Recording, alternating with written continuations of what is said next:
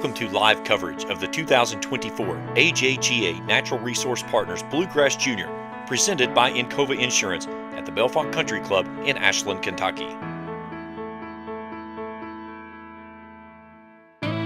Now, to bring you all the action from Bellefonte Country Club, here's Jim Forrest.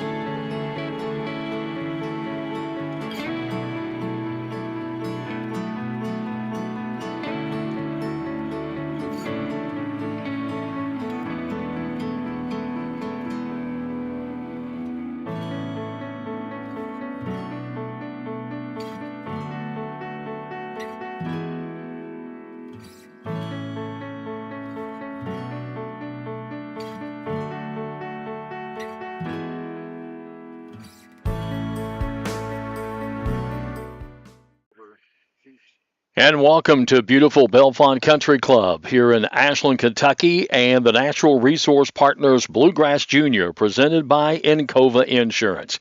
I'm Jim Forrest. Glad you could join us for day 2 of the 2024 Natural Resource Partners Bluegrass Junior, presented by Encova Insurance. Beautiful day here at Bellefonte Country Club once again. 77 degrees under sunny skies. We're expecting temperatures to heat up a little bit today, with temperatures up in the upper 80s by this afternoon. So yesterday it got to the low 80s. Today going to get up into the upper 80s, close to 90 degrees. So it'll be a little warmer. We had a little breeze blowing yesterday, picked up about 6 miles per hour late in the afternoon, but that'll probably be very welcome today if that happens.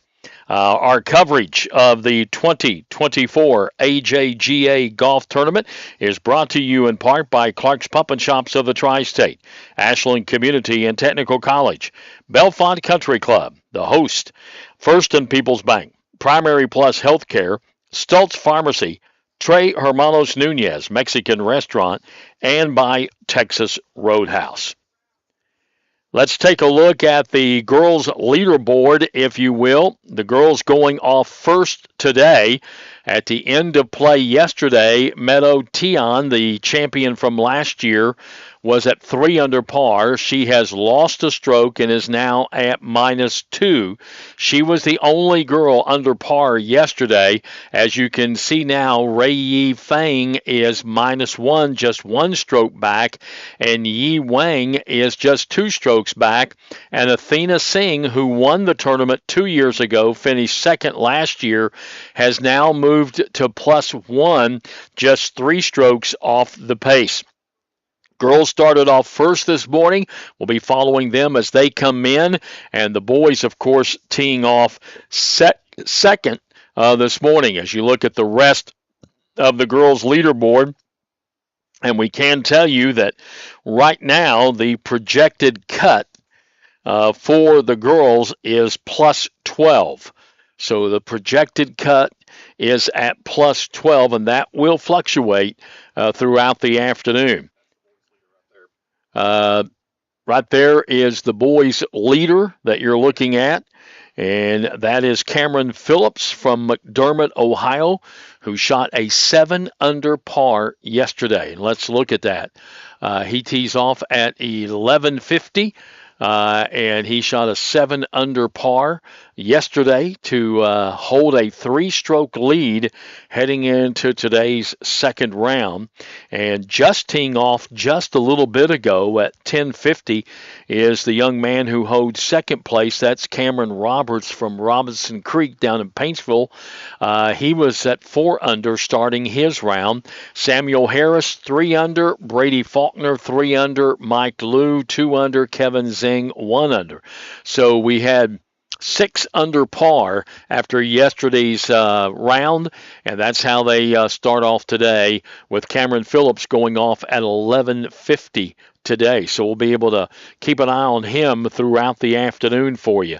Should be a very interesting day. Again, very, very light wind right now. Sunny skies, clear blue skies, lots of sunshine, 77 degrees as we get things underway. It's day 2 of the Natural Resource Partners Bluegrass Junior, presented by Encova Insurance. And we'll be back with live coverage in a couple of moments from Bellefonte Country Club here on Cool School TV. But it's too early to get up, Uncle Rick. But I brought you a fresh cup of coffee from Clark's Pup and Shop. I'm up. All good mornings start at Clark's Pup and Shop. Plus, get 5 cents off per gallon of gas when you use the code from the app. Clark's Pup and Shop. Return, refresh, refuel. If you can picture yourself in a better job and a better life, there are thousands of openings in Kentucky right now. And with the Work Ready Kentucky Scholarship, you can prepare for many of them tuition free. Good at Ashland Community and Technical College. This scholarship offers 100% free tuition for classes that can prepare you for a great job in healthcare, advanced manufacturing, and more in as little as 13 weeks. Get started today at workreadykentucky.com. Bellefonte Country Club is widely recognized as one of the premier golf country clubs in eastern Kentucky. Founded in 1921, the club prides itself in providing best-in-class amenities and services. The club features a restaurant, pool, and a challenging, beautifully maintained 18-hole par 70 golf course featuring zoysia fairways and bent grass greens. The practice facilities include a driving range along with putting and chipping green, and they have several pickleball courts for those pickleball enthusiasts. For more information, go to bellefontecc.com. The Bellefonte Country Club, proud host to the Natural Resource Partner AJGA Junior Golf Tournament. Where does your money go? When you bank with us, your deposit becomes your neighbor's loan. A real estate agent sells a house. They get a commission. They deposit it with us. We use it to make an auto loan to one of our customers. Hometown people helping each other grow. That's what it's all about. First and People's Bank and Trust Company, member FDIC. We are the home office.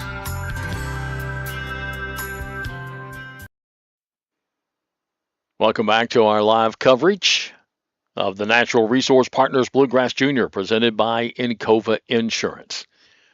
This is the 17th green, I believe. Take you out there. And we've got some of the girls putting. This is one of the early groups that went out. These greens yesterday running at about a 10 and a half on the stent meter, and good putt there.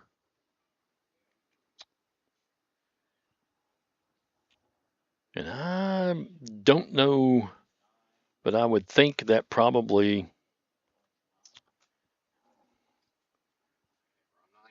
going to go to the number 9 green right now.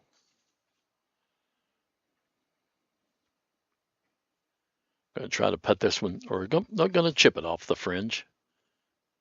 Good choice there. We saw somebody try to putt through that yesterday, and a little tough.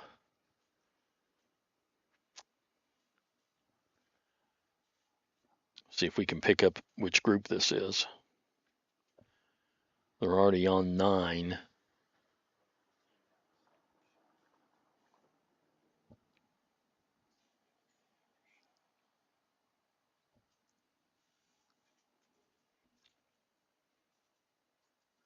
Trying to get the slope. Now he's back ready. Yeah, lob up there. Nice little roll out. And good shot. It's going to roll past it, though. Going to have a little comeback of about 3.5 foot. 2.5. Well, back to the signature hole, par 3 15th. As we go to the tee box.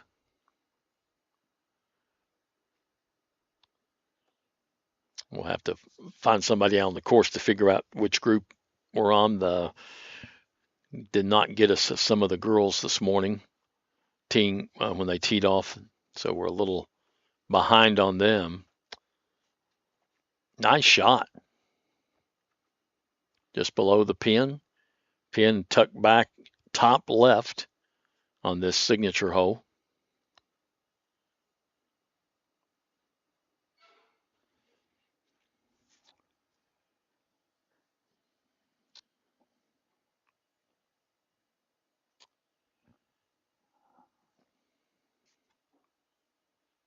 Again, tee shot on number 15.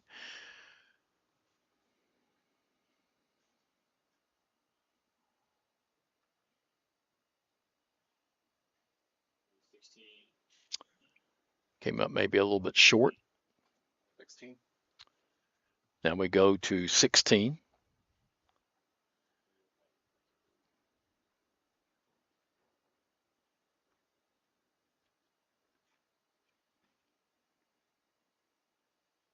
That looks like Singh. Yes, it does. And I think that is Athena Singh of Moorhead.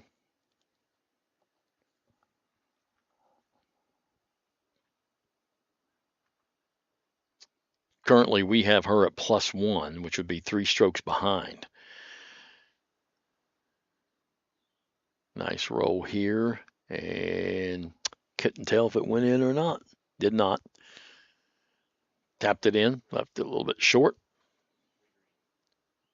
3 green.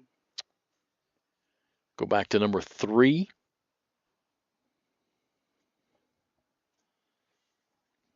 We'll tap in on 3 green.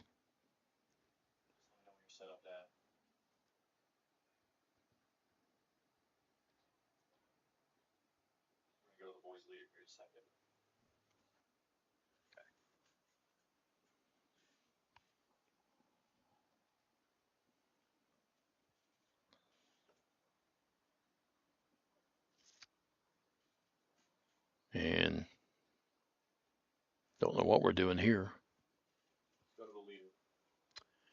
Going to go to James Collier, who is standing by out at the course with the boys leader, getting ready to tee off at 11:50, and that's Cameron Phillips. James? Now joined with Cameron Phillips, leader for day one. Tell me about your round. 7 under. You start off round to start here with this. I played pretty solid. I didn't hit it the best on the front 9, and then I started playing pretty well on the back and just got it going and ended up shooting 7 under. How many times have you played this course, and how much did that help you establish what you wanted to do with day one? I would say I've played it probably about 20 times now. I've played it a decent amount, maybe more than that, and it helps like off the tee because the tee shot's really tight, just trusting where I need to hit it and stuff. One of the things that they've talked about this year was the fact of the rough being heavier, but it hurts trying to go to the green. But have you seen that it's helped keep some of those balls that maybe drifted out of bounds before, that's kept it in play? Yeah, I haven't really had trouble with it. Hasn't really affected me yet. But a couple of the boys I played with yesterday, on 9, hit it down the left rough, and normally it runs out of bounds, but it stayed in. And it definitely changes the way you can play. Greens were fast earlier in the week. How have they played so far through the first day? They're really fast and really firm. You just got to make sure to leave yourself in the right spot and don't go long. Putting yourself in contention after day one, what's your plan of attack on day number 2? You know the pins are going to be a little more challenging today, but there are some holes that are out there for some scoring opportunities. I'm just going to go out and do it again. Cameron, good luck today. Thank you so much. Thank you. Back to you. All right, thanks, James. That's our leader. He's getting ready to tee off at 11:50 today. Cameron Phillips from McDermott, Ohio, up around Portsmouth. And he's just finished up his junior year of high school. Will finish up next year, graduate in 2025. And, man, what a great start. The record, 54-hole record held by Justin Thomas is 12 under. And that's for 54 holes, and he already at 7 under par after day 1. So we got a group on 10 right now. This is one of the early boys groups coming through, and let's see if we can figure out who this is for you. But right now we're going back to hole number 1. This should be the 11:10 tee time.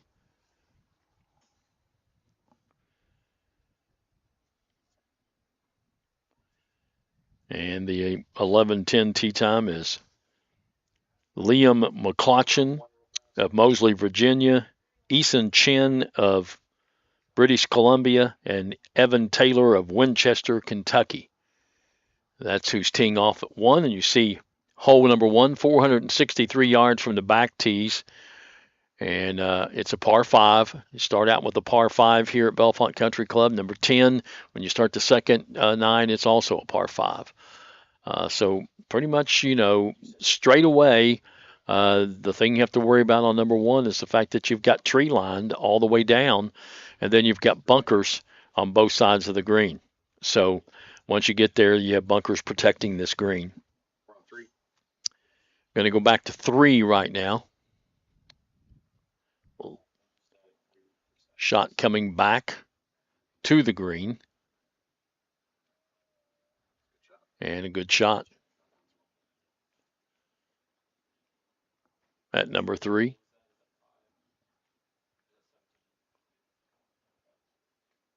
Course is in great shape. Greens, as you heard Cameron Phillips say, was fast and firm. And they're only going to get faster and firmer as the day goes on, as it heats up a little bit. Again, still on 3 here. Still on 3.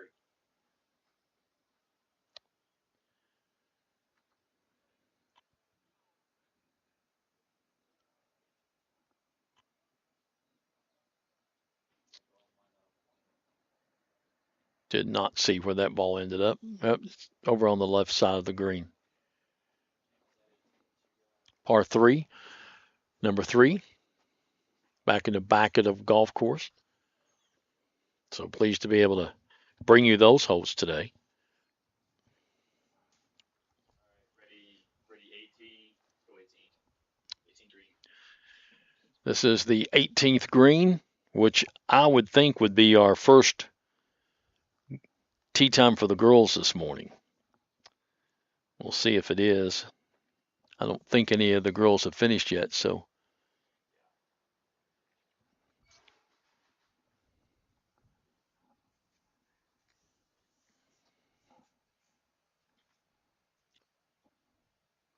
Going to chip on.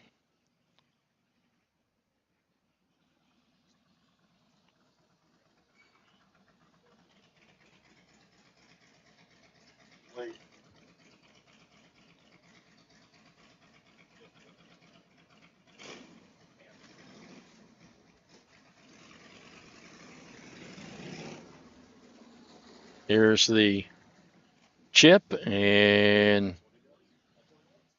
nice chip. Left a little tap in.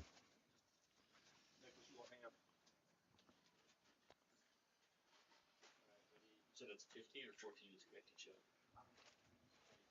14. This is all 14. Gotcha. Traffic. Going back to number 14.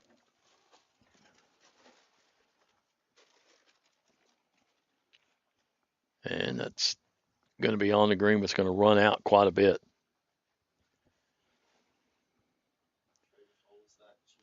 Again, a little trouble picking up who the girls are because they did not send us the information we needed. But this is where? Tee box at number 5. 340-yard par 4. Back to 18th green.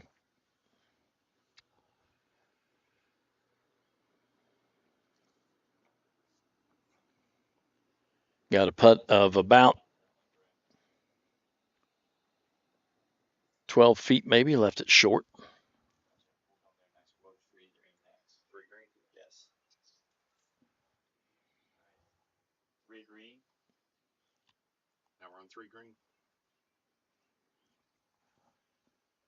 Back to number 3 green.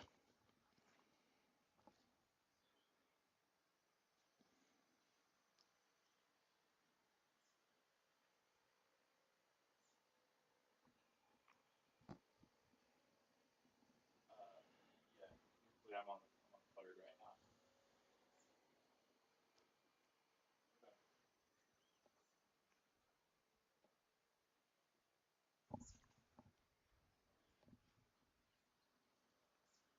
Chipping from putting from the fringe, and that's going to run past it quite a bit. Going to have a pretty good comebacker.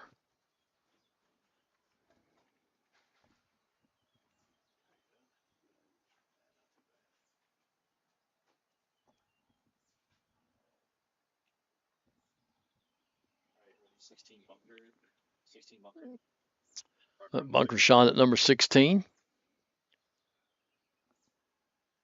Very nice out. Going to roll past it a little bit. Not even going to stay on the green.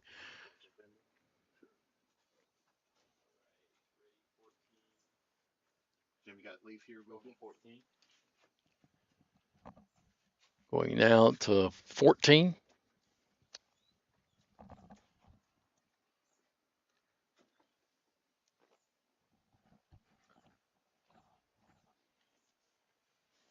And approach shot. Pin not too far off.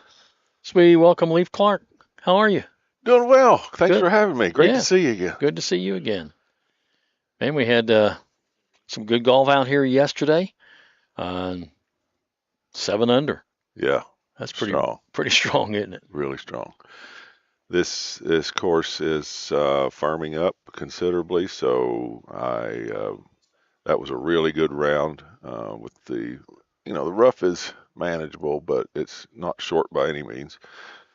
But with the firmness of the greens increasing, I thought that was just a really, really good round yesterday. And today will be different because everything is going to be firmer. And we had an interview with the leader just a little while ago, and he talked about the green. He thought the greens were firm and fast, and you've got to know where to leave it to have a chance. And he knows that's going to be his obstacle today. Yes. Keep it in play. And he said the biggest thing, he's played here many, many times, he said, so the big thing is getting your tee shot in the right position too, because it's so tree lined, and you got to hit a good tee shot on this golf course. Yes, this course can show its teeth if you try to overpower it. So it's not a long course, but it is demanding from the tee, and a few greens that, like you say, on number 2, number 15, you can't be on the wrong side. There's just no way really to conceivably get it up and down. I think they've got the course in excellent condition. I know you played it Tuesday, and probably played yesterday afternoon. Saw you hitting balls on the driving range. So I don't know if you went out and played or not, but how did you find the course? Course is in very good shape. It's come a long way since we aerified the greens earlier this year, and they've healed up really well. Mark Harper's doing a great job, and we're excited to see, what else he's going to accomplish out here. So we go out. This is the par 3 12th hole. Plays a little bit uphill. It does, and that is the miss on number 12. It's short. Yeah. Left bunkers, right bunkers, long over the hill, not easy. So that is definitely where you want to miss it on 12 if you have to miss it. Go back to the first hole, and this should be the group teeing off as the 11:20 tee time. And that should have been Graydon Laird of Virginia. And up next should be Colton Lusk of Cannonsburg, Pennsylvania. Ready to tee off.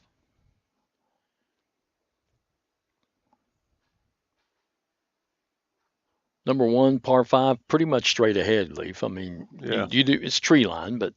Yeah. Some of these players will be able to take that fairway bunker out of play, just knock it over it, like Cam Roberts and some of those guys. But for a lot of players, it is perfectly positioned to catch your tee shot here. So, if you're a long hitter, you probably you can take your chances. The fairway narrows considerably up for a longer drive past the bunker. So really 3 wood's really all you need here, and you'd leave yourself 195 yards or something in. Mike Liu of Lake Mary, Florida, born in China. You saw his tee shot back again to hole number 3, which is the par 3 back on the back of the course, which we're able to bring you this year, which we're happy. There's Cam Roberts. Yep. He started the day at 4 under par, 3 strokes behind, and did not see where. Oh, ended up over on the left side. Go back to 11. That looks pretty sloped. It is. She's putting downhill, fairly straight putt. Probably work just a little to her right. But like I said, with these greens, This putt can get away from you. Yeah. So very tentative with downhill putts yesterday, and then uphill putts they were leaving them short because you're so tentative going downhill. yeah, that one is good putt. Very well judged. Good speed too. Yeah.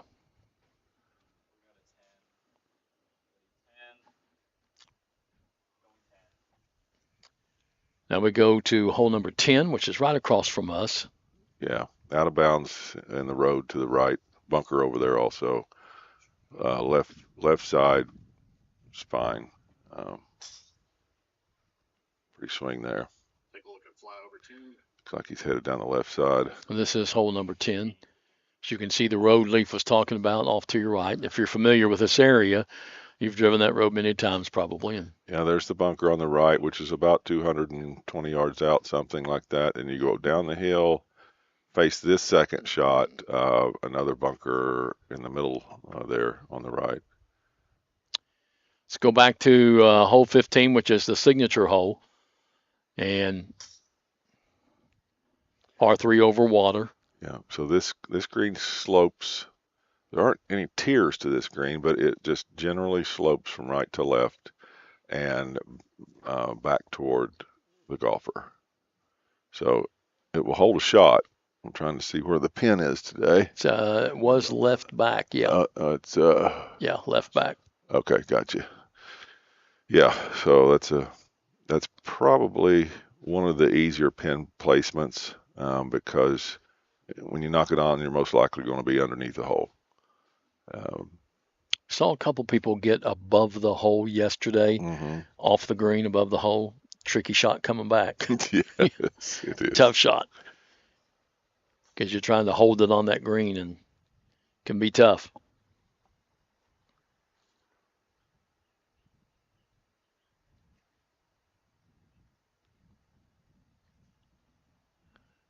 All these players have such good rhythm and tempo. They don't try to overpower the. Got that one on the green. Can have an uphill putt.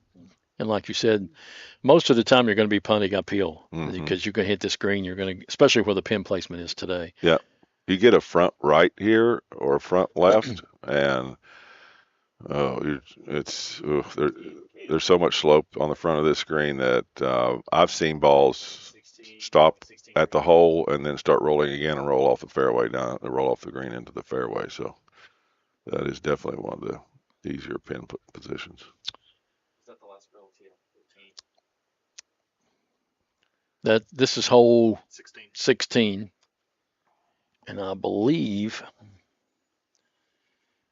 that is Maddie Jo Benton from Ravenna, Kentucky. She is in the group with Stella Northcott and Catherine Quee. And this is Quee, I believe, from Great Falls, Virginia.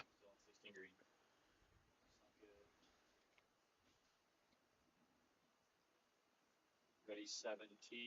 So 17. they finish up that. We go to the 7th tee box. Yeah, you guys really expanded your coverage this year, and really appreciate that. It's great. Thank you. Appreciate that. Par 3 here. 175 yards for the boys, 158 yards for the girls. Yeah, again, it's well protected to the left with the bunkers, and the right just goes severely down over the hill, and so over the green is horrible. So you want to either be on or short there. Here's hole 3, par 3. Putting across the green and going to leave this one a little bit short.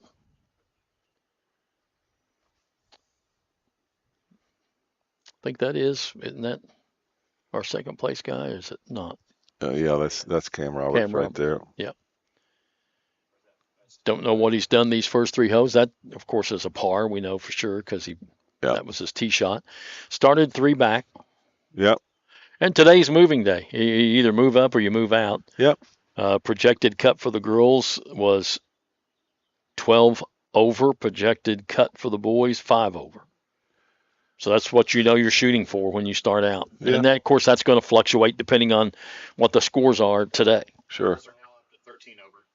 Girls projected cut now 13 over. Yeah, so this course you're seeing the starting to play more difficult, and there is a double bogey waiting for you at any time if you let your guard down here. Yeah, and we've seen yesterday saw a lot of players get in some greenside bunkers and had a lot of trouble getting out of them. Really? Yeah. I mean, several players, boys and girls. But so this is number 17, par 4, and it looks weird from our camera angle, but it's the hole that you've got to play what's called a layup shot because it's severe dogleg to your left. So you hit your tee shot, you hit an iron out there, and then you've got about 135 yards up. Right. The better players can actually hit cut across the dog leg if they can get their drive high enough. So yeah, you got to cut across these trees to your left of your screen that you're seeing right now. Right. And take a chance that you can get it up high enough and put it up in the fairway. And then you got a really short shot in. Yeah, then you're only looking at, well, some of these guys could probably knock it on that green. But you can get up there within less than 50 yards and just have a chip. But if you're trailing, you need to, if it's last day and you're down by 2, you might think about taking that chance, Yeah.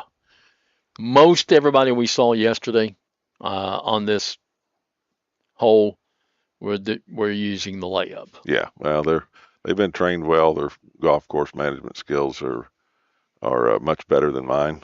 But I can see on the last day if you're down and you come to this hole and you got to take some chances somewhere along the line. So yes. So I believe this is again this is Stella Northcott of the Woodlands, Texas, with her layup shot on 17.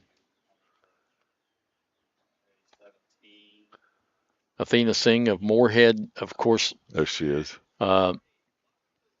Started out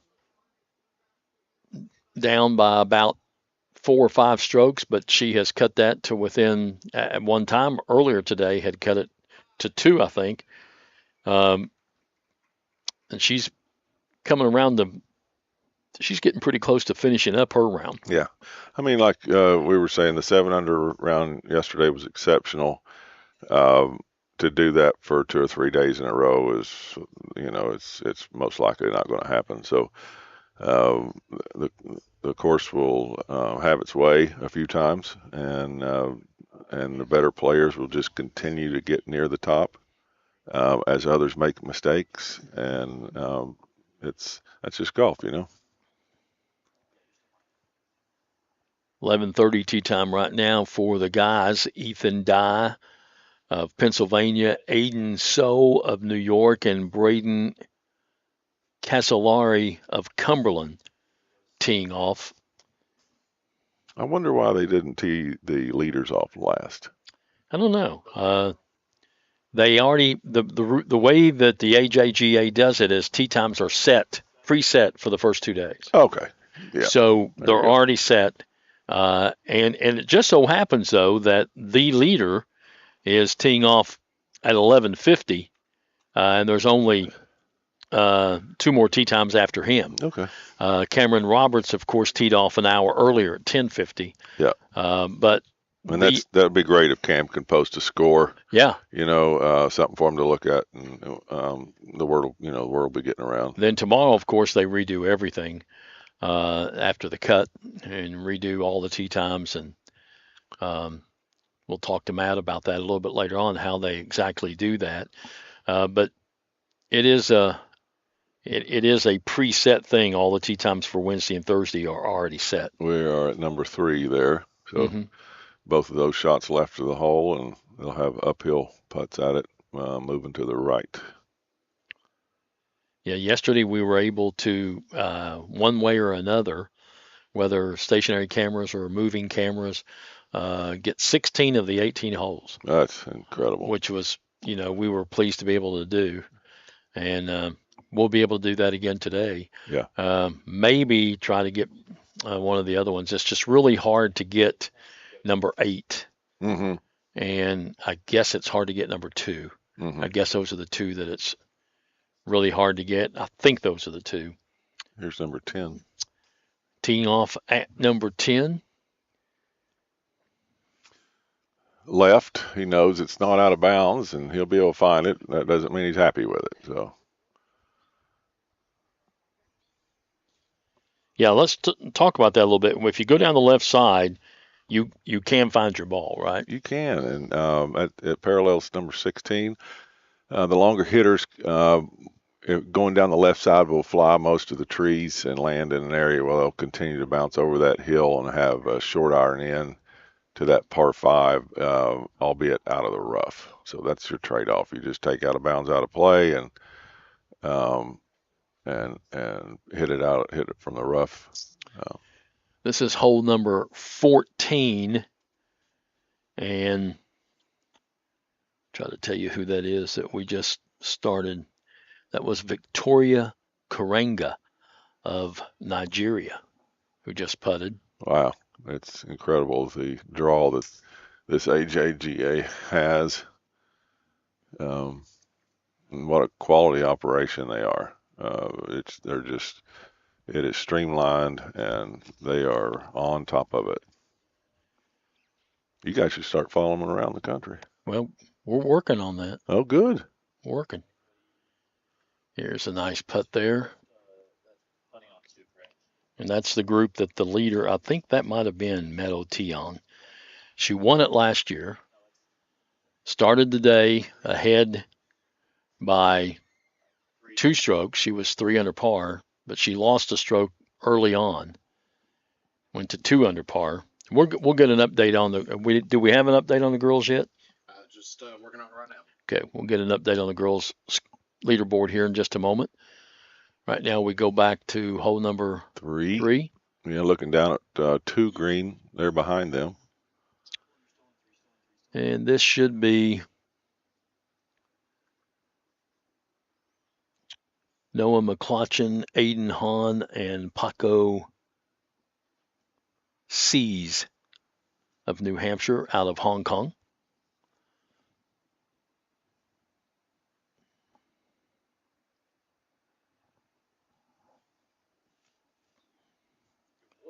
So we'll see if we can bring them up here.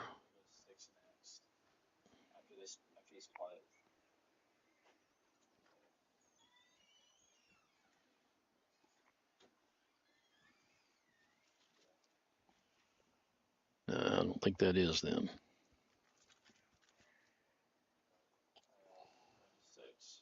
Just missed that putt. Going to number 6 now with. All right, let's go to the girls' leaderboard right now and take a look at. See if we can get it back to the first page.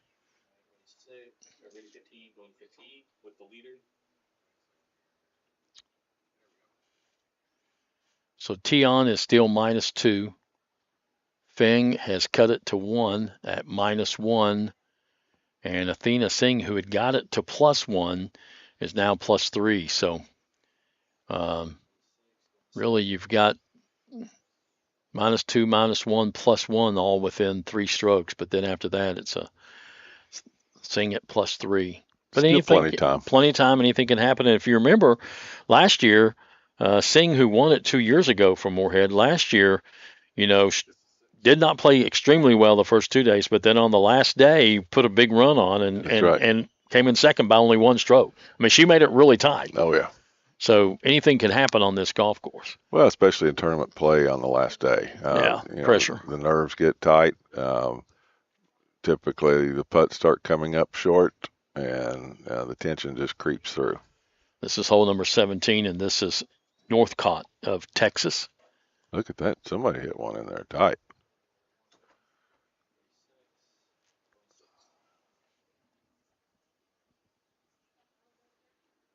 Back to, is this 6? Back to number 6. This is a 2-tier green. Pin is on the back of the green here, so he is on the front of the green. So it's going to be quite slow and give it a good wrap. It's going to come up over that rise. Yeah, that's the problem that they've had with uphill putts is being so tentative on downhill, then they don't hit it hard enough when they have to come uphill. And we've seen a lot of putts end up short yesterday. It's up over the rise. Good putt. Yes, excellent. Had good speed there. That's really excellent speed. We're going to take a break. We'll come back with more of our live coverage of the Natural Resource Partners Bluegrass Junior, presented by Encova Insurance here at the Bellefonte Country Club. Back in a moment here on Cool TV. Hello, everyone. I am Rick Clark. Let me introduce you to Carlisle, Annabelle, and Zach.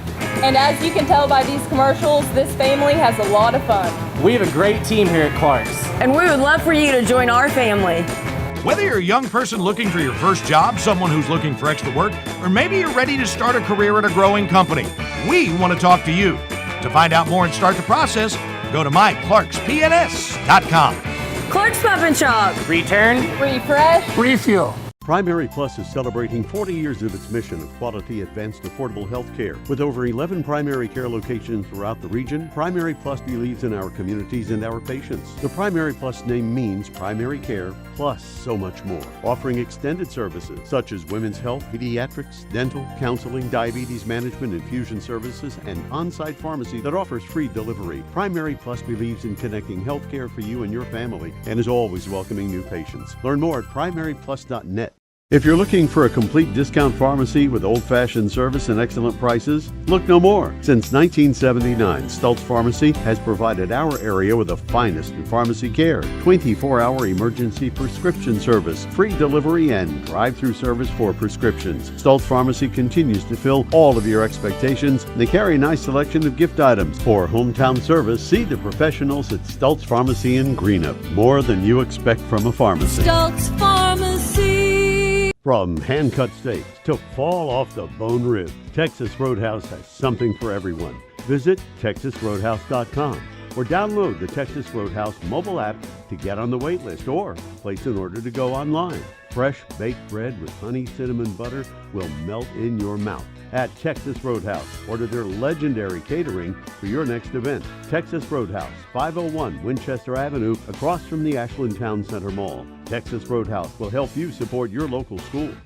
When you want real, authentic Mexican menu items, you want Tres Hermanos Nunez. Accept no substitutes. None compares. Fajitas, tacos, burritos, quesadillas, chimichangas, even vegetarian choices. A kids menu, desserts and salads, a tasty, budget-pleasing selection for you and your family, unlike any others, should be your first and only choice for authentic Mexican all throughout the tri-state. Ashland, Greenup, Grayson, Paintsville, Canova, South Point, Olive Hill, and Cannonsburg. Tres Hermanos Nunez, the best around. Welcome back to our live coverage of the Natural Resource Partners Bluegrass Junior, presented by Encova Insurance. Got a shot coming on hole number 9. I don't know. Yeah, that was number 9. Going back to the par 3, number 3. Yeah, this typically from that tee, they're playing it at somewhere around 138 yards, 140, something like that. So most of these young men are hitting a pitching wedge.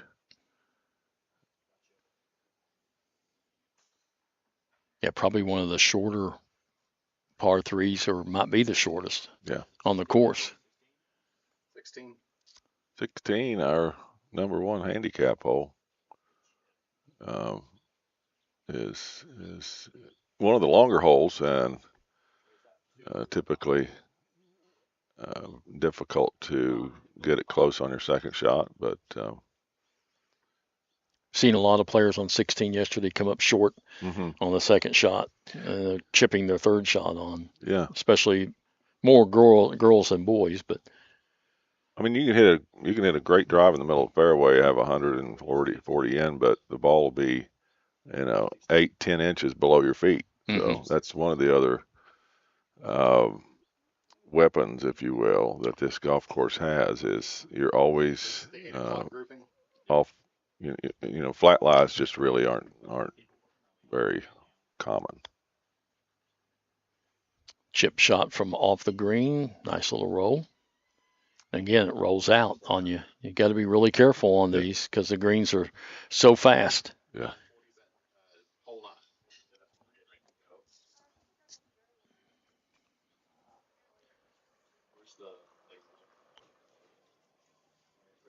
So this is this the 8 o'clock group? 8 o'clock group on hole number 16. 16. And that would be Ray Fang, Isabel Christie, and Skylar Dean. And Fang is in second place right now. Just one stroke back. Coming to the 16th hole. So let's go back to 16, please.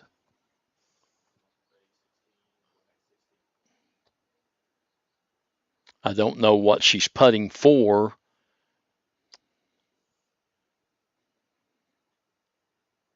But she is our holding down second place right now.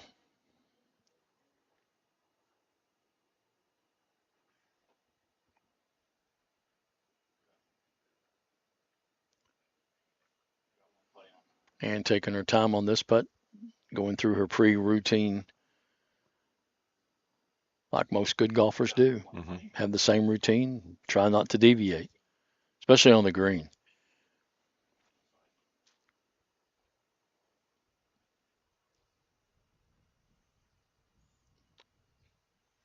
Yeah. Just broke more than what she anticipated. Yep.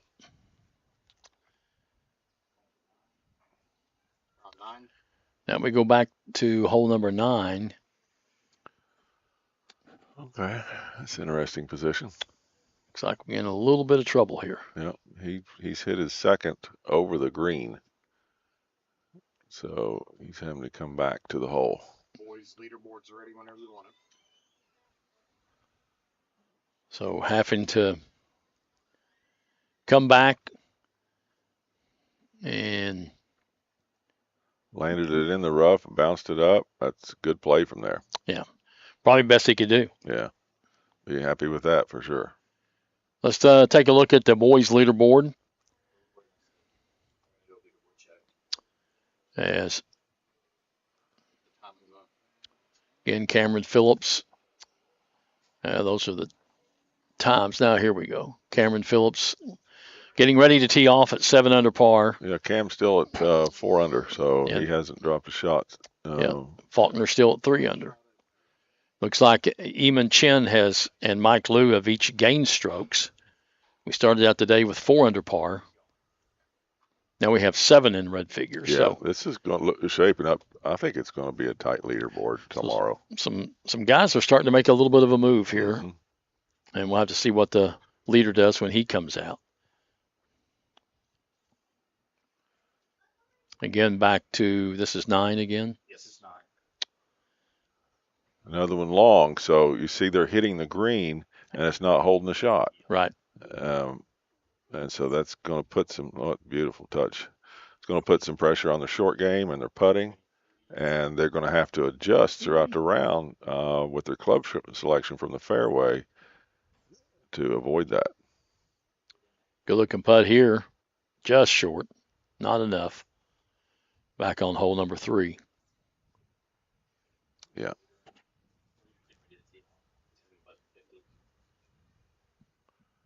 Yeah, that putt that he had breaks a lot to his left. This one will move a little bit to the player's right. It's up the hill, so you can give it a pop. Good putt. Yeah. Such a solid stroke. That's what you want to see. Just, not slowing down through the hitting zone and accelerating, confident. And that's what sometimes you don't see on the championship day. Yes. As things get a little bit tighter. Yes. Yep. But so important. I think most golf coaches try to teach their players about how important routine is in the game of golf. Mm-hmm. That every shot that you take, you should have a routine of what you're going to do, and you try not to get out of that routine. Yep. I always tell folks to try to see the shot in your mind's eye. So if you're trying to move the ball right to left, just visualize that happening, and get a plan, before each shot, exactly how you want to hit it, not just step up there and hit it, whack it. 17 tee box. Again, most of these girls, or all the girls, will just lay it up to the fairway and then have a shot going back up the hill to the green. It's an interesting hole, it really is. Did not see that one land. Took a mighty several of them have been going through the fairway. Yeah. It's now 14 for the girls. Cut has now moved up to 14 over for the girls. Yep. That's a pair of 77s out here, which ain't too shabby. This course is very demanding, and it's just getting harder. As the rough grows and as the fairways and greens dry out, it's just going to get harder. One of the things we talked to the leader about, he said he didn't have a lot of problems with it yesterday because he played so well. I mean, he wasn't trying to brag or anything, but he was just making a point, is that the rough on some of these in the fairways is keeping the ball from rolling out of bounds or rolling like it can do and like they've seen happen before, that because the rough is a little thick, it's not real hard to hit out of, and what it is doing is helping the players a little bit because it's not letting the ball roll so much. I think he was talking about, especially on like maybe 9. Yeah. So that has been a plus for the players. He said a couple players he played with, had that happen. It sort of helped them out a little bit. Beautiful shot there. Almost hole high, about 10 feet. These greens are some of the best greens around. There's no doubt about it. They take pride in getting these greens in great shape. And yeah. Yeah. Which is a good time to remind everybody, all these players, to repair your pitch marks when you get to the green. We have, I fixed at least 5 per green yesterday, so that's 90 just for me, and my playing partners did the same. So we fixed hundreds yesterday. And so, it's a privilege to get to play here. Yeah. And so taking care of this course by the players should be paramount, really. We're going to go out right now to James Collier, who is out on the course, and he's got some information for us. James?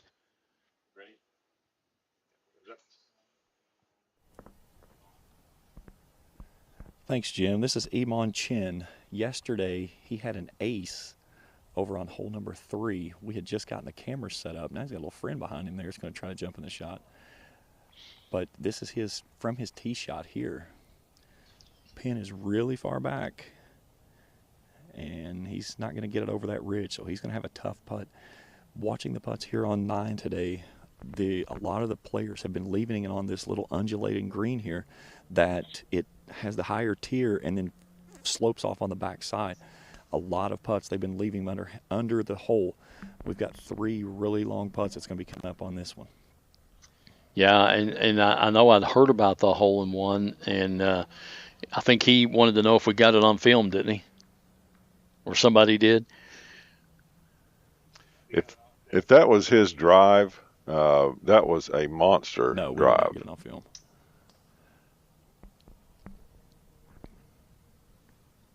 Yeah, 9. Let's take it. Do we have a flyover of 9? Yes. I don't know if we. I don't know if we do or not. But again, now that shot. There we go. Over the green again. So you got the top tier, which is at the front, and then it slopes down to the bottom tier in the back. And once it catches that slope, it's just going to run out. And then where the pin is positioned to the right, all these balls are going to break over toward the pin, and that's what James was talking about. A lot of people misreading that break. So we're going to have some long putts here to the back of this green, and going to be tough. But right now we're going to take you back over to the 18th, and we've got a girls group finishing up. And I believe that is Benton, Northcott, and Quee. Nice putt there, just left it short.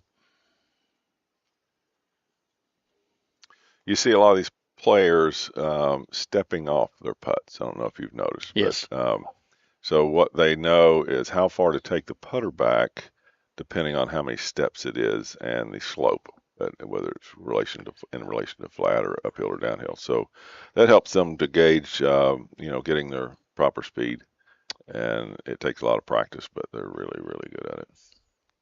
Putt there just broke off. One of the things I think we talked a little bit about last year, and you see it a lot now too, is how they use their feet. Spread them apart and use their feet to find the slope and everything else, like you're just talking about. Yes. That's just not very old that people have been doing that. You never used to see golfers do that at all. Right. The cut against it is it slows the game down. You're going to get up there and you put your feet on either side of your putting line. You try to feel which foot is higher and which foot's lower and how many degrees that is. And you hold your finger. It's called aim point, I believe. Hold your finger out, whether it's 1 or 2, and there's your line. It's a lot to go through. It does slow the game down. Some people, are just inherently good putters, good readers of the green, and they don't need to do that. Back went over the green. John Daly, I heard him say, he said, you never saw him take very much time over the putt. He was just his first vision of what it was. He just stepped up and hit it. Tough bunker shot here. Yeah, that's uphill, and that'll be an severely uphill putt. So that'd be with some break to it.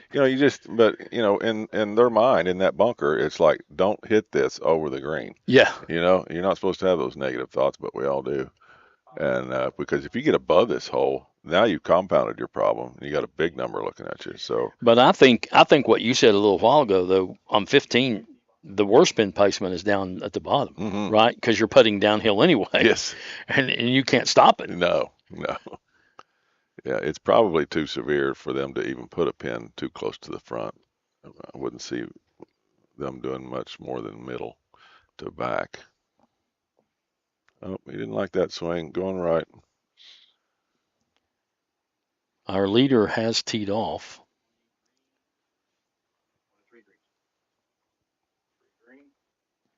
Three green. This is a little downhiller. Looks like about 12 feet. Going to move from right to left and be pretty speedy. Yeah, just barely touched it. Good touch. Great putt. Wow. Be proud of that. Those, I believe that was a birdie. I saw that shot come in, so that'll give him some confidence on the next hole.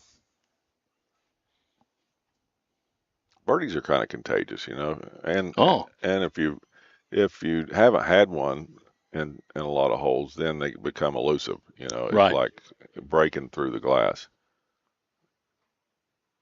Yeah. Kept that on the high side, and it just kept going. Actually, he missed it on the low side. Oh, yeah, I guess so. That was because it slopes, doesn't it? That was a left to right breaker for him, and not too bad on the speed. He just got a 2-footer, 3-footer coming back uphill.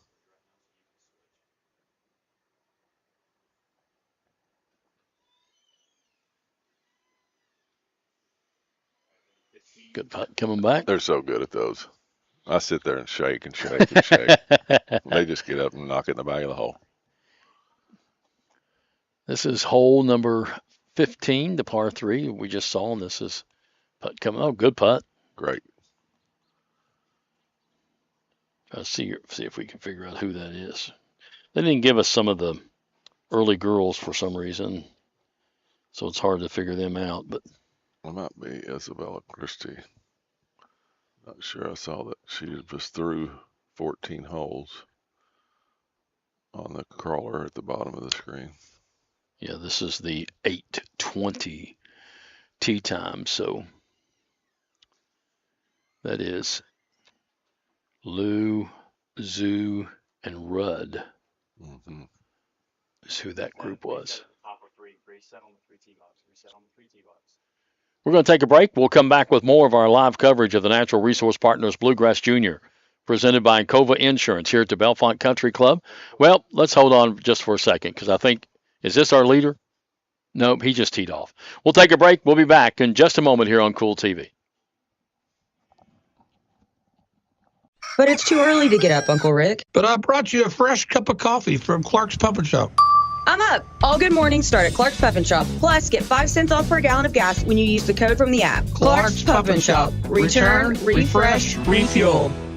If you can picture yourself in a better job and a better life, there are thousands of openings in Kentucky right now. And with the Work Ready Kentucky Scholarship, you can prepare for many of them tuition-free. Good at Ashland Community and Technical College. This scholarship offers 100% free tuition for classes that can prepare you for a great job in healthcare, advanced manufacturing, and more in as little as 13 weeks. Get started today at workreadykentucky.com. Bellefonte Country Club is widely recognized as one of the premier golf country clubs in eastern Kentucky. Founded in 1921, the club prides itself in providing best-in-class amenities and services. The club features a restaurant, pool, and a challenging, beautifully maintained 18-hole par 70 golf course featuring zoysia fairways and bent grass greens. The practice facilities include a driving range along with putting and chipping green, and they have several pickleball courts for those pickleball enthusiasts. For more information, go to BellefonteCC.com. The Bellefonte Country Club, proud host to the Natural Resource Partner AJGA Junior Golf Tournament. Where does your money go? When you bank with us, your deposit becomes your neighbor's loan. A real estate agent sells a house. They get a commission. They deposit it with us. We use it to make an auto loan to one of our customers. Hometown people helping each other grow. That's what it's all about. First and People's Bank and Trust Company, member FDIC. We are the home office. Hello, everyone. I am Rick Clark. Let me introduce you to Carlisle, Annabelle, and Zach. And as you can tell by these commercials, this family has a lot of fun. We have a great team here at Clark's. And we would love for you to join our family. Whether you're a young person looking for your first job, someone who's looking for extra work, or maybe you're ready to start a career at a growing company, we want to talk to you. To find out more and start the process, go to myclarkspns.com. Clark's Pup and Shop. Return, refresh, refuel. Primary Plus is celebrating 40 years of its mission of quality, advanced, affordable health care. With over 11 primary care locations throughout the region, Primary Plus believes in our communities and our patients. The Primary Plus name means primary care plus so much more. Offering extended services such as women's health, pediatrics, dental, counseling, diabetes management, infusion services, and on-site pharmacy that offers free delivery. Primary Plus believes in connecting health care for you and your family and is always welcoming new patients. Learn more at primaryplus.net. If you're looking for a complete discount pharmacy with old-fashioned service and excellent prices, look no more. Since 1979, Stultz Pharmacy has provided our area with the finest in pharmacy care, 24-hour emergency prescription service, free delivery, and drive-through service for prescriptions. Stultz Pharmacy continues to fill all of your expectations. They carry a nice selection of gift items. For hometown service, see the professionals at Stultz Pharmacy in Greenup. More than you expect from a pharmacy. Stultz Pharmacy. From hand-cut steaks to fall-off-the-bone ribs, Texas Roadhouse has something for everyone. Visit TexasRoadhouse.com or download the Texas Roadhouse mobile app to get on the wait list or place an order to go online. Fresh baked bread with honey cinnamon butter will melt in your mouth. At Texas Roadhouse, order their legendary catering for your next event. Texas Roadhouse, 501 Winchester Avenue, across from the Ashland Town Center Mall. Texas Roadhouse will help you support your local school. When you want real, authentic Mexican menu items, you want Tres Hermanos Nunez. Accept no substitutes. None compares. Fajitas, tacos, burritos, quesadillas, chimichangas, even vegetarian choices. A kids menu, desserts and salads, a tasty, budget-pleasing selection for you and your family, unlike any others, should be your first and only choice for authentic Mexican all throughout the tri-state. Ashland, Greenup, Grayson, Paintsville, Canova, South Point, Olive Hill, and Cannonsburg. Tres Hermanos Nunez, the best around. Welcome back to our live coverage here of the Natural Resource Partners Bluegrass Junior, presented by Encova Insurance at the Bellefonte Country Club. We go to 17. Is that Tion? I don't think so.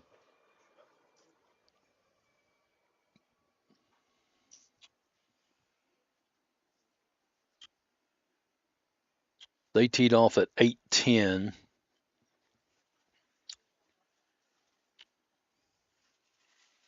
Might have been her.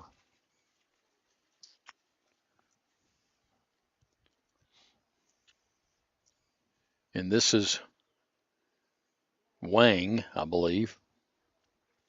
What a gorgeous golf swing. Perfect shape right there. Right as before you go up the hill. That second shot seems like it plays much longer than it should. I mean, because it's uphill. Yes, and when you have an uphill a green that's that far above you, the ball hits earth sooner, so it doesn't complete its arc, so it's not going to go as far. Right. And but yeah, you always have to take a little extra club there. Back to hole number 14.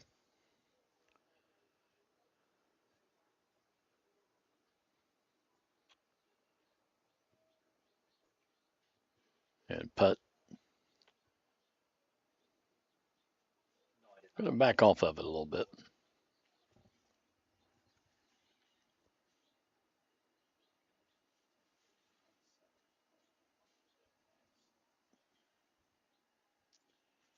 This might be Megan Rodriguez, Eva Besserell, and Manfei Lau, I believe, in this group. Oh, just missed. 7. This is the 1040 group. You said that correct? Going 1040. to hole number 7 now. This will be Jack Michael, Alex Lanasa, and Bradford Lacefield.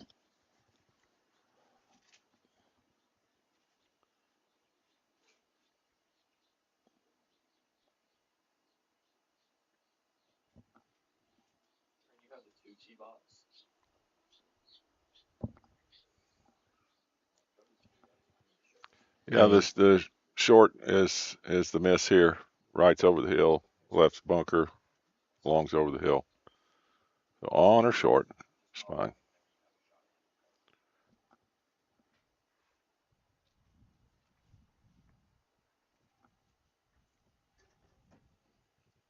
So he kept his club face very closed in the backswing there. Not happy with that at all. And girls' cut line now is at 14. There's a lot of people taking a look at the, this is the day you watch the cut line too to see if you're going to be able to play tomorrow. Yeah, mom and dad is. A lot of parents coming by wanting to know if we know what it is. Seeing if they have to, it's about it's past checkout time at the hotel. Unless you got a late one. Yeah, late checkout time. See what's happening. Par 3, hole 12. In the bunker.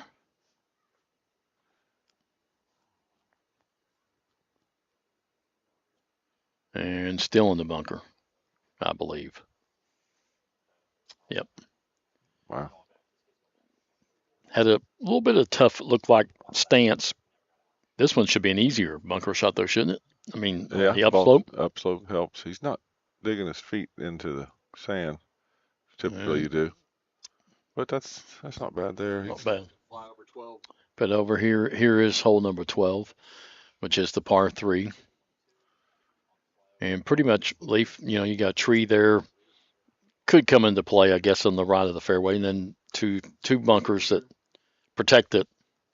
This is hole number 2, and this is your leader. I'll be interested to see where he's got the big stick out, and see where his tee shot ends up here. Cameron Phillips. I think he likes it. He does. Picks up the tee pretty fast. Said he's played here over 20 times. He's from McDermott, Ohio, which is Portsmouth area. So, Yeah, fine young man.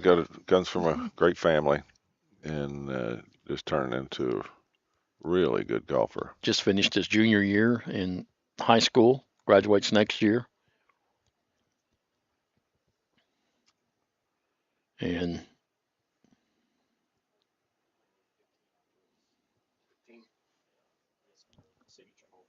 he's playing today with Brady Faulkner out of Louisville and Bryson White out of Clinton, Tennessee.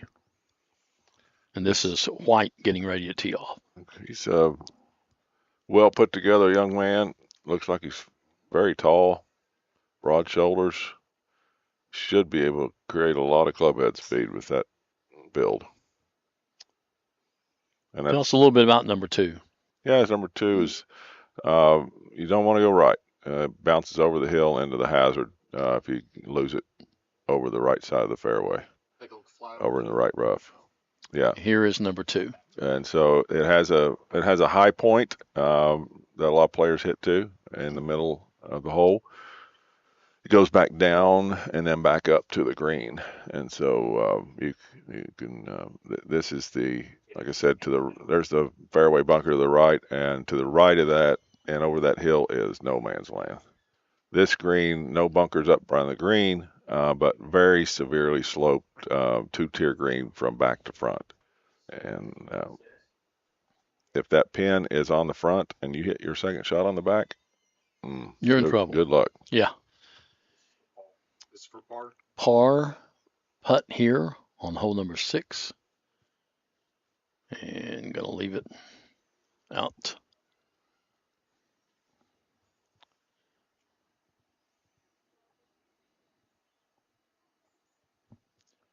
Let's see if I can figure out who this group is that's putting right here. You know, one of the other things about this course, and the greens especially, particularly, is once you get up on the flat areas of the green where it's not obvious, what the slope is, you get behind, you get on either side, it looks like it does something from in front of the hole and looks like it does something else from behind the hole. And the breaks are so subtle that a lot of the time you're only putting at half the hole, because if you're not sure of the break, you're taking half the hole out. And that's one of the other defenses of this course. It has many, but good putt. Oh, wow. And that was with some confidence too. That's Cam. Yep, I started to say this Cam was Roberts. Cam Roberts' group. Was that for birdie? Or Yeah, this is birdie right here, Sean. Roberts' putt was for par? Yes. Was a nice save for par. Wow. Terrific. And this is birdie putt getting ready to line up here. And this is Charlie Spiller out of Richmond. Yeah, not much break in this putt. I can't tell how far it is here, maybe 4 or 5 feet. But shouldn't do a whole lot. Just barely. Yeah. Just a little. But he'll get a par, tap in. Yeah, he'll be disappointed with that. That's a difficult hole, number 6, especially from the blue tees. It's a 90-degree dogleg right hole.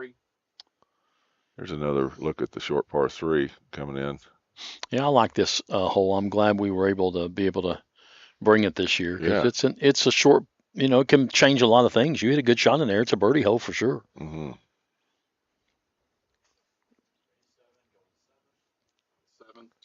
Back over to, this is number 7, which is, again, a par 3. Long par 3.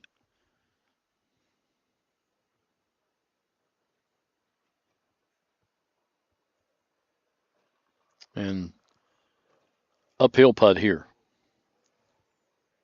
Long uphill putt.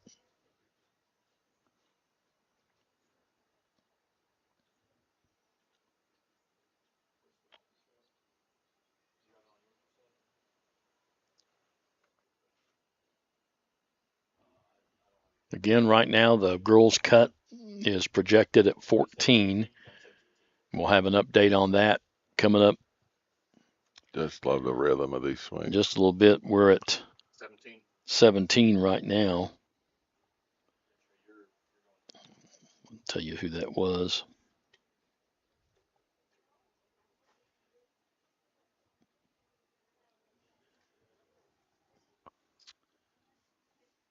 That was Claire Liu of Jensen Beach, Florida. Been there. Nice place. This should be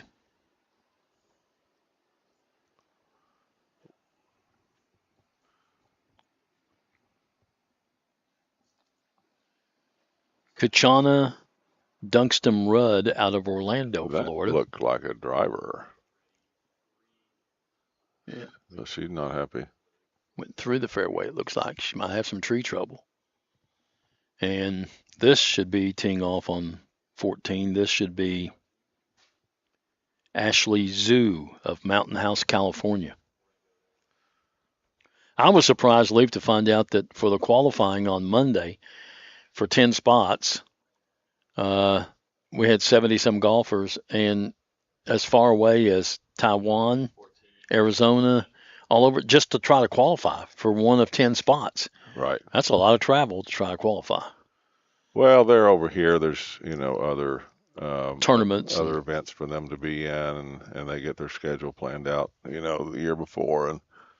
But this is certainly one of the premier ones that a lot of current professionals have come through. Yeah. Current boys cut is at 7 now. So Chip from the sand did not get there. Yeah, that was hit heavy. And we're told now the boys' cut line is now at 7 over.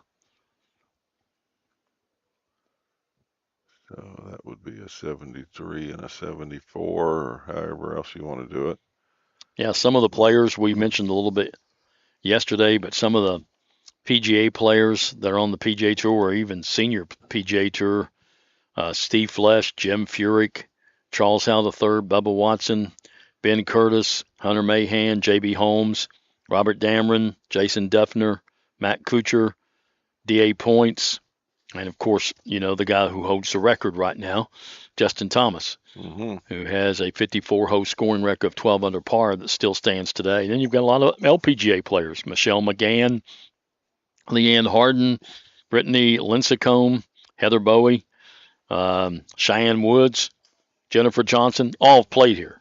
It's amazing when you stop and think about it. It really is. I mean, when you stop and think about it, you start reading all those names off and you see those people playing on TV on Saturdays and Sundays, and you go, they played at Bellefonte Country Club. Exactly. And that's amazing. I mean, this is what, the 41st year? 41st year. That it's been at Bellefonte, and those players played this course. Yeah, it's amazing. I know I was telling somebody that I was able to play Valhalla one year, and it was the year that they held the PGA there that Tiger Woods won. Mm-hmm. And we actually got to play the Tuesday after the tournament was over with on Sunday. And so it was still set up just like they played it. And you're thinking, all these guys, Tiger Woods and all these guys, just walked here where I'm walking. Yeah. And if you're a golf fan, I mean, that's something. Yeah. To somebody it might not mean anything, exactly. But to golf fans it does. Yeah. If you're into golf, that's a special thing. And plus, you got to play it in really good condition. Oh, yeah. Unbelievable. And it's probably harder than it normally plays, which, you start to appreciate then what's going on. All right, we're at hole number 3, the par 3. Great stroke. Putt. That I liked everything about that. I liked his pre-shot routine. The amount of time that he took wasn't very long, and it was really confident. The speed of the putt was aggressive. The stroke was pure. Just love everything about that putt.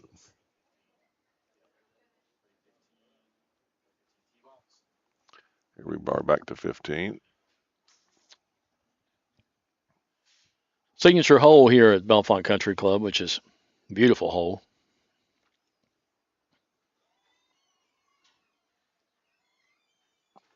Yeah, there's a tee way back that's 205 yards from the middle of that tee, which really makes this and they had it back there at least one day last year. I think on the last day. Yeah.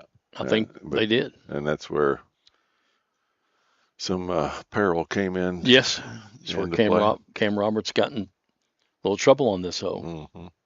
Probably where he lost. He was within a stroke or so of the tournament, and then had some trouble on this hole on the last day. And it can. We had somebody get behind the signs here yesterday. Oh, okay. And they moved the signs, good. and they permanently moved them, so that we won't have the problem again. Yeah. Well, I mean, if man-made obstruction, if the signs. Yeah, are there. they moved them so they could hit, but then they just went ahead and decided, well, we'll move those signs somewhere else so we don't have to move them again. The AJGA made that call. So the weather, we could not ask for anything better. Yesterday was low 80s, low humidity. Today it's going to get hotter, upper 80s to close to 90 by sometime this afternoon, but still no rain. And only 59% humidity when I checked earlier. So yeah, you can take 88 when the humidity's low and the skies are clear blue. And this is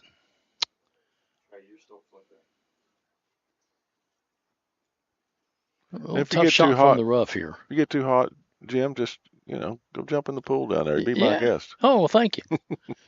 I don't think I'm going to get hot here though. I've got a umbrella and a shade tree. The early morning when you first got here, the sun coming in is pretty warm, but after that it gets pretty good. Yeah, not bad. This is hole number. Not sure. What are we waiting on here? 6. Waiting on a ruling of some kind. That we must be the case. Waiting on something here. Take a flyover 6 so you can see it. So this is hole number 6, par 4. They're looking for rules officials. 419 yards. And there's the dog leg I was telling you about. Pond down below. So you want to hit it just left of those bunkers. It's going to leave you 165 in there yesterday. It's a demanding shot to a 2-tier green. Tough hole, isn't it? Yes. Waiting for a rules official. It's probably I think it's either 1 or 2. I think 16 is 1 and 6 is 2 handicap. So that's very difficult. All right, we're at the third hole, and this is the leader. And we think he's still 7 under, I think. I haven't updated his score yet. So we'll check and see. This is his tee shot to the par 3. And comes up on the green, but a long putt. Yeah, that's a good safe play. Now, if you have a 3-stroke lead after the first round and you played extremely well, your mindset going into the second day, we asked him, and he said, I'm just going to go out and play the same way I played yesterday. I mean, he was pretty confident about that. And I think that's got to be your mindset. You don't do anything different, do you? Not today. Yeah, you cannot take your foot off the pedal. You start playing defensively, then, some bad things are going to happen. So just I would eat the same breakfast that I had the day before. Everything the same. Sleep on the same side of the bed with the same pillow. You're going to do everything. So you're not saying you're superstitious or anything, are you? Huh? I wouldn't call it superstitious, but, why mess with a good thing? Here's a shot from, again, that par 3. Good shot. Just to the left of the pin. Going to not hold, though. Now we're going to go back to and he's got some information on 6. Or is this 9 or 6? Oh, hit the hole. 6. Hit the hole and going to keep rolling. And is James out there? He's out there, but he doesn't have all the information just yet. Okay. We're going to go to James out there and find out what they were waiting for a rules official for, but they went ahead and hit the shot. Now we go back to 3 again for the third player to hit. And again, on the green. So all 3 will be putting. 2 of them longer putts uphill. Mm-hmm. 17 green. Race This course is just in excellent condition, and 17 green. Yeah. we go to the 17th green right now. Yeah, so she is to the holes right of this green, and pretty far down there. So I don't know how she got down there, but not sure where the pin is either. So if it's a back or left pin, then she'll have some green to work with. If not, she's going to be short-sided here.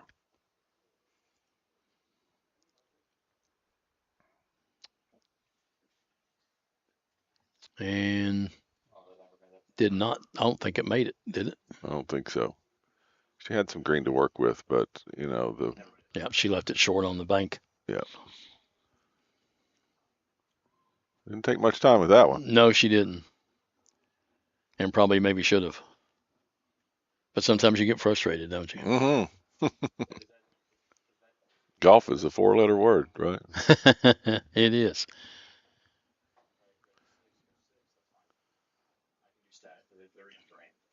Okay, back over to 6.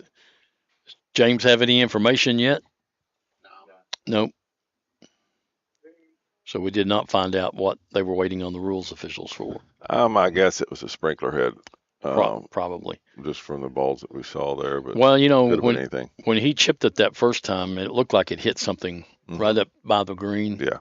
And he might have been asking if he could move it, or I don't know whether they allow you to shoot that, hit the shot again. I don't know what the rule is. I think you just have to get relief, right? Well, yeah, you have the option to take relief. But there's no do-overs except some local rules where if you hit a power line or something, you get a re-tee. You can always re-tee, but it's always going to cost you a shot. Yeah, So, yeah. Two shots in distance. You can do that, but you don't get any mulligans in real play. Good thing you can't buy them, or I'd be broke. It reminds me of a story. Went to a golf tournament one time, and they were selling mulligans. You know, it was a fundraiser, and it was for a basketball program. And you walk up to the table, and the coach is sitting there, and you say, "How many mulligans can I buy?" And he goes, "As many mulligans as you want to buy. We'll take your money." You bet. And they did. And whoever bought the most mulligans is going to win that tournament. That's for sure. This is Tion, who won last year. She's from Delaware, Ohio. Meadow Tion.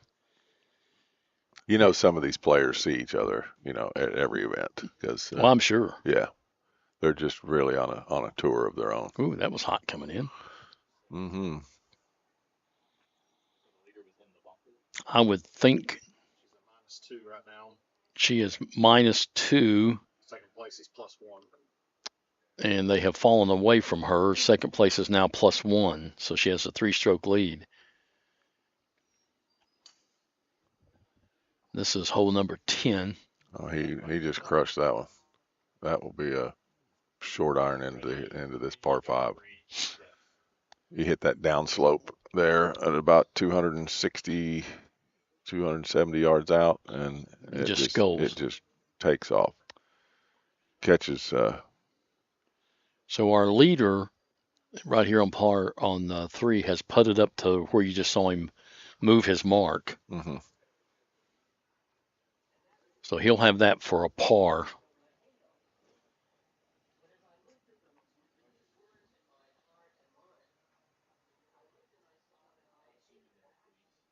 Not a bad putt. That distance.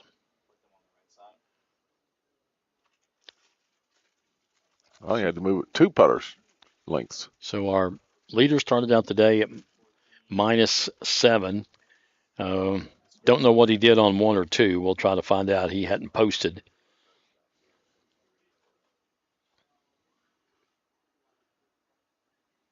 But we'll be following him and also be following Cam Roberts, who's a little bit out ahead of him, who was in second place. We'll try to get an update on the boys' leaderboard here in a moment if they've posted any scores. So we'll see if Roberts can maintain his par here. Well, cut away. This is hole 14. And approach shot here coming out of the sand. Short. 14 is one of the firmer greens on the course for whatever reason. So these front pin positions, very difficult to get it close.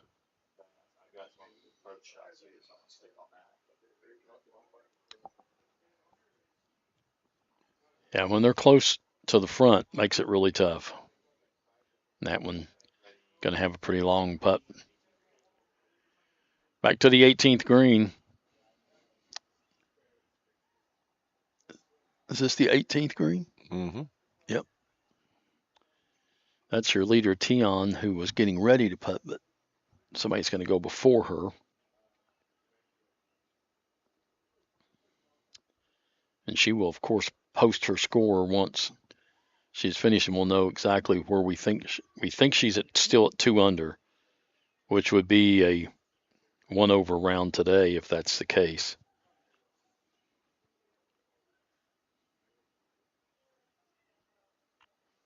Par's your friend in these tournaments. As long as you can hang around par, you're typically going to have a chance going into the last day. You'll be ahead of the middle of the field for sure. Mm-hmm. So we go back to number 12, par 3.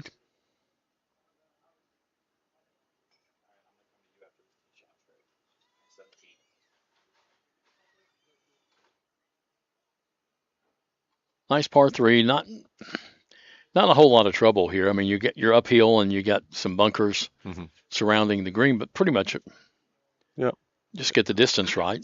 Phillips scored and has been updated. He's at -9. Oh, wow. Through 2. And here's the tee shot, and we've just been told that our leader, Cameron Phillips, birdied. Well, he either birdied 1 and 2 or he eagled one of them, but he is 9 under par. And he had the putt back at 3 for a tap-in par, so we're assuming he tapped that one in. Justin Thomas's record is in jeopardy. It is in jeopardy if he keeps playing like he's playing.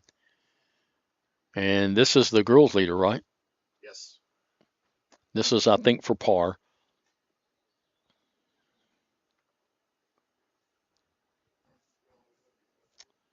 And if that indeed was for par, then she was at 2 under. So we'll see if when she posts, if she stays at 2 under and has the clubhouse lead. 3. Back to number 3.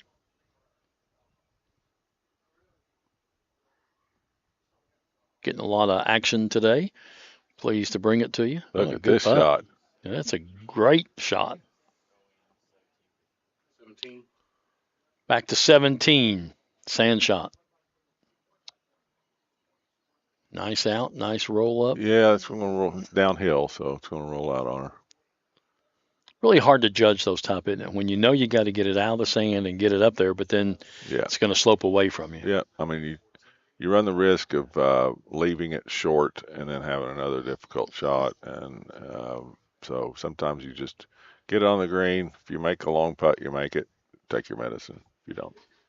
We'll get an update on the boys' scoreboard for you here in just a moment and pass that along before our next break. And right now we're at number 7. And this is a birdie putt. And again, aggressive. Very aggressive. And when you're aggressive on these greens, you pay the price a little bit. Well, these young folks are really good at short putts, but nobody wants to have them all day long. No. This is for birdie 2. Another birdie putt. And this is on hole number 7.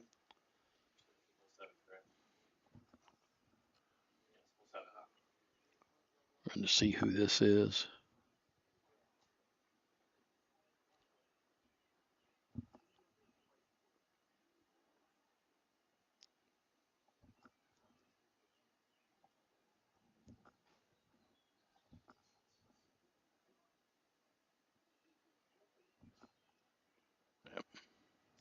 Not going to get that birdie to fall either. Have we got the boys' leaderboard? Just about. Okay. When we get that, we'll bring it up to you and catch you up to date. We should have the girls' leader score posted here pretty soon, and we'll know exactly where she is on the clubhouse. She got the lead early yesterday and kept it overnight, and so far has maintained it today, and she is the defending champion of this tournament also. Shots for par. Par putt coming up here. And got it. 17. Back to 17. I believe this is Maddie Jo Benton.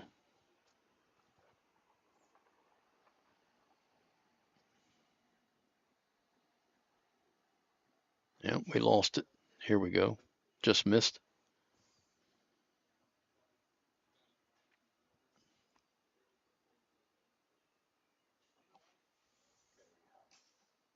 Boys leaderboard has been updated. Let's go to the boys leaderboard before we take a break and give you an update. Cameron Phillips now at 9 under and Cameron Roberts at 5 under. So he's only lost a stroke. It was 7 and 4. So he's lost a stroke. And then Brady Faulkner still at 3. Chen, Lacefield, and McLaughlin and Lou all at -1. So still 7 players in red figures. But Phillips really starting to pull away. At least it looks like right now. On this second round, it's a 2-man race, although you can't count Faulkner out. Picked up where he left off yesterday. Birdie and 2 under through 2. So that's a great way to start. Yeah. So he hasn't let up. In his aggressiveness, and that's a great sign. So, going to be, as long as he can keep that up, it'll be interesting. Sure will. Cam Roberts shot a 9 under 26 on the back 9 here last weekend. Cam can go really low. I haven't heard anyone shooting anything near a 26 on 9 holes here. Yeah, that's pretty amazing. All right, we're going to take a break. We're going to come back with more, and we'll have the girls' leaderboard for you. We'll do all of that when we come back. You're watching the Natural Resource Partners Bluegrass Junior, presented by Encova Insurance at Bellefonte Country Club on Cool TV. But it's too early to get up, Uncle Rick. But I brought you a fresh cup of coffee from Clark's Puppet Shop. I'm up. All good mornings start at Clark's Puppet Shop. Plus, get 5 cents off per gallon of gas when you use the code from the app. Clark's Puppet Shop. Return, refresh, refuel. If you can picture yourself in a better job and a better life, there are thousands of openings in Kentucky right now. And with the Work Ready Kentucky Scholarship, you can prepare for many of them tuition-free. Good at Ashland Community and Technical College. This scholarship offers 100% free tuition for classes that can prepare you for a great job in healthcare, advanced manufacturing, and more in as little as 13 weeks. Get started today at WorkReadyKentucky.com. Bellefonte Country Club is widely recognized as one of the premier golf country clubs in eastern Kentucky. Founded in 1921, the club prides itself in providing best-in-class amenities and services. The club features a restaurant, pool, and a challenging, beautifully maintained 18-hole par 70 golf course featuring zoysia fairways and bent grass greens. The practice facilities include a driving range along with putting and chipping green, and they have several pickleball courts for those pickleball enthusiasts. For more information, go to BellefonteCC.com. The Bellefonte Country Club, proud host to the Natural Resource Partner AJGA Junior Golf Tournament. Where does your money go? When you bank with us, your deposit becomes your neighbor's loan. A real estate agent sells a house. They get a commission. They deposit it with us. We use it to make an auto loan to one of our customers. Hometown people helping each other grow. That's what it's all about. First and People's Bank and Trust Company, member FDIC. We are the home office. Hello, everyone. I am Rick Clark. Let me introduce you to Carlisle, Annabelle, and Zach. And as you can tell by these commercials, this family has a lot of fun. We have a great team here at Clark's. And we would love for you to join our family. Whether you're a young person looking for your first job, someone who's looking for extra work, or maybe you're ready to start a career at a growing company, we want to talk to you. To find out more and start the process, go to myclarkspns.com. Clark's Pub & Shop. Return, Refresh. Refuel. Primary Plus is celebrating 40 years of its mission of quality, advanced, affordable health care. With over 11 primary care locations throughout the region, Primary Plus believes in our communities and our patients. The Primary Plus name means primary care plus so much more, offering extended services such as women's health, pediatrics, dental, counseling, diabetes management, infusion services, and on-site pharmacy that offers free delivery. Primary Plus believes in connecting health care for you and your family and is always welcoming new patients. Learn more at primaryplus.net. If you're looking for a complete discount pharmacy with old-fashioned service and excellent prices, look no more. Since 1979, Stultz Pharmacy has provided our area with the finest in pharmacy care, 24-hour emergency prescription service, free delivery, and drive-through service for prescriptions. Stultz Pharmacy continues to fill all of your expectations. They carry a nice selection of gift items. For hometown service, see the professionals at Stultz Pharmacy in Greenup. More than you expect from a pharmacy. Stultz Pharmacy. From hand-cut steaks to fall-off-the-bone ribs, Texas Roadhouse has something for everyone. Visit TexasRoadhouse.com or download the Texas Roadhouse mobile app to get on the wait list or place an order to go online. Fresh baked bread with honey cinnamon butter will melt in your mouth. At Texas Roadhouse, order their legendary catering for your next event. Texas Roadhouse, 501 Winchester Avenue, across from the Ashland Town Center Mall. Texas Roadhouse will help you support your local school. When you want real, authentic Mexican menu items, you want Tres Hermanos Nunez. Accept no substitutes. None compares. Fajitas, tacos, burritos, quesadillas, chimichangas, even vegetarian choices. A kids menu, desserts and salads, a tasty, budget-pleasing selection for you and your family, unlike any others. Should be your first and only choice for authentic Mexican all throughout the tri-state. Ashland, Greenup, Grayson, Paintsville, Canova, South Point, Olive Hill, and Cannonsburg. Tres Hermanos Nunez, the best around. Welcome back here to our coverage of the Natural Resource Partners Bluegrass Junior, presented by Encova Insurance at Bellefonte Country Club. Jim Forrest with you, Leaf Clark helping out today, but right now, Matt Doris, who is the tournament director from the AJGA, is here. And everything going okay today for so far? Jim, it's another beautiful day here at Bellefonte. It's the weather out here, like I said yesterday, we can't get much better. It's pristine condition today out there. The grass is green. The fairway's really thick, but the kids are playing well. We got our leaders off and going, and Meadow TNN still taking the lead at 2 under. So we'll see how the rest of the day plays out for the rest of these girls coming in, and the boys, start getting going. We looked, and we were just talking during the break. We looked at the scores last year. 2 under par won it for the boys, 7 over. For the girls, and after 2 days, the leader of the girls is at 2 under, and through 3 holes, the leader of the boys is 9 under.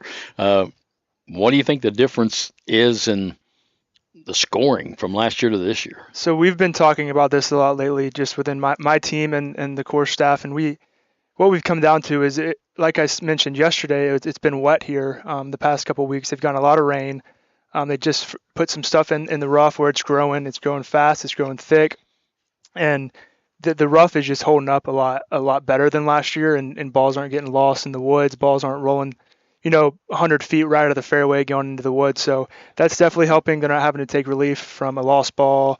And then the greens, they're not as firm as they were last year. By tomorrow, they're going to firm up a little bit more, and we'll start to see maybe some more 3-putts than we've seen so far. But I mean, overall, it's just, I think the weather this year is pristine. It's not too hot. Last year, I remember it was scorching. So I think all around, the course is playing a tad bit easier, but I mean, kids are playing well. You've got to give them credit. Absolutely. And one of the things Leaf and I were talking about is the fact that the humidity is low. I mean, it's going to get up close to 90 today, but it's not going to feel like it because humidity, when we went on the air, the humidity was only like 59%. So if you keep the humidity low, you can handle a little bit of hot weather because it's not going to feel hot. And there's always a little bit of a breeze blowing on this golf course, it seems like. That's right. Yeah, we got a slight breeze going, not too much. I just looked at my watch. We're sitting at 82 degrees, but it feels like it's sunny and 65 out here. So I'm not complaining. I think the kids are they're pretty happy with the weather. I know parents are all smiling and talking with each other. We got a lot of college coaches out here today. I mean, it's just a great day for golf. It's phenomenal. Phillips, the leader for the boys, starting out birdie, and then parred the third hole, and we're going to catch him out there a little bit. And also the man that's in second place, Roberts, he's 1 under so far on the day, so he's staying to within 4 strokes, and that looks like that's going to be a big battle today. Yeah, and if I remember from last year, it was similar on the scoreboard. I know Cameron Roberts last year kind of went into the final day, really pursuing. He was playing well. He was going for the lead, and he had a little mishap on 15. But I think this year he wants his revenge. And him and Cameron Phillips, they know each other. They're both from around the part, so I think they'll look forward to a big battle, today, and then maybe they'll get paired tomorrow for the last go round. But it should be a competitive day for the both of them. We got to talk to Phillips before he teed off earlier today and did an interview with him. And basically, James Collier said, you shoot 7 under. What do you do today, for an encore? And I liked what his answer was. His answer was, I'm just going to go out and do the same thing. Very confident. He was not going to change anything. He was going to go out and play his game and do the best he can. And so far, that's the way he started out. Yeah, he's been here for. I arrived into town on last Wednesday, and I think I've seen him practicing every day since last Wednesday. The kid's got heart. The kid has a little bit of drive on him, so I think he just wants to win, and he wants to show the town he has. And he's a hard worker, as far as I know, and I'm really looking forward to see where he goes these next couple of years. Before I let you go, I wanted to ask you about the cut and how you determine pairings for tomorrow. It's one of the things that, people are probably wondering about. And I know that the last we looked, girls' cut was somewhere around 14. Is it 16? And the boys was somewhere around 7. And that's going to fluctuate because they're still way out on the course. But once you make the cut line, then what happens from there? Yeah, so we have the cut line set at 42 boys and ties. So the top 42 boys and ties will make it on to tomorrow to the final round, and then the top 24 girls and ties will make it on to the final round in the girls division. And then from there, after the round's over today, we'll repair is what we call it, and I'll sit down on the computer and we'll go from the top of the leaderboard. They'll get paired together. Then the next 3 will get paired together. And obviously, like normal tournament play, the leaders will go off last. We'll have the girls leaders go off around 9:50, somewhere around that time frame, and then the boys leaders will tee off around 10:30. As of right now, the pairing number isn't set yet because we do take ties, so that really can't be determined until I think maybe 5:30 or 6 is when we'll have the final pairings out. So keep an eye out for that. It's going to be a competitive day. I think a lot of kids are gonna want it. This tournament means a lot to kids. It means a lot to Bellefonte. It means a lot to the city of Ashland. So this place is just special. It's hard to not want to come back here. Yeah, absolutely. Final question I'll ask you today is talk about the AJGA. You have this tournament, of course, but there are several tournaments all around the country and even in a couple of other countries, right? That is correct. We have maybe 6 to 7 nationwide tournaments. We have a few in Mexico, Bermuda. That we have one up in Canada coming up later this year, the Junior President's Cup. We're in most states. I don't even know how many states we don't have tournaments in because we have so many. But we have 145 this year. It's the most we've ever had. We have around 25 full-time staff members that are tournament directors that we travel to those events. We'll meet an intern team out on the road for the spring and the summer seasons. These interns are here from college, really going through just an internship that they pour their heart into junior golf. It's really cool for them. They go out on the road for 14 weeks, 12 to 14 weeks. They set up, they do the tournament, they break down, and they move on to the next. So they're always on the road. They are really the heart and soul of the AJGA. They perform the ins and outs of all tournament operations, and it's crazy to see how far some of these interns go after they leave the AJGA. It's really crazy because everyone in our department, everyone at the AJGA has gone through the internship. So everyone that gets hired full time has been through the experience that the interns have gone through. So we really know how to work with them. We know what they're feeling. We know how hard the internship is. It's not easy. It's a lot of long hours, but it's a really special thing that we have going here. And I can't wait to see how we improve in the next few years. And for people who might not understand the AJGA from the player standpoint, what is it that you guys are promoting through junior golf, and how is it that these kids get in all these tournaments? So our big mission here is to just develop golf's next generation. So our big mission is for them to carry themselves well. It's not just golf. It's for them to, take on challenges on the golf course that, in terms of, code of conduct, in terms of fixing their divots, filling the bar marks, just doing the right thing. And all of our tournaments are mostly performance-based entry. So how well they play, they get stars, and however many stars get into the next tournament. So it's a whole equation that they got going on in our player services department to fill these fields. But overall, we just like to see good golf. And we want the best players to be able to play. We want players that are trying to get into golf be able to play. That's what our preview series and All-Star series are for. And we have the Liberty National ACE grant. It's a foundation at the AJGA where we can reimburse players up to $7,000 a year. So if they have the talent, but not necessarily the financial means, they can apply for the ACE grant, and we can reimburse them for anything from clubs to tournament fees to travel. So it's really something great about the AJGA is we're not just a golf company, we're also a foundation, and we like to help out those who, can compete, but don't necessarily have the funds to travel. And it's really cool. It's really moving once you sit down and think about it and read all the stats and the numbers. So, it's just going to grow too. It's really crazy. How many of these players playing at Bellefonte today how many tournaments will they play in a given summer?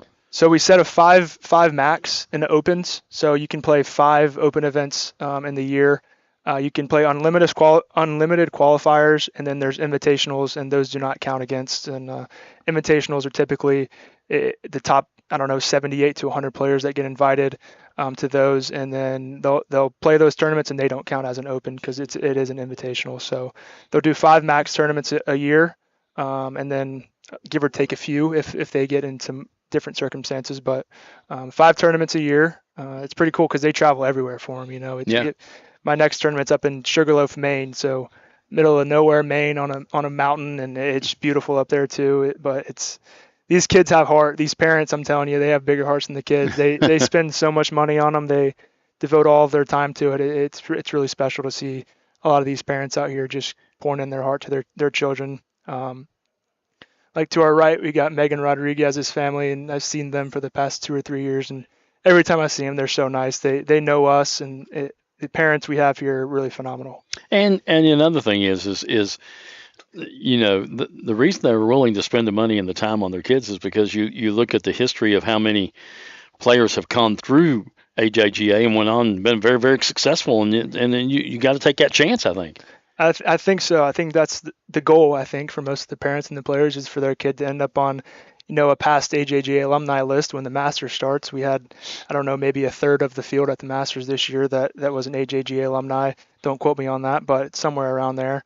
The big guys, Justin Thomas, Tiger Woods, Jordan Spieth, all those guys host tournaments of their own now because, it changed their life, so they want to change some more lives. So it's really cool seeing full circle moment for guys like Jordan Spieth and JT, because they have their own tournaments, and they'll come out and they'll talk to the players. They'll give them some advice. Justin Thomas's dad stands on the practice putting green throughout the whole day and just gives lessons the whole day. So, people pour their hearts into the AJGA, and it's just because we gave them something and they're giving something back. So it's a really cool experience for me to be a part of it, and for us to be able to come out to a place like Bellefonte and just pursue our mission. Yeah. Thanks for coming by and talking to us again. Sure, we'll talk to you again tomorrow. Yeah. Thank you. All right. Matt Doris, who is the tournament director from the AJGA here at Bellefonte Country Club. We'll take a break, come back, get you back out onto the course, and check out the action for you. You're watching the Natural Resource Partners Bluegrass Junior, presented by Encova Insurance at Bellefonte Country Club on Cool TV. But it's too early to get up, Uncle Rick. But I brought you a fresh cup of coffee from Clark's Pub and Shop. I'm up. All good mornings start at Clark's Pub and Shop. Plus, get 5 cents off per gallon of gas when you use the code from the app. Clark's Pub and Shop. Return, refresh, refuel. If you can picture yourself in a better job and a better life, there are thousands of openings in Kentucky right now. And with the Work Ready Kentucky Scholarship, you can prepare for many of them tuition-free. Good at Ashland Community and Technical College. This scholarship offers 100% free tuition for classes that can prepare you for a great job in healthcare, advanced manufacturing, and more in as little as 13 weeks. Get started today at WorkReadyKentucky.com. Bellefonte Country Club is widely recognized as one of the premier golf country clubs in eastern Kentucky. Founded in 1921, the club prides itself in providing best-in-class amenities and services. The club features a restaurant, pool, and a challenging, beautifully maintained 18-hole par 70 golf course featuring zoysia fairways and bent grass greens. The practice facilities include a driving range along with putting and chipping green, and they have several pickleball courts for those pickleball enthusiasts. For more information, go to BellefonteCC.com. The Bellefonte Country Club, proud host to the Natural Resource Partner AJGA Junior Golf Tournament. Where does your money go? When you bank with us, your deposit becomes your neighbor's loan. A real estate agent sells a house. They get a commission. They deposit it with us. We use it to make an auto loan to one of our customers. Hometown people helping each other grow. That's what it's all about. First and People's Bank and Trust Company, member FDIC. We are the home office.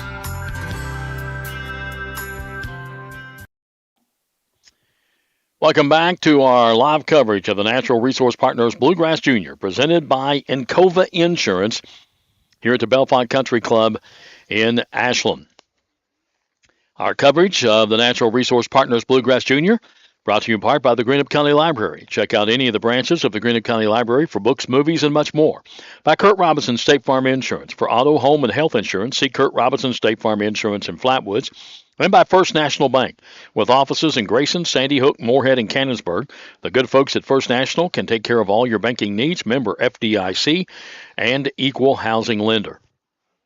Before we go back out to the course, I'll let my producer get the girls' scoreboard up because most of them are finishing up, and we'll see what the cut is for the girls and be able to know top 24 and ties for the girls, top 42 and ties for the boys are how they do this leaf, and then they repair everything. Just like you see on the big boys, with the winners going off last. The top three will be grouped together, and they'll go off last tomorrow for the girls and the boys. Girls will go off first tomorrow, followed by the boys. Shaping up for another great finish. Turned him up. What is the? I'm just getting some texts here while we've been talking, and where do people need to go to listen and watch? YouTube/Cool TV. Very cool. Pretty simple. And if they are watching right now or listening and happen to be at the golf course, we have some signs out there. One of them on number 1 tee that has QR codes on it. And you can, and there's some QR codes laying around out here too. Great. That you can take a picture of and go straight to it. And that's Cool TV with a K. K. Cool TV with a K. And that's pretty cool. Yeah, it is. It's sort of like, your slogan. That's what I do. Hey, that's what I do.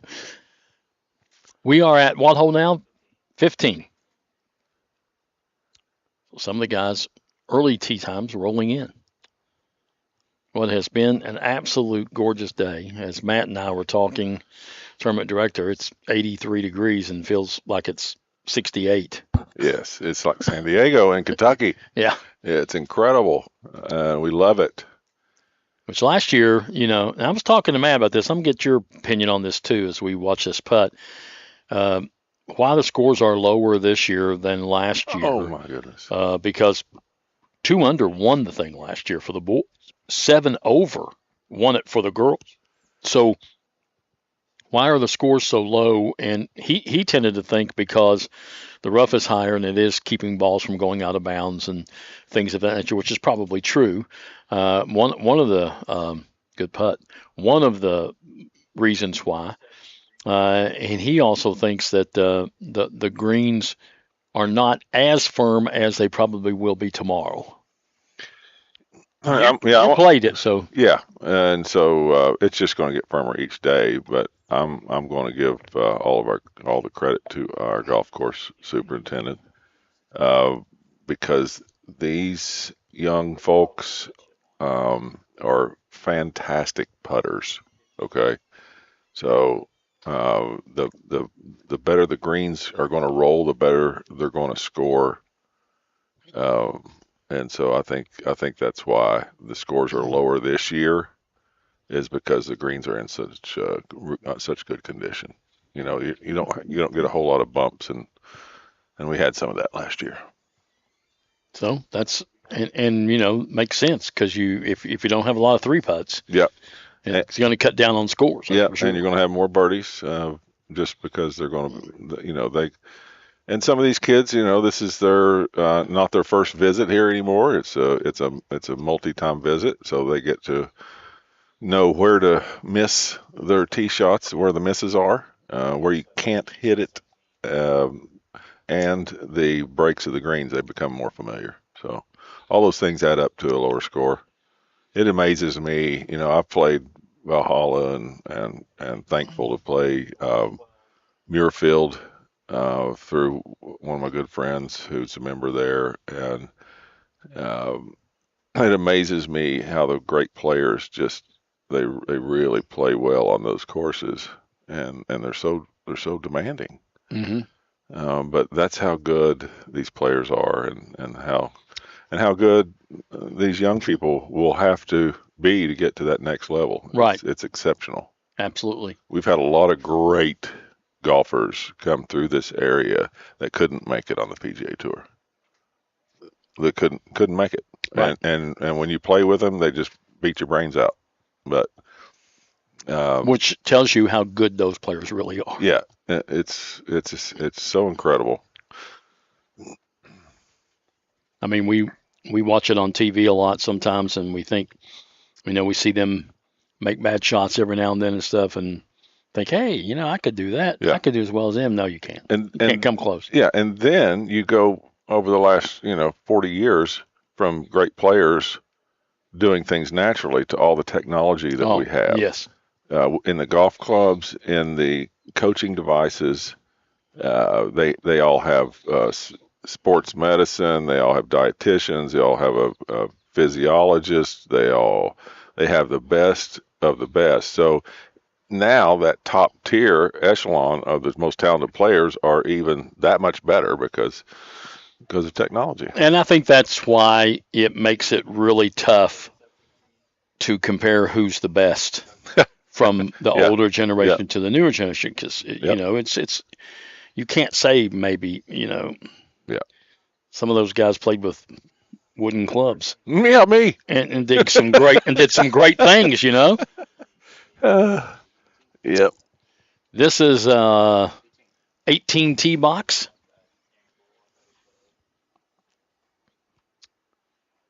So this is probably one of the early.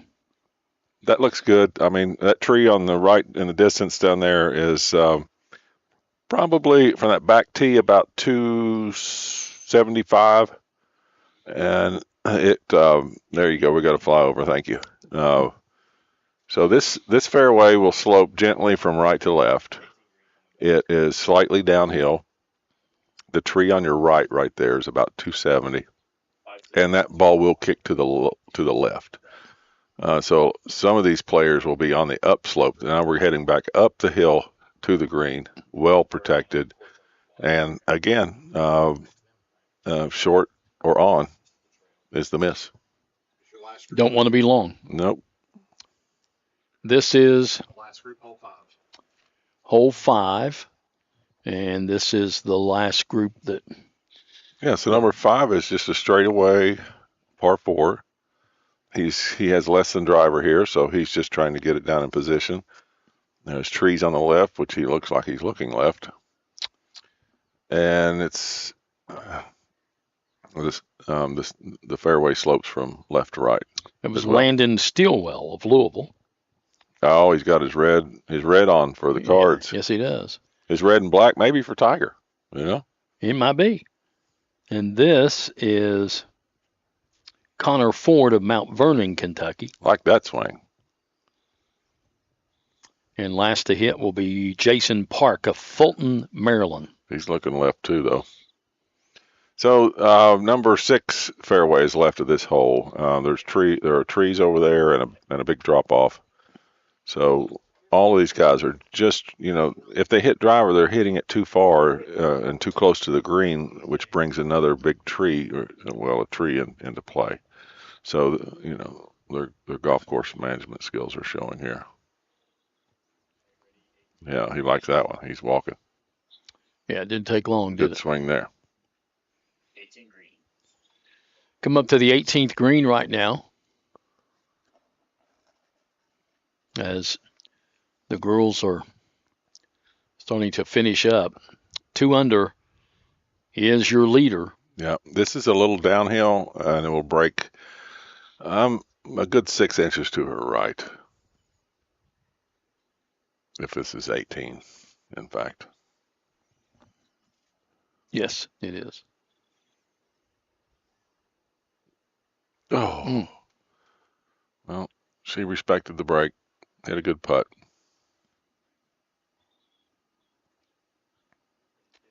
Again, we didn't get some of the early girls, so it's hard to gauge them, but we'll try to figure out who's who. Yeah, I thought this pin was, I looked up, I thought this pin was on the back of the green. I think it's not. So that's why I misread it. I'll fire my caddy. Oh, this is Morgan Kennedy from Ashland. Awesome. I'm on 17 or 18 green. Her dad, of course, is the pro at Hidden Cove in Grayson. Yes. There's a good putt. Excellent. We'll check her score out for you in a little bit. She took a big, deep breath when that putt went in. Did you see that? Yeah. That round's over. I made the last putt. That always makes... and we'll see where she is cut-wise. Now, watch this. See where he's aiming? Oh. This has got to be, number 15? Yeah. Yeah. So he's aiming 20 feet right, okay? And now it's just going to go straight down the hill, and he can't believe it stops. Did not hit it. I mean, that's the thing. You are going uphill, so you do have to hit it, but you got to be very careful too. Yeah, part of the beginning will be a little slower than the end. This is almost straight uphill and doesn't break a tremendous amount. It's putting right up the slope. So hard to get this one to the hole. You definitely won't want to be beyond the hole, but 90% of the players are going to be short on this putt. Yep. There's part of the 90%. See if we can figure out who this group is.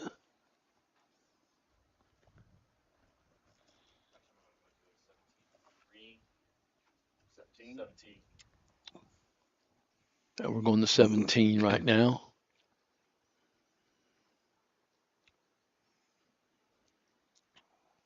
A step back. Yeah, so there's a pine tree in front of him and to the right. He may have to negotiate that. I can't tell from where he is. But it looks like just a chip shot. Oh, okay, he's beyond the pine tree. That is a fantastic. Go in. Go in. Oh. Fantastic shot. Great job. Nice job. Beautiful. Oh. One of the things I talked about yesterday, Leaf, is something that you don't realize if you've been at this golf course, even if you've played this golf course. You probably rode in a cart if you played this golf course. But I had to go out there and put some signs out on Monday or Tuesday, whenever it was, and had to walk pretty much all over the golf course. Mm-hmm. And you don't realize how hilly this golf course is, how up and down it is. And talking with Tom Cooksey yesterday, an interview I did with him, he talked about how there's not really a level lie on this golf course. Right. I mean, exactly. you're the ball's either above your feet or below your feet. Yep. And Al Adkins, who thankfully taught me to play, and he's in the Kentucky PGA Hall of Fame, along with Jack Freeman. He had the course record out here for years at 64, I believe, in competitive round. And in his own way. I can't really tell you how he told me or the words he told me, but basically it was just hit to the top of the hills. That way you're not standing on your head on your next shot. So. Well, and I think that's what Mr. Cooksey was saying yesterday. There's no level lies, and until you go out there and walk this golf course, you don't realize how hilly it really is. Yeah. But it is. It's up and down, up and down. Yeah. And you know, thank God these kids are young because you know I was really tired after I walked it. Yeah, Tom Cooksey, one of the great ambassadors of golf and of this tournament, who helped start this tournament. Yeah. He's been involved. As a high school student, I was in Tom's house. I'll be 60 this year, so we're going back. And on his living room coffee table was a book about 8 inches thick of the Royal and Ancient Rules of Golf, and he studied that. Oh. And so he is. And he was a rules official for several years, right? Oh, yes. And I'm sure very good. Excellent. So well respected in the state of Kentucky. I remember him playing when I was young. Good player. But he just enjoyed the game and the rules and the whole experience of golf more than he did playing. He is a very humble man too, because didn't want to take a lot of the credit for this tournament, even though he's probably the one that got spearheaded getting it started, giving the credit to a lot of other people, and then talking about playing golf himself, talking about how he wasn't a very good player at all, couldn't play very well, but that didn't make any difference, you know, and that's one reason why he did say he got into the rules, though, because he loved the game and he wanted to help other people. Yeah, and his son, Ben, Yeah. really loved golf. Ben actually played on our golf team in high school in the 5th grade. In the 5th grade? In the 5th grade, he was on our high school golf team. Went on to play at University of Louisville. CPA and attorney, smart guy, great guy. So Ben knows the rules too. I'd say he does. This is the 18th tee box. Is one of our first group of guys finishing up. He missed it right, but one plain swing, just missed his timing a little bit.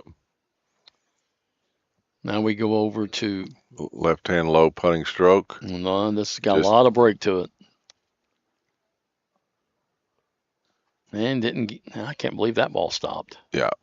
So, yeah, that's another one. That's a front pin position on number 11, which it will get away from you. And when it does, it's all the way off the green. So they're giving it its due respect. Now watch this putt, because he's going to have to play it way out. Well, it looks like it. It looks like it. I think the camera angle's fooling us a little bit, but this probably breaks 3 feet, something like that. And he wasn't shy with it. That's a good effort. Good putt.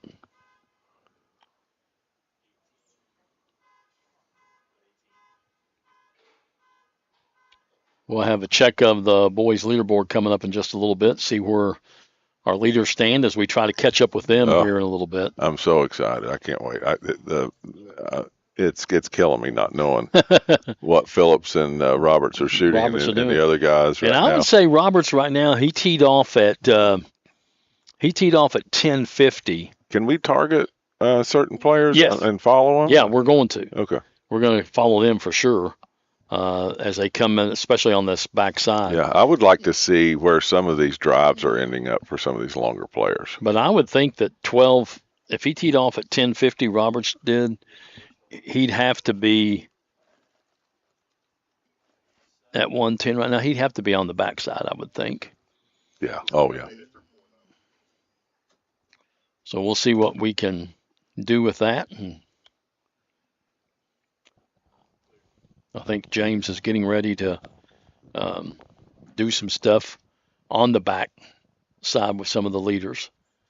This is back to hole number 7. And back to 17. Let's see. He's going to go over the trees, isn't he?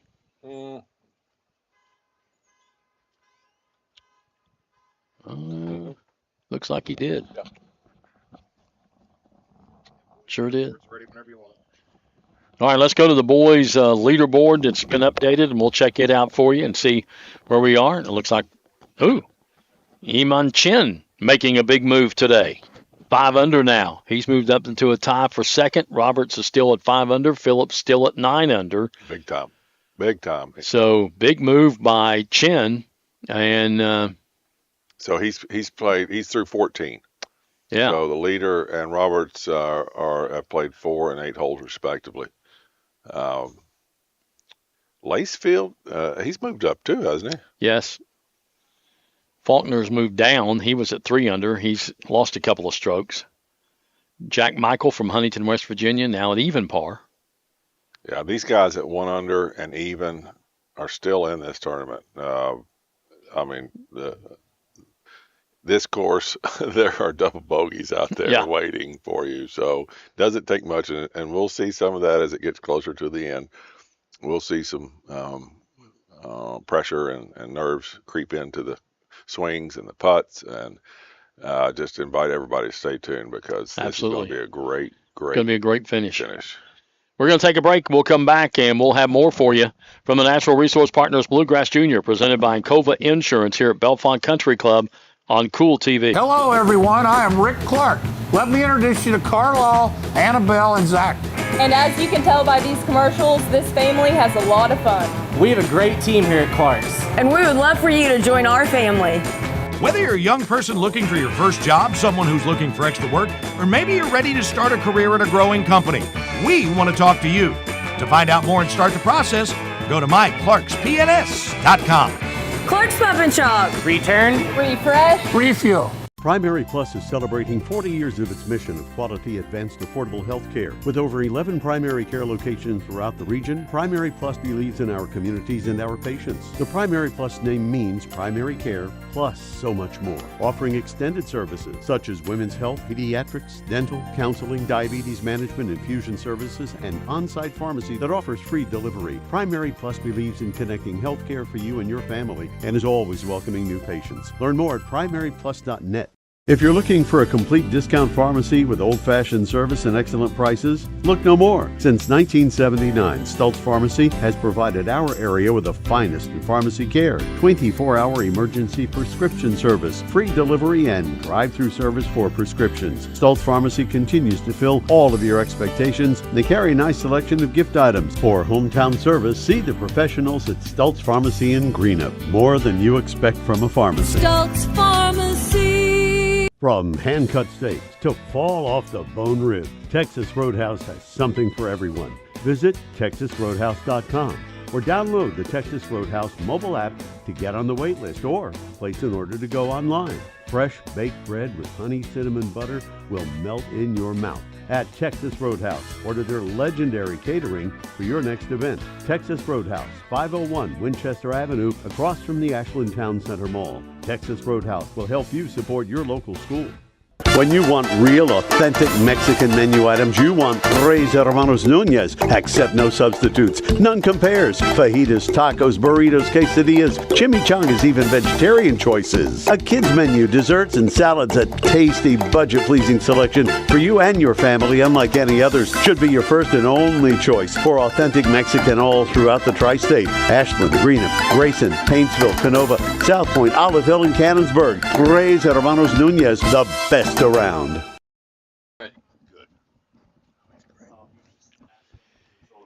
We are back here at the Natural Resource Partners Bluegrass Junior, presented by Encova Insurance at Bellefonte Country Club.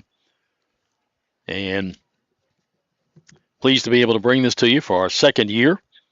Thanks to our sponsors, Clark's Pump and Shops, ACTC, Bellefonte Country Club, First and People's Bank, Primary Plus Healthcare, Stultz Pharmacy, Tres Hermanos Nunez, Texas Roadhouse. And our coverage also brought to you by the Greenup County Library. Check out any of the branches of the Greenup County Library for books, movies, and much more. Kurt Robinson State Farm Insurance for auto, home, and health insurance. See Kurt Robinson State Farm Insurance in Flatwoods. And by First National Bank with offices in Grayson, Sandy Hook, Moorhead, and Cannonsburg. Good folks at First National Bank can take care of all your banking needs. Member FDIC, an equal housing lender. Jim Forrest with you. Leaf Clark helping us out a little bit. We're going to have one of the interns from the AJGA join us a little bit after around 2 o'clock or so. He'll join us. I don't know Jack's last name, but I've heard Jack a lot, and he's going to talk to us and come and share with us. And I think we're going to have another interview coming up here in just a second. I think the president of Bellefonte Country Club. Oh, nice. Legendary David Stoth. David Stoth's going to come and talk to us. If you don't mind, Leaf, or unless you want to talk to him. Oh, no. Okay. I'll let you eat while I talk to him. Sounds great. All right. Come on in, David. Mr. Stoth. Thank you. Have a seat. Put these on, and we'll chat a little bit. All right.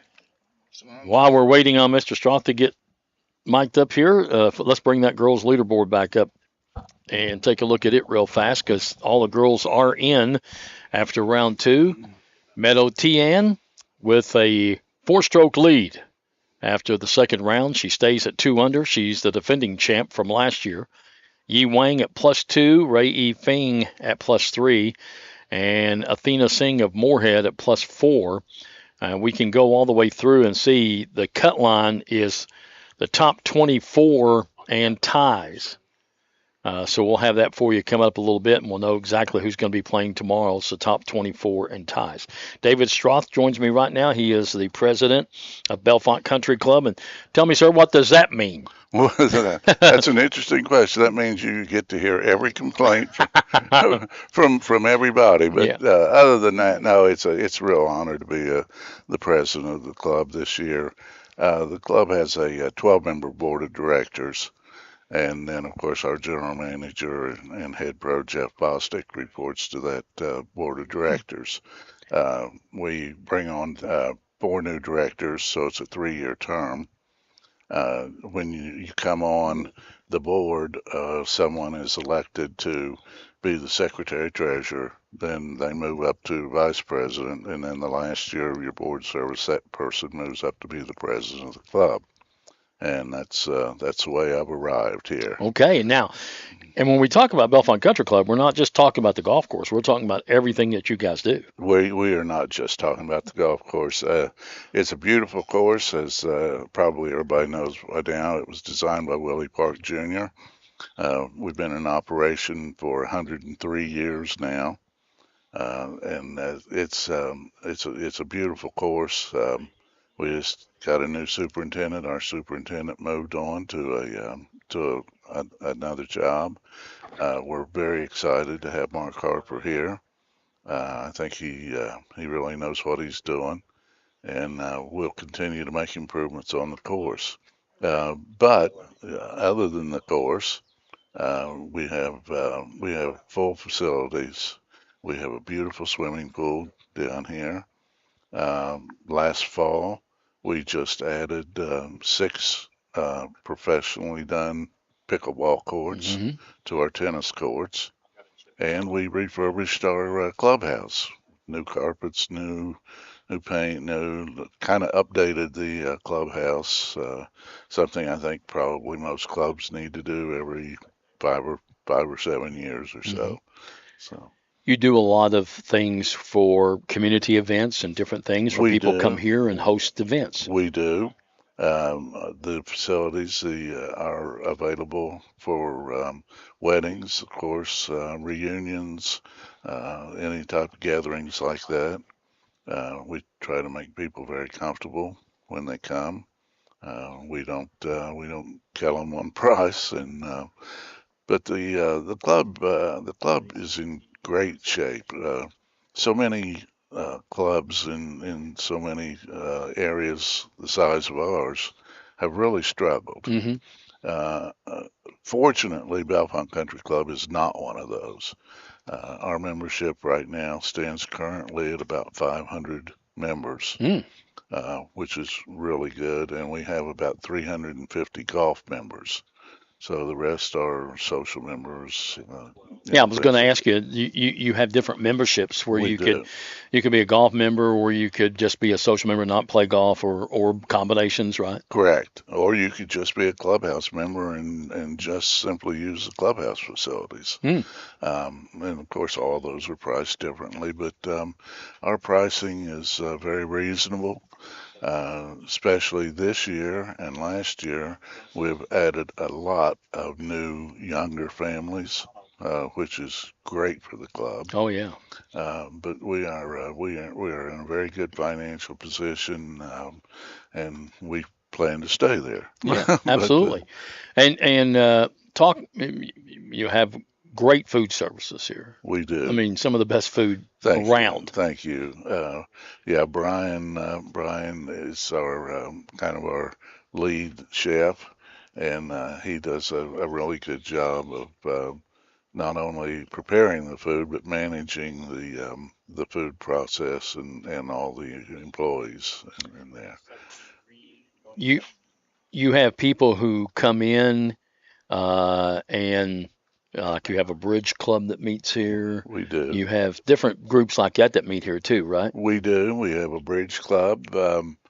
And the good thing about Bellefonte Country Club is if you join here, you always have a game available to you, because we have something called the Yancey Group. They meet on Tuesdays, Thursdays, and Saturdays. Basically, you show up. We draw pills for teams. So, if you're a new member, you get to meet a lot of new people that way, and then develop some of your regular foursomes. Right. We also have a great women's program. My wife is an avid player, and they play on Tuesdays and Wednesdays, and they play 18 holes on Tuesdays, 9 holes on Wednesdays, and then of course some of them carry over and play others. But so she actually gets to play more golf probably than I do, because she and some of those ladies are 3 and 4 day a week girls. So yeah. So, but it's a good program for them too. And it's a good program, isn't it? I mean, for families to be members here, because you've got a little something for everybody. We like really, the pool in the summertime. We really do, and we're just really proud of our facility, and we're just so happy to have the AJGA here. I guess this is the 41st year. The members are very nice to support this. Yeah. We have a lot of volunteers that come out and help with this tournament. We're proud of it. We're proud to be the longest running AJGA tournament. And so hopefully we'll continue far into the future with that. Absolutely. David, thank you very much for coming by and talking to us. Well, thank you. I appreciate you. And Bellefonte does a great job hosting this tournament, and it's great for the community of Ashland. It is. It brings in, it's a great income stream for the local businesses, restaurants, and it's just great to have these young people and see the skill level. I've watched over the years the skill level just improve, and we're happy to be able to host it. Right. And thank you very much. Thank you, sir. Appreciate it. David Stoth, he's the president of the Bellefonte Country Club. We'll take a break. When we come back, we're going to take you back out for action at Bellefonte Country Club at the Natural Resource Partners Bluegrass Junior, presented by Encova Insurance here at Bellefonte Country Club on Cool TV. Hello, everyone. I am Rick Clark. Let me introduce you to Carlisle, Annabelle, and Zach. And as you can tell by these commercials, this family has a lot of fun. We have a great team here at Clark's. And we would love for you to join our family.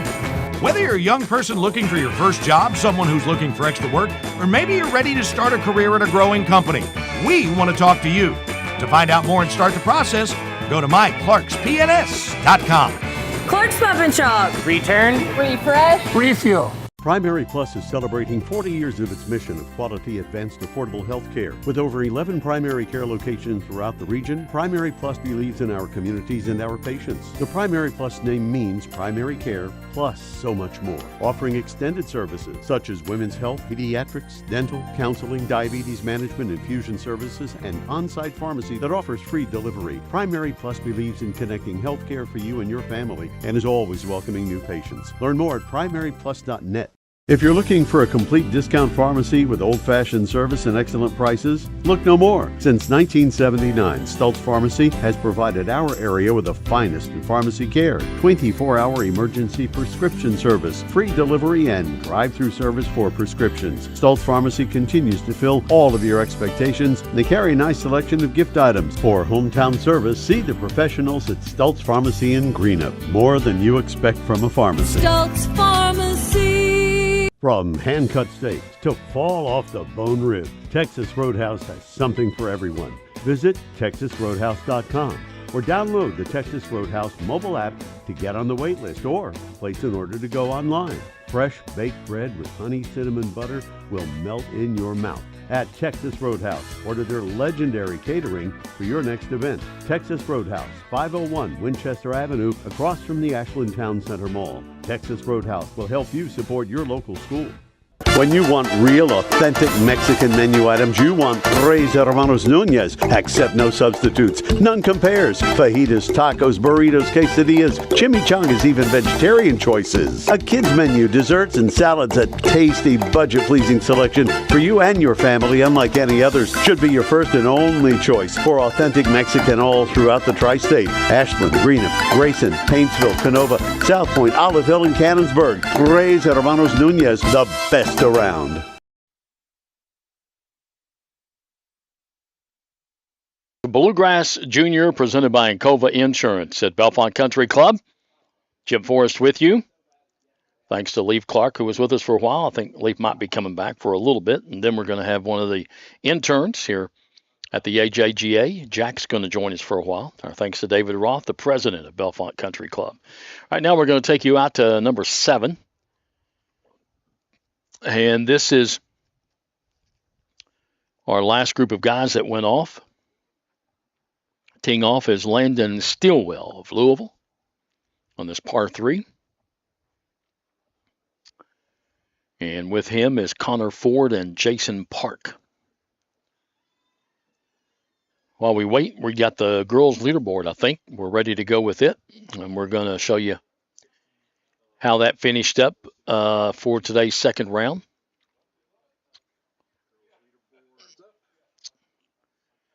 And the top 24 and ties, so you can sort of, as we scroll through this, see the top 24 and ties have made the cut and will play in the championship round tomorrow. So Metal Tian is at -2. She has a 4-stroke lead heading into the final round over Yi Wang and Grace Yao. Ray E. Fing, 3, and Athena Singh of Moorhead, 4 over. So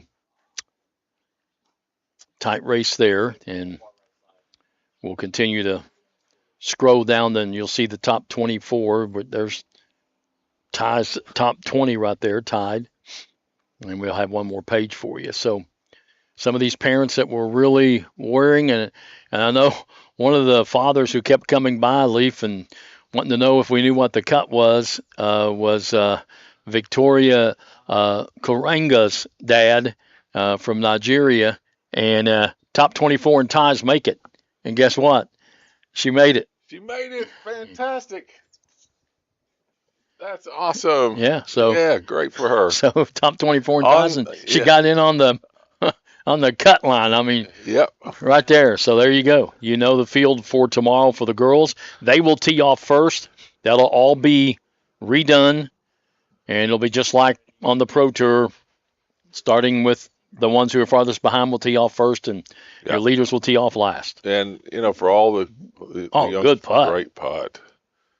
Great putt. For all the young folks who did not make the cut, just remember, that's just motivation for you. There'll be a lot more tournaments, and everybody misses cuts. So don't take it too hard, just use it as motivation. Get out there and figure out what you got to do to get better. Absolutely.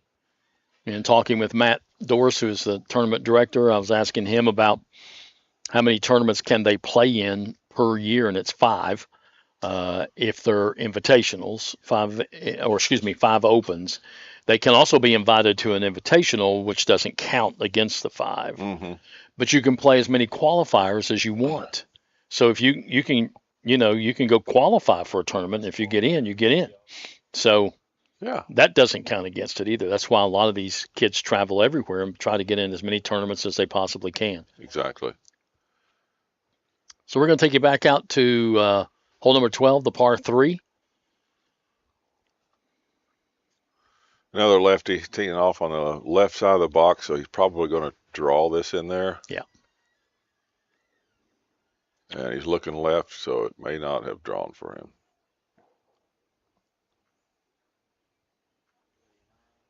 And for people who are watching who might not know a whole lot about golf, when we talk about, hitting a draw or hitting a cut shot, that's how you're trying to move the golf ball, because you can move the golf ball by your swing. Mm-hmm. Yep.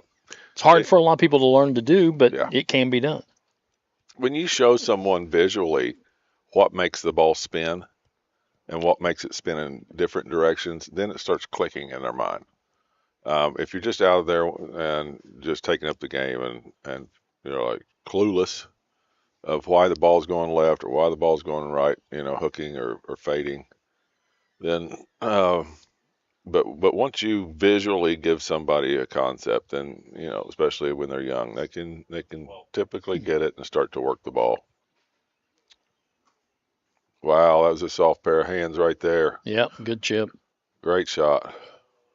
Probably one of the hardest things for young people who are just taking up the game, or older people just taking up the game, is hitting iron shots and learning how to hit down on the ball to get the spin you want on the green. Because most amateurs aren't very good at that. They're just hoping the ball stops when it gets there.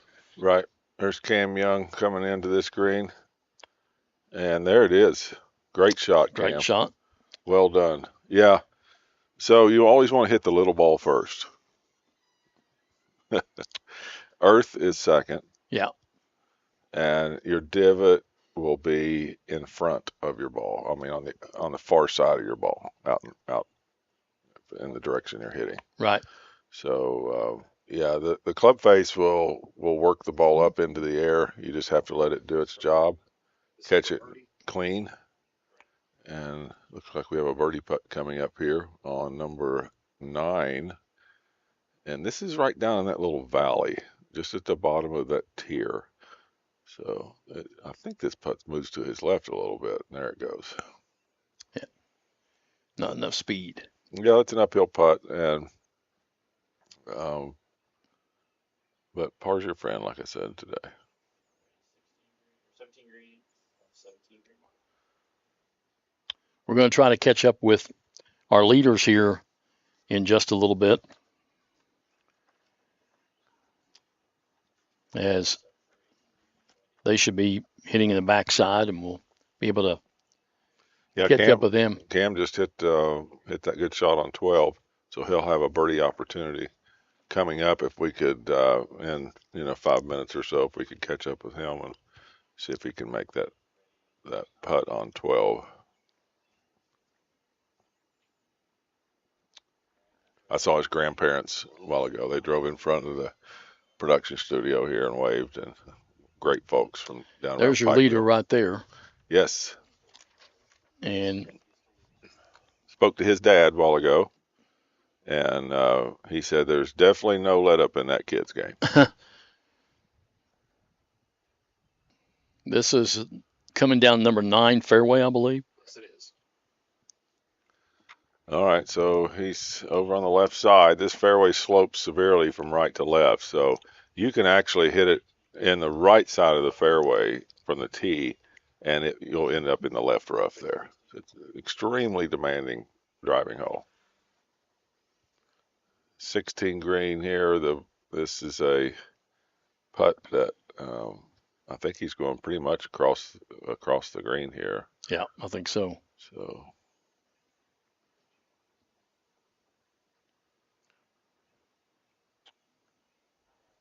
And again, good pace. He's a little short. A little short.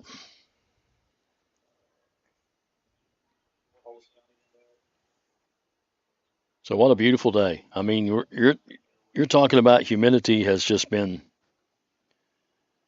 We're at 84 degrees, and it surely doesn't feel like it. It might out there if you're walking. Oh, yeah. I'm sure it probably does. But looks like our leader, Cam Phillips, is in the rough. And we'll have to wait and see what kind of shot he has coming. Well, from over there, he has some trees between himself and the green. 16. But he fortunately has almost the full green to work with. So if he can negotiate the ball over those trees, it'll have a chance to land on the first tier and roll down the second tier. All right, here we go. Let's go back to 9 here and watch these players as they hit their approach shots. This is great. That's great coverage. And let's see if we can find out. James Collier and your whole staff done a great job here.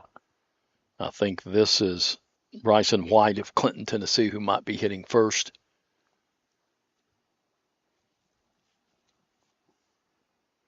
Both of them in the rough. Yeah, it's almost impossible for especially a long hitter to hit the fairway because, like I said, you can land it in the fairway and it's not going to stay.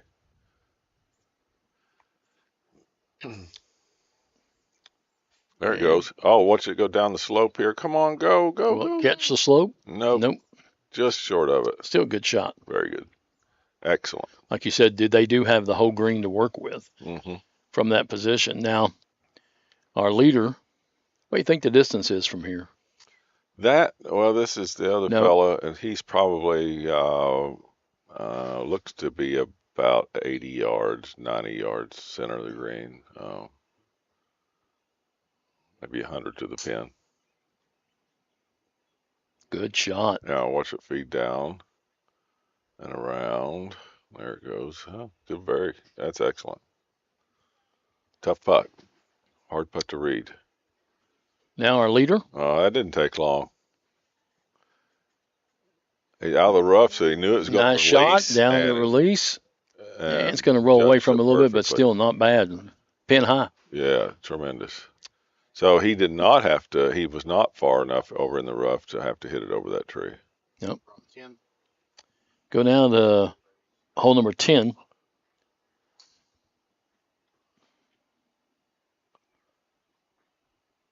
I love to watch this young man play. He really is aggressive at impact and got a great swing, and he is into it, which I love. Where's my tee? He said. It's back here. Projected cuts moved to +8. +8. Projected cut for the boys is now +8. We'll get an update on the leaderboard in a moment. This, I believe, is Adam Gill from Wheeling, West Virginia.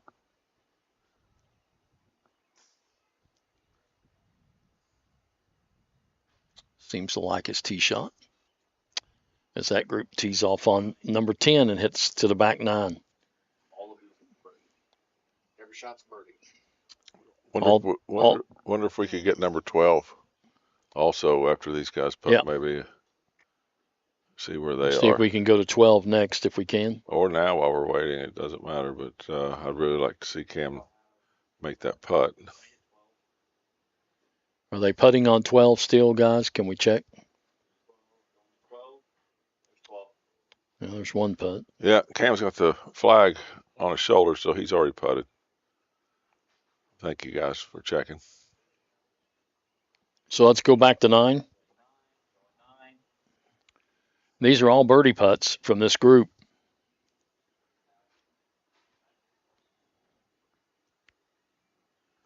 So this is right down the slope, moving to his right. Tough putt to read, get the pace right. See, he just touched it. And he made it. Good putt. Fantastic.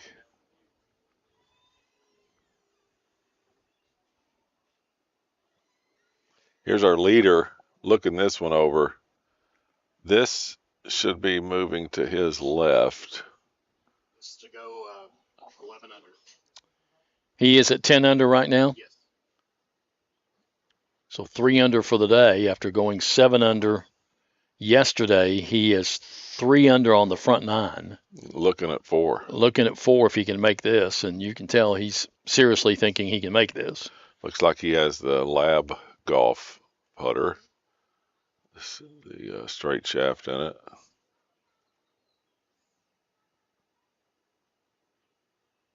Did he hit it? It did break. Yeah. Not enough speed. Well, Jim, I've enjoyed it. Well, Leaf, thanks for coming by. It's amazing how fast 2.5 hours go. Yeah, I know.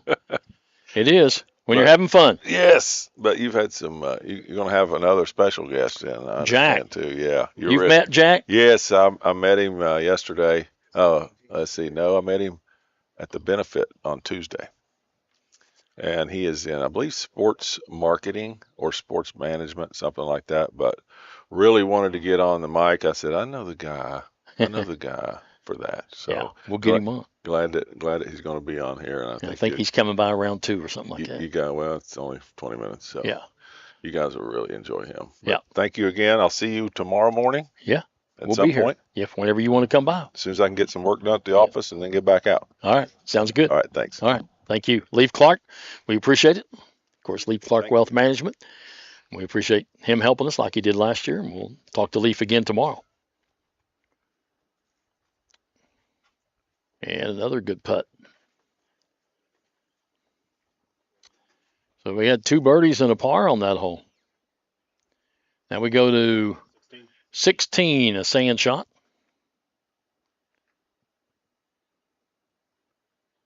Nice shot. Ooh, ran it right past the hole. Boys leaderboard's up whenever you want. Let's take a look at the boys leaderboard right now, catch you up to date. What's going on? Cam Phillips, 10 under par. Cam Roberts staying right at 5 under par. Eamon Chin, who had got it to 5 under par, now has fallen to 4 under. Then you got Lacefield, Faulkner, and McLaughlin at 1 under par each. Still 6 under par and a 5-stroke lead right now for Cameron Phillips. If you look at the rest of the leaderboard here for the boys on day 2 of the Natural Resource Partners Bluegrass Junior presented by Encova Insurance. Top 42 and ties make the cut for the boys. Girls' second round's already over. Pretty much know where the cut is there.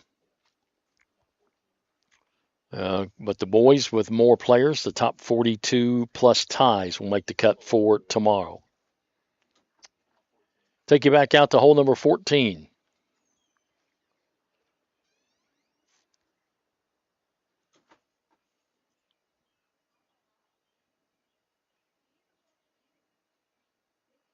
And nice little chip. Will it release towards the pin? It does. Nice shot. Your leader, Cam Phillips, making his way to the 10th tee, where he enjoys right now a 5-stroke lead.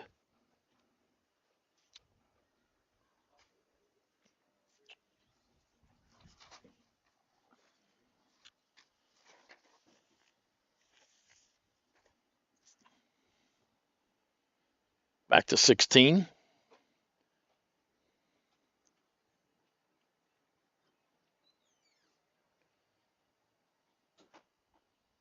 Got about a 8.5 footer here. Don't forget, folks, our live coverage again tomorrow of day 3 and the championship rounds for the girls and boys will start around 11 o'clock. And we'll be with you all the way through the presentation of the awards. So we hope you'll be with us tomorrow. Missed that one, a little short, or ran it by, excuse me.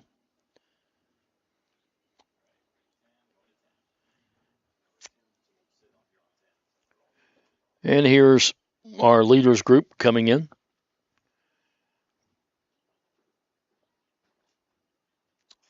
Bryson White of Clinton, Tennessee, with his tee shot on this par 5. Then you should have Brady Faulkner.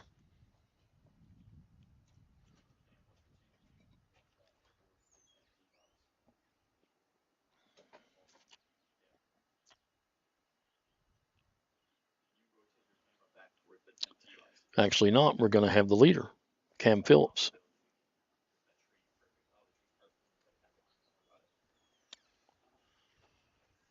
So Cam Phillips with his tee shot here on the 10th, par 5.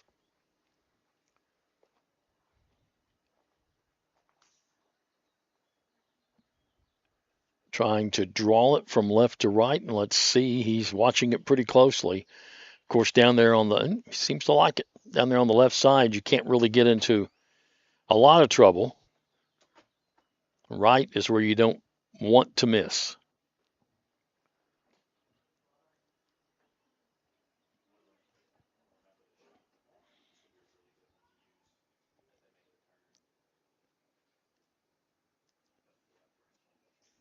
Brady Faulkner of Louisville with his tee shot.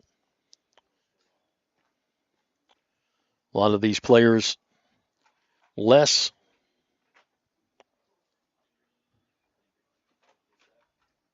than driver on hole number 10, reachable par 5.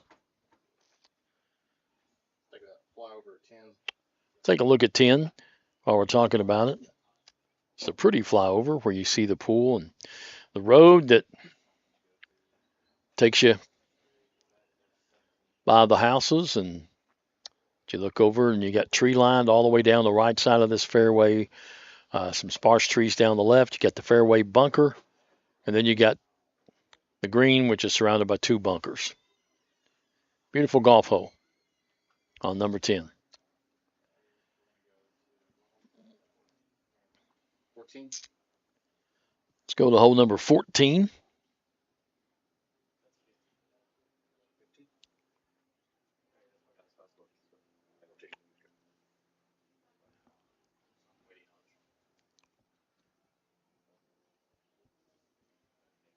What hole are we on? 14.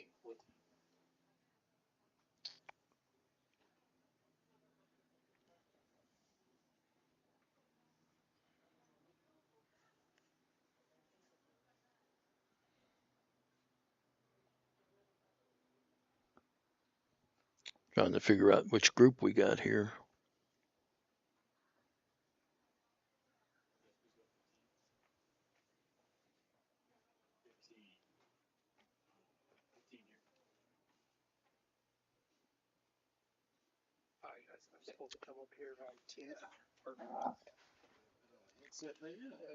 Nice chip there.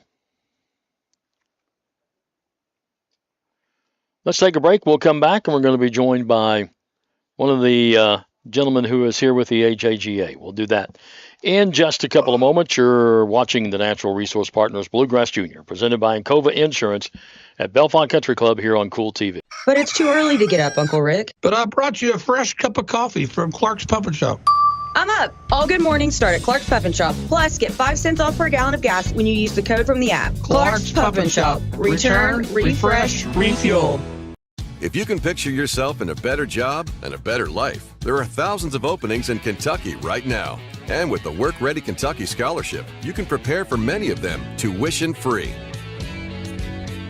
Good at Ashland Community and Technical College. This scholarship offers 100% free tuition for classes that can prepare you for a great job in healthcare, advanced manufacturing, and more in as little as 13 weeks. Get started today at workreadykentucky.com. Bellefonte Country Club is widely recognized as one of the premier golf country clubs in eastern Kentucky. Founded in 1921, the club prides itself in providing best-in-class amenities and services. The club features a restaurant, pool, and a challenging, beautifully maintained 18-hole par 70 golf course featuring zoysia fairways and bent grass greens. The practice facilities include a driving range along with putting and chipping green, and they have several pickleball courts for those pickleball enthusiasts. For more information, go to BellefonteCC.com. The Bellefonte Country Club, proud host to the Natural Resource Partner AJGA Junior Golf Tournament. Where does your money go? When you bank with us, your deposit becomes your neighbor's loan. A real estate agent sells a house. They get a commission. They deposit it with us. We use it to make an auto loan to one of our customers. Hometown people helping each other grow. That's what it's all about. First and People's Bank and Trust Company, member FDIC. We are the home office.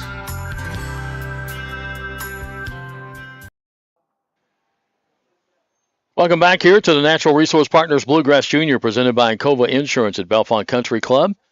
Chip Forrest with you, with our entire staff of Cool TV, and pleased that you've tuned in to enjoy the coverage. And we're going to welcome to our broadcast center right now Jack Thompson, who is a intern, I guess, with the AJGA, but also a broadcast journalism major. And you go to school where? So I go to school at Arizona State. I'll be a senior in the fall studying sports journalism, and then having fortunate to be able to get involved with a couple, our student radio organization, and do a couple of games with that. So that's been a cool experience to build on it in college for sure. Right. So what made you want to get into sports journalism? So it really started from a younger age where my dad and I would be at home watching a game, and we'd always talk about the game, but then it was also the announcers. And I started really like following some. So if, I knew that a basketball game on Monday night, it was probably going to be like Sean McDonough, who I loved listening to. So that's kind of how it was, just a thing that my dad and I would talk about. And then I like to talk a little bit, so I figured why not? You might as well parlay those into something that you want to do. So yeah. So has it met your expectations the first 3 years of school? I would say it has. I mean, the facilities and the opportunities that we're able to do at Arizona State are incredible. I mean, great professors and great people, and it's all, people that love sports and they want to be involved. So it's just a fun atmosphere to be in, and something that's really cool to be a part of while seeing, high-level college athletics in person. So when you talk about sports journalism, what area do you want to get into? Because when you talk about sports journalism, that's sort of a broad thing, isn't it? Yeah, it's very broad, especially now where social media is kind of catching on, and it's really becoming a big thing in its own right, where that could probably in the next 10 years be an own major. Is just social media. So I'm open to pretty much anything. I like to do everything that involves with the journalism side, and so I think it's important to be versatile. So I'd be down to do anything, but I would love to do something on the radio broadcast side. Would probably be my number one choice. Let's talk about how you got involved with the AJGA.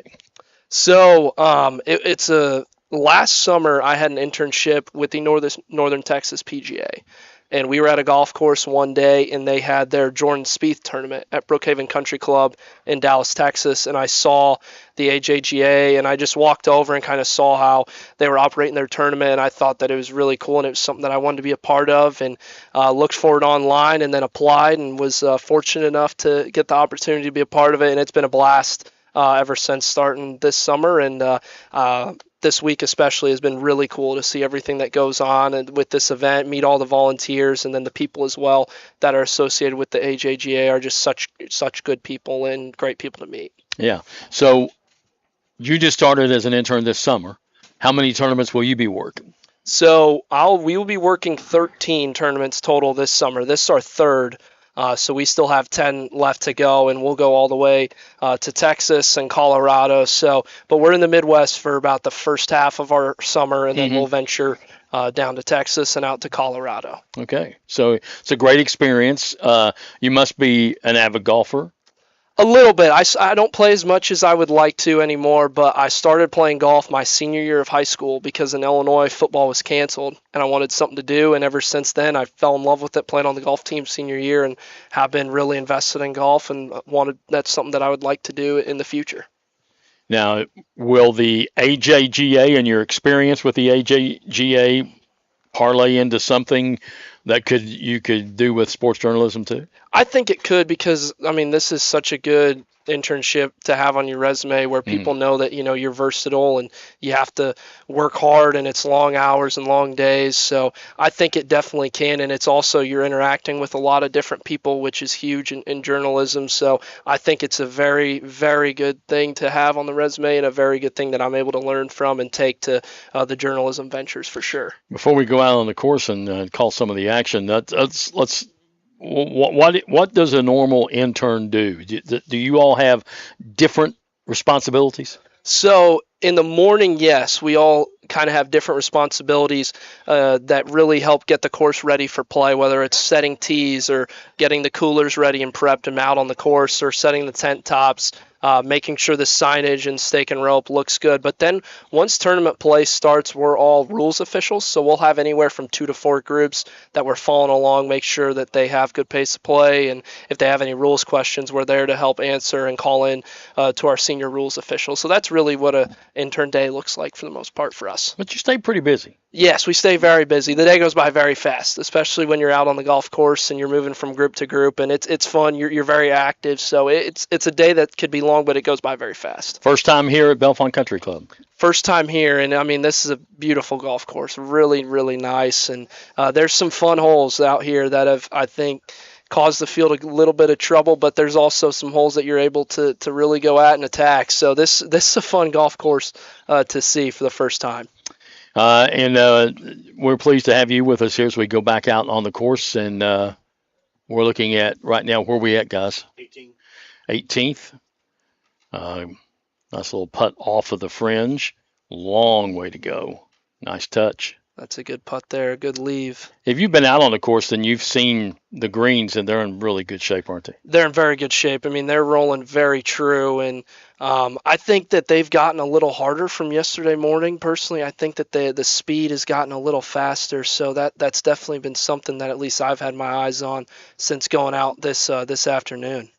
And I think you're going to see that even increase tomorrow with the fact that there's no rain, and it's going to get warmer even later this afternoon. We're at 84 right now. It doesn't feel like 84, but it's going to get up in the upper 80s, and that's going to make it everything a little bit firmer for tomorrow. Absolutely, and I like those conditions seeing the golf, because you got to be a little bit more strategic with where you're placing the ball and then where you're going with your second shot. Well, this is one of the swings where your one hand comes off, but sometimes you see that happen, and they still hit a good shot. Yeah, that worked out pretty good for that one. Looked like that was in the fairway. This is at the number 10 tee, which is right across from us. We're going to try to catch the leaders in just a second. And, boy, let's talk about the leader who is – that's a good shot there. These greens, though, depending on where you hit the ball, they're going to run out on you, and you're going to have a putt coming back. But let's talk about Cam Phillips, who's 7 under the first day, and right now is at 10 under, 3 under on the front 9. The record here for 54 holes for the AJGA is 12 under. And he's 2 away from the record, and he's just in the second day. Yeah, I mean, very impressive. I mean, I followed him for 3 holes today, and he just plays really good golf. I mean, hits it where you got to hit it off the tee. Second shots are exactly where you need to play. He is playing very good golf, and definitely has a shot at that 12 under record. We talked to him early this morning before he went off. We had an interview with him, and one of the questions that my colleague asked him was, you shot 7 under, pretty phenomenal. How do you go back out? And he said, I'm just going to play the same way I played yesterday. Very confident, very confident. And he said, you got to know, you got to hit a good drive on this golf course, and you got to know where to leave your second shot. And apparently that's what he's doing. Absolutely. I mean, that's exactly what he's doing. This isn't a golf course where you go up to a par 4, par 5, and you just pull out driver. Sometimes it's very convenient to just hit 4-iron and get yourself in the fairway, because on some of these holes, if you're not in the fairway, you're not setting yourself up for success. And he seems like he's doing a great job of hitting the fairway, and then his second shots have been very, very good. So that's a big key this week. How you said you've been out on the course. How has the crowd been? I know, because you do draw some people, not necessarily fans, but parents and grandparents and aunts and uncles and stuff. Quite a few out there I've seen walk by anyway. Yeah, it seems like there's a good crowd. It seems like there's a good amount of people that are following just about every group out here, and then a couple of people that have been hanging around a couple of holes, like 15 in particular. Seems like there's a little Signature bigger crowd. hole. Yeah, that's a really cool hole. So the crowd's been very good here all week, and especially this afternoon today. All right, let's take it out right now. We're at 12th hole here, which is a par 3. Nice shot there. That's a very good one. Now we go to 17. This is 17 green. Have you got to putt any of these greens since you've been here? So I haven't putt on any of them, and I wasn't a part of the crew that went out and was checking the hole locations and everything, so I haven't done anything involving rolling a ball or putting it, but seen a lot of them, and especially on 2 yesterday with where the pin was, seeing some of the shots that would hit like right near the hole and then they end up all the way off the green about 5-10 yards. So that was when I was like, these greens are fast and tricky. So yeah, about 10.5 they said on the stint, and then just firm. And there's so much undulation in some of these greens that if you don't hit it in the right spot, you can, it'll be interesting to see where they put the pin on 15 tomorrow. Yes, very interesting. Very interesting for sure. I was talking to some people to see where they, I doubt if they put it down in the bottom section, that would be really, really bad because if you get above it, you're not going to keep it on the green. No, and that's kind of like what the pin was on 11 yesterday, where that was in the front, and there was a couple of shots that I saw that were at the very top. And they just barely tapped it, and it almost went off the green. Like you said, I mean, you just can't stop it. So, yeah, it's going to be interesting. We're going to try in a moment to catch up. I would think our leader is probably at 11, maybe getting ready to go 12. We'll try to figure out who this group is. Where are we at right now? Right now, we're at 16. 16 green. Phillips' last score was on 9. Yeah, he teed off on 10, and he probably just finished down there. We're keeping up. Shannon Roberts tied for second, 5 under. Yes. So Chen has come back and picked up a stroke. He had fallen to 4 under. Now he is back to 5 under along with Roberts. But Phillips was at 10 under, going to 10, which is a birdie hole. Very birdieable with a good drive, and all the par 5s make it very interesting. Very good scoring opportunities out there on the course. So very interested to see what he does on that hole. Oh, he's going to show us where the pin placement's going to be. Middle left. Middle left. Thank you, sir. Appreciate it. That's service, isn't it? Yeah, that's very good service. That's the TD Matt Doris, who's been great this week, treated us very good, and made our job very easy as interns. So it's been great. Got to meet Matt last year when he was here as a assistant, and it's good to see him here as the tournament director. Yeah, he's done a good job. It's been a fun week. He's made it very fun for all of us. So.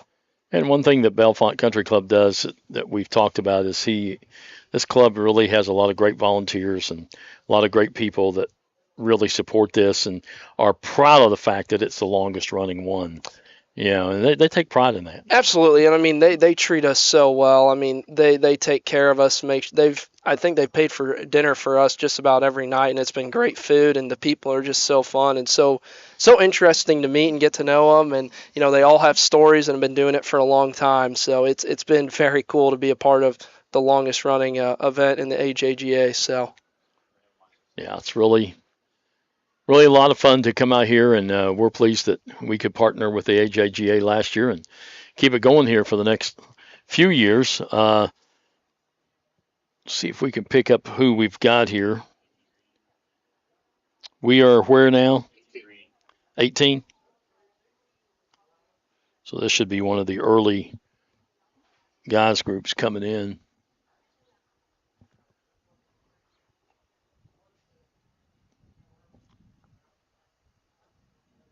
I believe this is the 950 group. Shot. Going back to 12 now, and this is a birdie attempt.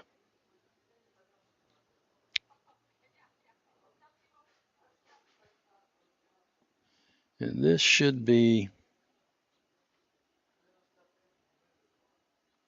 our 1130 group, I believe. Again, this putt, probably about what, 12 feet, you think, Jack? 12 feet, yeah, a little left to right in it as well. Yep, there it comes. Just not enough. Just not. One of the things we've seen the last 2 days is because they have to be so cautious with shots going downhill, then they tend to be too cautious with shots going uphill. Yes, absolutely, and that's the tough part about greens like this is managing the speed and also the line. Where that was a great line, where if you give it a couple more turns, and that's right in the center of the cup, but that's still a very good putt. You'll take a par on 12 just about every time you go to that hole.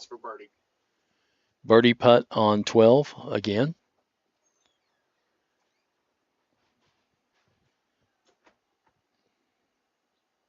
Nice lower roll. Oh. That's good speed there. What looked like a downhill putt there for birdie.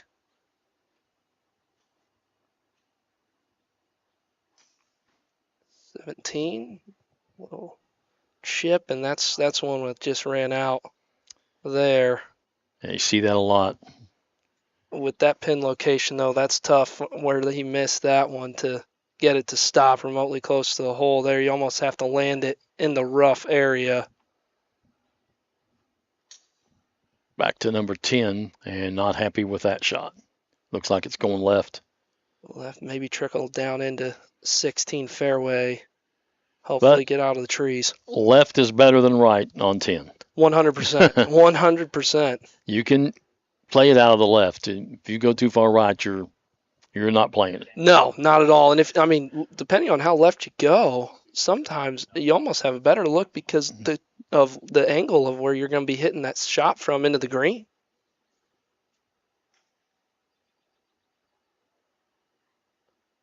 This should be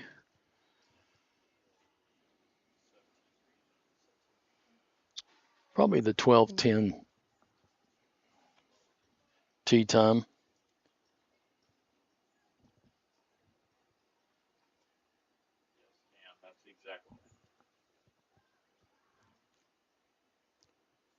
Some of these guys, from the pictures that we got so we can identify who they are, then they take their hats off and we have no clue. That makes it a little difficult. That makes it very difficult. But I think this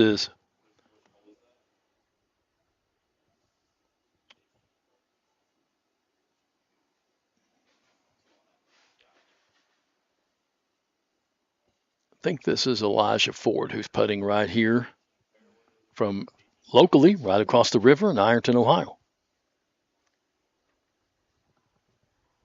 And we go back to 18, approach shot coming in. On up there for him.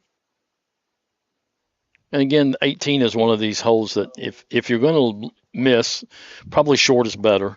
You don't want to go over the green. 100%. 100%. Back to the par 3, 12th.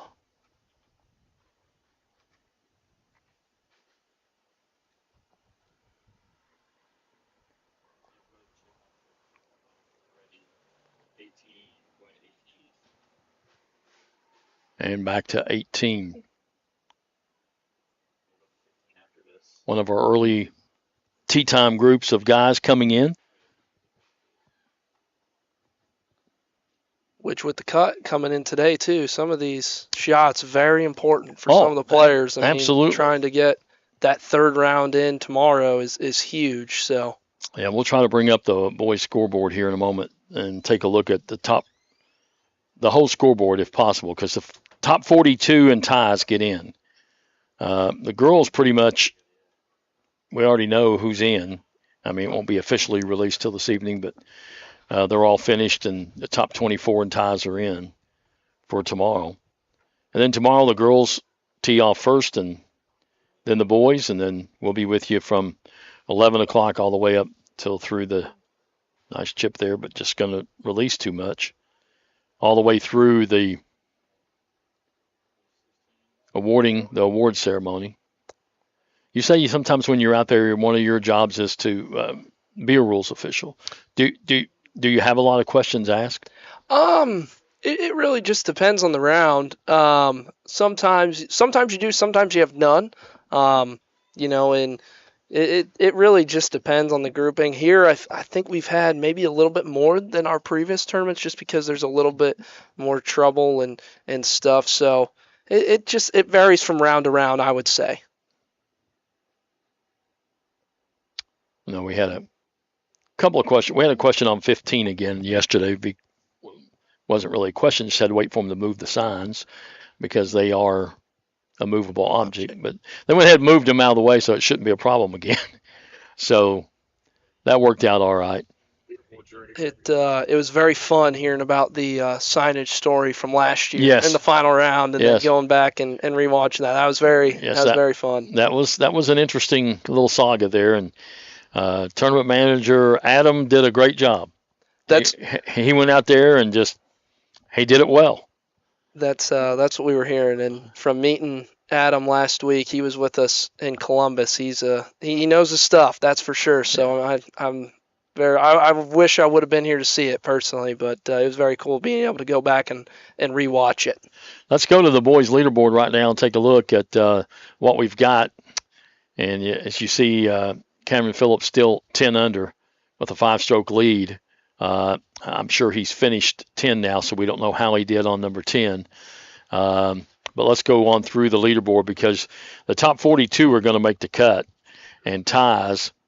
And that's going to get interesting as we go down the stretch here, as it was for the girls. I know we had a father stopping and wanting to know if we know what the cut line was, and he was watching his daughter out there and kept watching and kept wanting the cut line to go up. And his daughter actually made it right on the cut line. Well, sweet. Good for her. So, yeah. Good for her. So there's the top 30. Now here comes through 39. So right now, as you can see, +8 is still going to get you in. And top 42. So right now you're tie T39. T39 looks like it's where it's going to be because after that, the next one is past 42. So looks like tie 39. And can you take that back to T39 and see what that score was? +8. So right now it looks like that's the cut line. +8, and there's a lot of golf left to be played from some of those names up there on the leaderboard that are right around that cut line, and some holes that you can really attack, and some that could give you trouble. So. And several people at +9 right now, just one stroke off of that cut line. So, yeah, this is moving day when you either move up or you move out, and it gets strenuous coming down the stretch when you know that. Every putt, every approach shot is going to matter. Exactly. You tighten up a little bit, and that's where you got to me at least, really try and slow things down as much as possible and stay loose and just trust your golf game because you've been playing golf for however long. So you definitely have the ability. It's just about slowing it down and really trusting and committing to the shot that you're about to hit. Yes, sir. Birdie. Birdie putt there. Left it short. Amazes me about how good these golfers are. Yes, and how well they hit it, well they hit the ball, and their ability around the greens is incredible. I mean, there's been some shots that I've seen out there that they've made that, like, it did not even cross my mind that they were even going to attempt to do that, and then they pull it off, and it's about 5 feet from the hole, and it's just, there's a lot of really, really good young talent that's out here this week. Hole 17, waiting on somebody have an approach shot coming up that hill. Now we go to 16. Nice putt there. It's a good roll.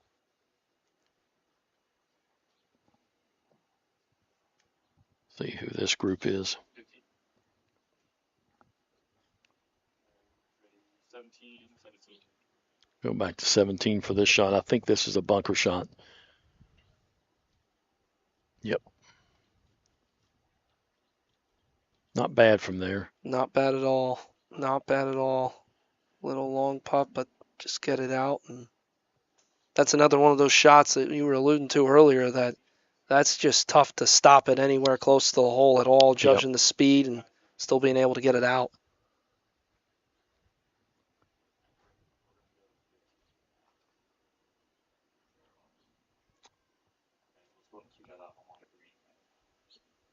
Good putt there. That's your 10:30 tee time, which is Jeremy Fizer, Stuart William, and Rayu Fing. And this is Fing from Short Hills, New Jersey, getting ready to putt. Nice and putt. He finishes up. Our leader probably is on 11, getting ready to go to 12. We'll be able to pick him up And one of the man, Cameron Roberts, is in second place, and he is tied with Chin, and they are a couple of pairings apart. This is hole number 15, and this might be Roberts, I believe.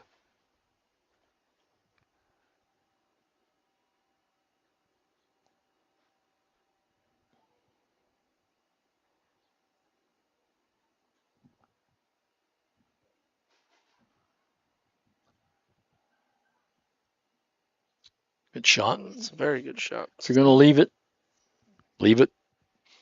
Probably short.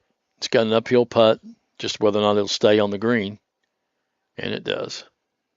That's exactly where you'd want to leave it, especially on that whole location, because anything back, you're going to be fortunate to have it stop at about 12 to 10 feet if you're back there behind the pin there on 15. So very, very good leave. This is Charlie Spiller of Richmond, Kentucky.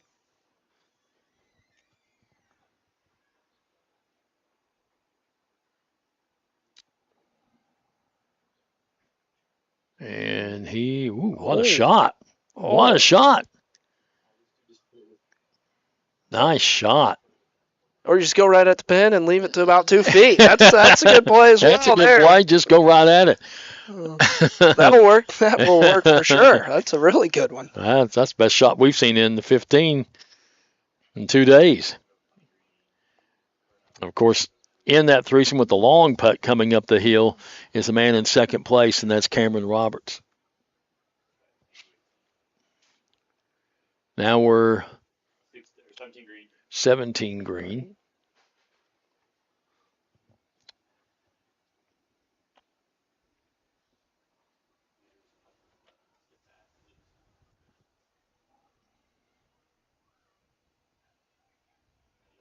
That's a nice putt. Little 5-footer make there on 17. Going back to 11. This is the leader, Cameron Phillips. Don't know what he did on 10. I don't know if it's been posted. Has not been posted yet. They usually wait a couple of holes and then they post. Yes, it seems like every 2 to 3 holes and then they'll enter in scores. But this is a tricky putt. It looks like a little downhill.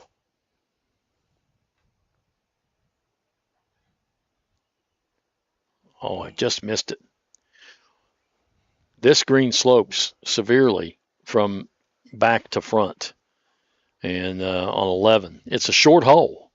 Very short hole, but tough. The green makes it very tough, and it's an interesting choice. Do you hit driver and try and attack, or do you lay up and try and have a wedge in? Because that wedge, too, you're going to be hitting on a slope that's not even, so the ball could be above your feet. So it's a tricky hole, but it's definitely one that you can be a little bit aggressive on. Mm-hmm. Hole 18. Yeah, we'll be able to catch the leader going to the par 3 12th in just a moment, which is a very short par 3, probably maybe the easiest hole on the golf course. Probably plays about, 155, 160, and the green may be the flattest one on the golf course. So it's a pretty straightforward par 3, and it's in between the 2 holes, the 11th, like we were just talking about, and then 13, the hard dogleg right, which that can get very interesting as well, depending on where that first tee shot goes. Yeah, this is 12, and the flyover of number 12, as you see from the tee box, you got that one tree there, but then the green is pretty much flanked by 2 sand traps, but not bad. Somebody's ball's nestled down a little bit. Nestled down, and that might be tough to really get a full club on there. Where are we at here? Out of the rough. Still 12. Oh, we're still on 12. That was one of the tee shots on 12.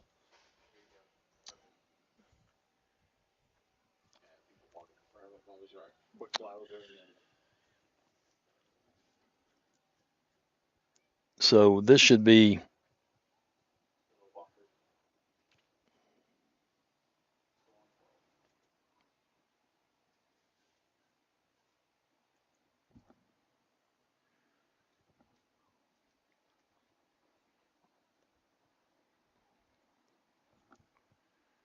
bunker shot. Not bad. It's not bad at all. Surprised it didn't roll out a little bit more. out of there. But still a pretty good lead. Looks like about a 10-footer. Yep.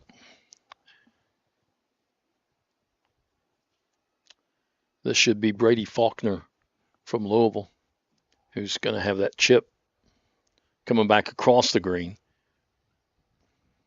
And this is one that you just got to get it on the green to get it started. You're not trying to really land it very close to the pin. Just get it up and on the green, then let it release down towards the hole.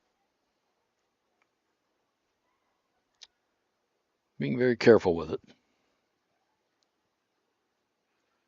Don't know where he is in the. We'll have our producer check, see Faulkner's score. See where Faulkner. See where he is. Here's the chip. He just barely got it on there. Good roll.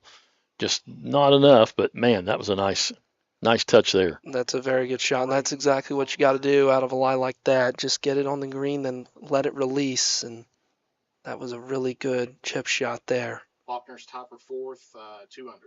Oh, he's 2 under. That's good playing. 2 under's very good. Yeah. Let's go back to 12 if we can, because our leader's getting ready to putt.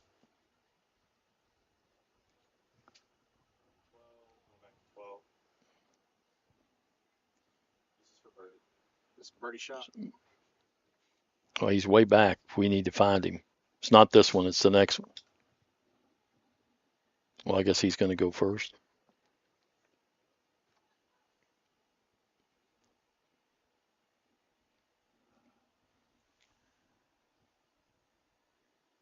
This is Bryson White, Clinton, Tennessee, came out of the sand trap and misses that. Just missed it there. Good speed, but looked like a little bit of maybe a left to right putt on that little action. Yep. There, and just didn't judge it quite right. He's going to go ahead and finish up. Looks like we've got a little bit of a backlog on 12T, don't we? Yes, we do. Those 2 holes, they can get a little bit backed up with 11 and being the drivable par 4, and then 12 a par 3 back to back. But then after 12, it usually starts to loosen up between the groups.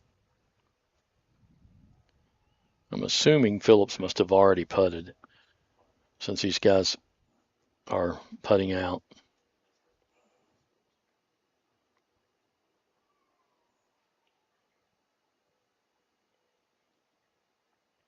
Yeah, it gets a little log jam because, like you said, 11 is, some people can try to drive it.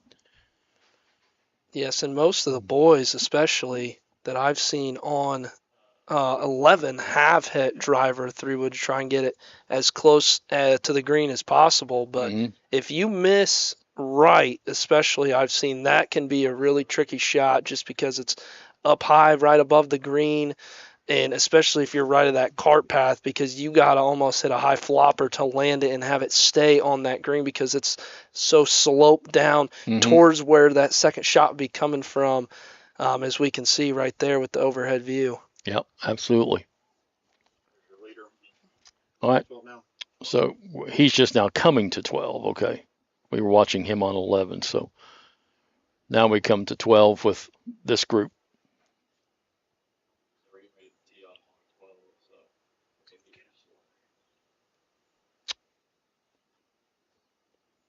So Phillips, 7 under yesterday, at least 3 under so far today. We haven't seen anything post here on 10 and 11. I would have to think that 10 could have been a very birdieable hole for him. Yes, 10 especially, yes. So very well he could be at 11 under coming into 12.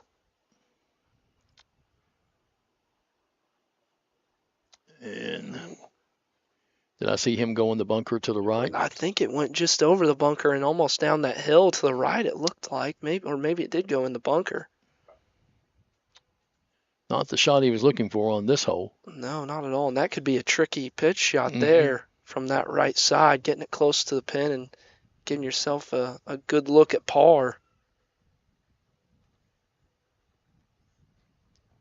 As soon as we see if they've updated the scores, we'll let you know. Can tell you that Meadow 10, last year's winner, is the clubhouse leader for the girls at -2. That's good playing there. Having the lead going into tomorrow, -2. And has a 4-stroke lead. Second place is +2. So, she's in a pretty good position. Of course, it's championship day and things get tougher and nerves abound. Things can get interesting very quick. That's for sure. That's for sure. All it takes a couple holes. So. Yeah, like, Leaf Clark, who's a member here, and he was joining me for some commentary earlier. He plays here a lot, and he said, there's double bogeys out there waiting on anybody, anytime. Yes. I don't care how good you are. There's double bogeys out there waiting. And almost on any hole. It seems like just depending on where you miss, and, you could go into an RPA or anywhere. Probably a couple of the like 1 and 10, maybe not, because they're par 5s, and these players are good enough that they might not make double, they might make bogey, but anywhere else there could be. Right, and bogey on those holes, though, you're losing at least a shot on the field. Oh, absolutely. Because of how birdieable those holes are. So tomorrow could get very interesting, especially with how the weather, and if it does get a little firmer out here with it getting a little hotter. So let's take a break, and we'll come back. We'll take you back to the 12th hole where our leader will be a little bit of trouble off to the right of the green. We'll do that after this break. You're watching the Natural Resource Partners Bluegrass Junior, presented by Encova Insurance at Bellefonte Country Club on Cool TV. Hello, everyone. I am Rick Clark. Let me introduce you to Carlisle, Annabelle, and Zach. And as you can tell by these commercials, this family has a lot of fun. We have a great team here at Clark's. And we would love for you to join our family. Whether you're a young person looking for your first job, someone who's looking for extra work, or maybe you're ready to start a career at a growing company, we want to talk to you. To find out more and start the process, go to myclarkspns.com.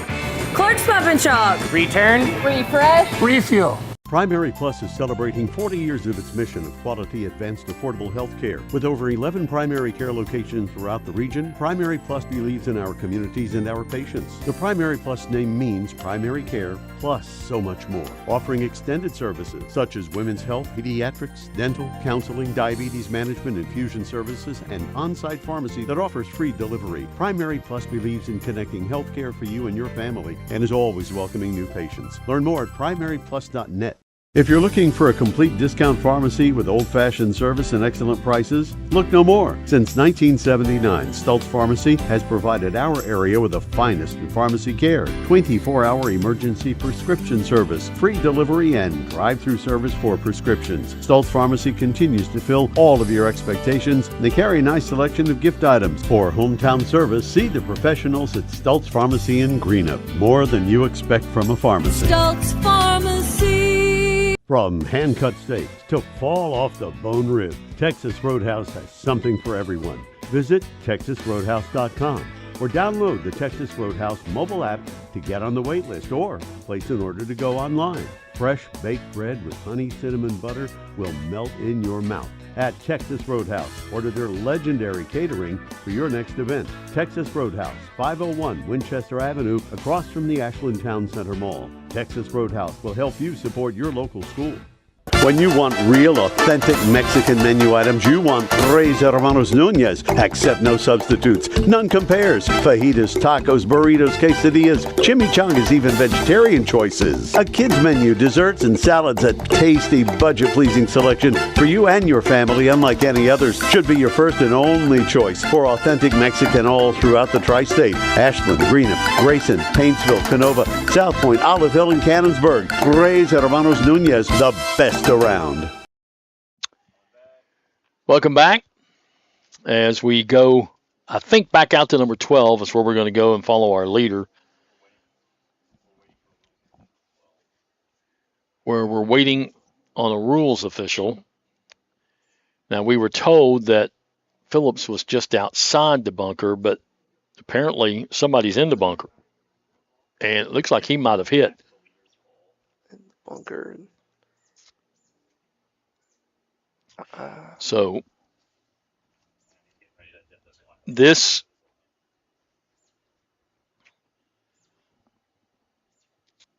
is Brady Faulkner from Louisville hitting out of the sand. Okay. Which wasn't bad. It's not bad at all. Got it stopped. And Phillips might be the one waiting on the rules official, maybe. That's what it looks like with him pacing around. Here we go. Okay, so that's why. Is that his ball? I would assume. We have to have somebody out there who's giving us that shot. Probably what he wants to know. Yeah. Is it in the bunker? Can he ground his club or not? Exactly, and that's an important question to see because that ball looks like it may be down a little bit where it'd be tough to really get a club on it. So probably a very smart and savvy thing for him to do is ask that question. Absolutely, and it also slows it down for him a little bit where he can kind of think about the shot too and get a. So it looks like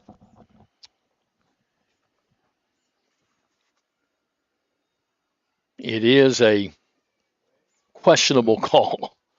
Be tough.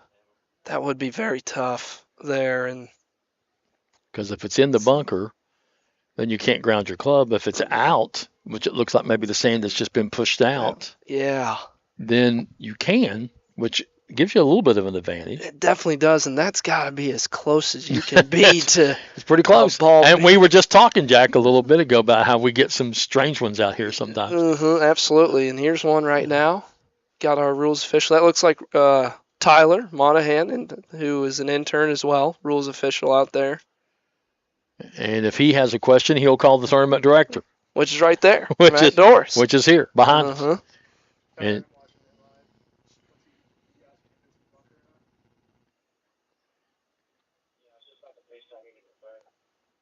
which this is.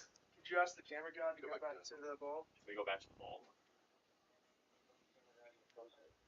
No, we have an angle. I have a tournament director right behind. And we did have a good angle on it, though. Oh, we had a great angle. Yep, here it is. He can use that right there. That's fine. Yep. Yeah, that looks like it's just some that's perfect. Some pushback. So that's not the bunker he's allowed to ground his ball. There you have it. There's the call. Which is what, I mean, really, if you look at it, most of the sand is off to your left and the sand's just been pushed up. It's into the grass. And that looks like exactly the correct ruling. Yeah, for sure. For sure. Because that it does not look, it looks like that edge of the sand there. And now that he's taking his stance. Yeah, that sand's just been pushed up. Yeah. Yeah, that's a good ruling there by TD Matt Doris. And very smart of him to ask the question, though, before you go do something and take a shot, and then somebody sees it on video and calls in and says, hey, I think he was in the bunker and grounded his club. Absolutely. Absolutely. Tough shot. Did he get on? I think he just went over the green, maybe. Just flew the green on that shot. Might have got too much club there. So 12 is going to be a tough hole for him, which really is not really usually that tough of a hole. It's a pretty straightforward par 3. And he did. He went over the green, I think. I don't see it on the green. Yeah, so now... Nope, he went over. So he's going to have to chip back. This is for par. Now you're just trying and this is where this golf course can just jump up and bite you on any hole. Absolutely, because you probably don't go to 12 thinking, hey, I got to be really careful, and your ball's in a tricky lie, and now all of a sudden you're scrambling just to try and make bogey. And that's what he wants to do, is get this close enough to have a putt to make bogey. And it's not bad, but it's going to run out on him, and that's a tough bogey putt coming back. Yeah, that'll be a very tough putt. That's almost, what, you think 12 feet, 15 feet maybe? So we're looking at possibly, after getting to 13 under, losing 2 strokes on a par 3. Relatively straightforward par 3. Yeah, and like you were alluding to it earlier, it could be the easiest hole on the golf course, and going to lose 2 strokes on it, so... And the thing of it is he got a favorable ruling. But I think you're right. I think he got too much club on the ball and just sailed over the green. Because that's one where you almost still maybe hit that like a bunker shot just because there's so much sand. The ball seemed like it was down a little bit, but it would have been very interesting to see that. how much grass there was behind the ball. This is for par. Par putt here. And this is Brady Faulkner of Louisville.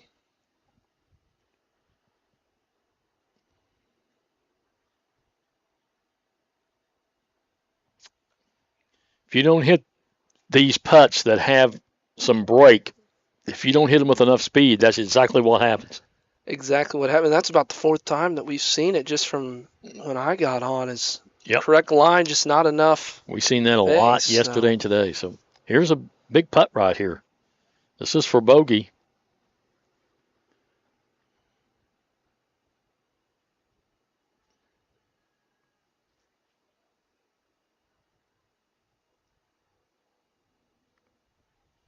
And missed it.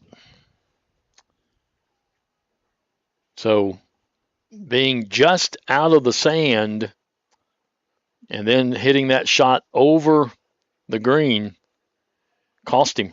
Cost him there a couple of strokes. Double bogey on a par 3, which is pretty straightforward. Par 3. So now he's got to regroup as he goes to hole number 13.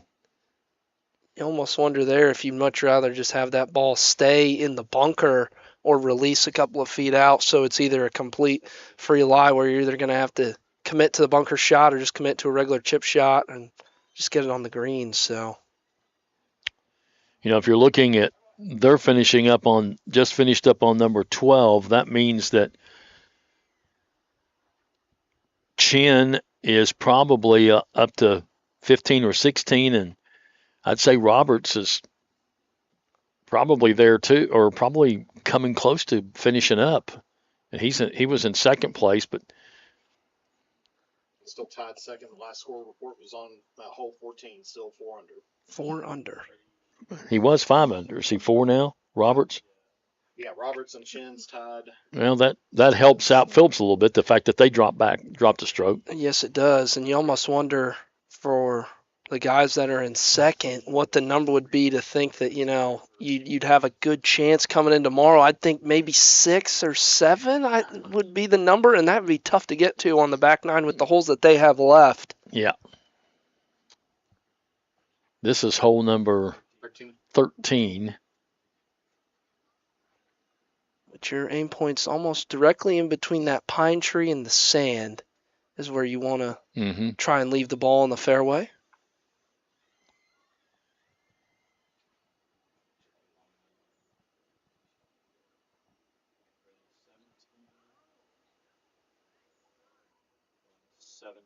Real fast. 17. Of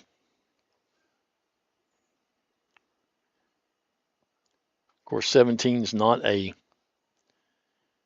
long hole, but it is a funky hole, depending on how you want to play it. You know, a lot of them do the layup and then the dog leg straight up the hill, and then a lot of them try to go over the trees. And that really brings a lot of trouble into play because that's a tight landing area for that first shot. And then the second one, you're going to be hitting uphill a little bit. We're back to 17 here. And I think this is Cam Roberts right here.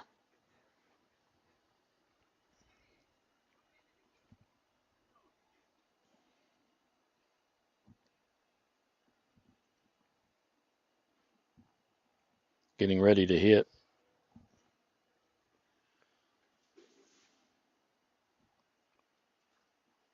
And don't know if he was, he was just doing the layup, wasn't he? And that'll be just fine there, right in the flat area. Have a good look for a second shot. Cam Phillips tee shot. He seems to like it okay. It seems like he's able to get over that pretty quick. It'll be interesting to see what he does on that 13th hole because the last thing that you want is for it to spiral and then lose even more shots. You just got to put that double bogey away and move on with your round. Yeah, and that's what good players do. Good players are able to, take that hole and just move on, say, forget it, let's go on, get back on the birdie track, get back on hitting good shots. So we'll chip back to this pin and going to run out a little bit. That's up on the 17th green, right? 17, yep. I think so. Yep. 17. I've got you. So this is the group in front of Roberts and Spiller and Cantrell. This looks like a funky lie here where the ball's going to be above his feet a little bit. Yep. This should be Jack Michael, Ajax Lanaza, and Bradford Lacefield in this group. Tough shot here.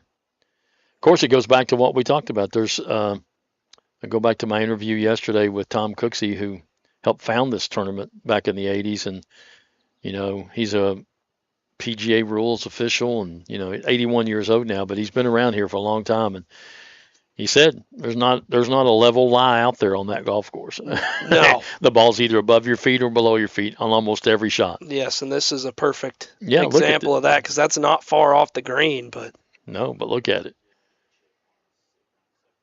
I mean, it almost looks like he's not even aimed to the flagstick. Just trying to get it on, let it trickle, because it is going to go right to left, and it's not a bad shot. No, that's not at all. Not at all. That was well thought out. He sure didn't want to, send it way past and get it on the other side. Absolutely. 18 green.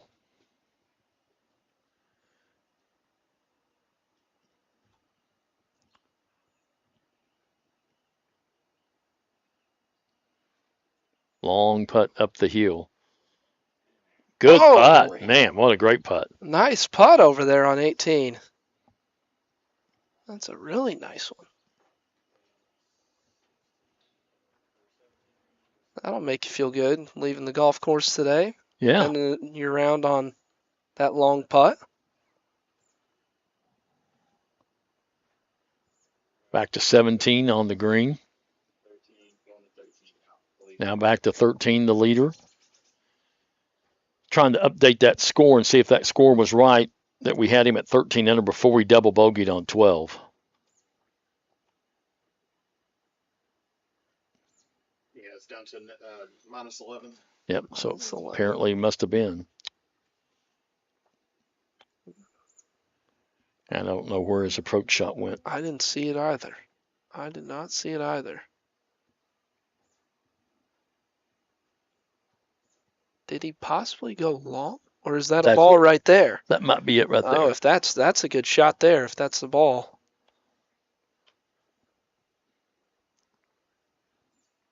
Tough camera angle on 17 for us sometimes, so. It's a nice putt there.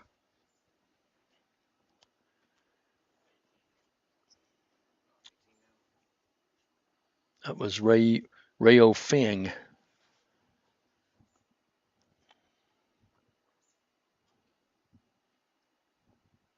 This is Pfizer, Jeremiah Pfizer from Proctorville, Ohio, not too far from here, right across the river, down towards Huntington. They finish up on 18. Top 42 in ties. As a matter of fact, it was top 39 a moment ago in ties when you looked at it. Plus 8. Is it plus 9 now? 9. Okay. Plus 9 is the cut. So it allows a few more players in. And there's a lot of players right around that cut line that are still on the back, finishing up their day.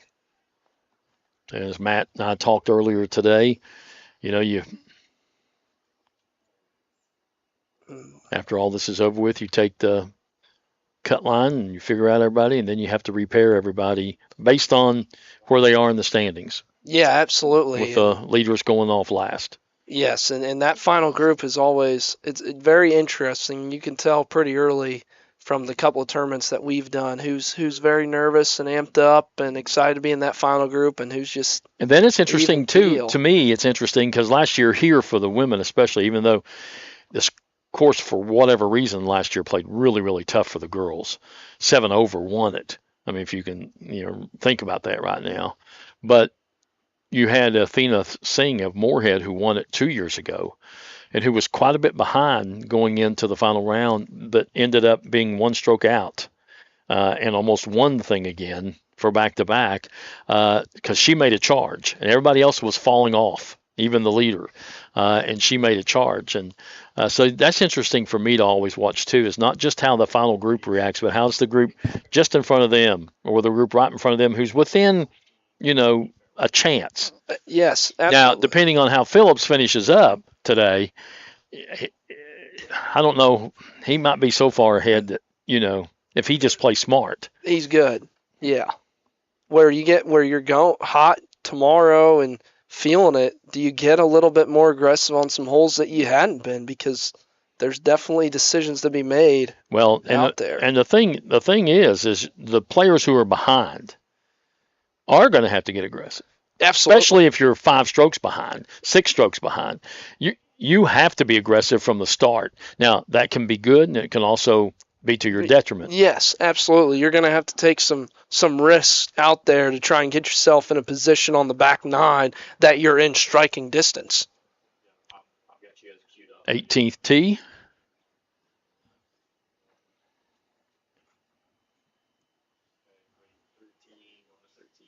Going to go back to 13. I did not see. I think Phillips must have marked. I don't see that ball lying up. That must have been a ball. Which, if so, that's a good birdie opportunity to get back going and get hot again and try and get back to the 13 under that he was at going into the 12th hole.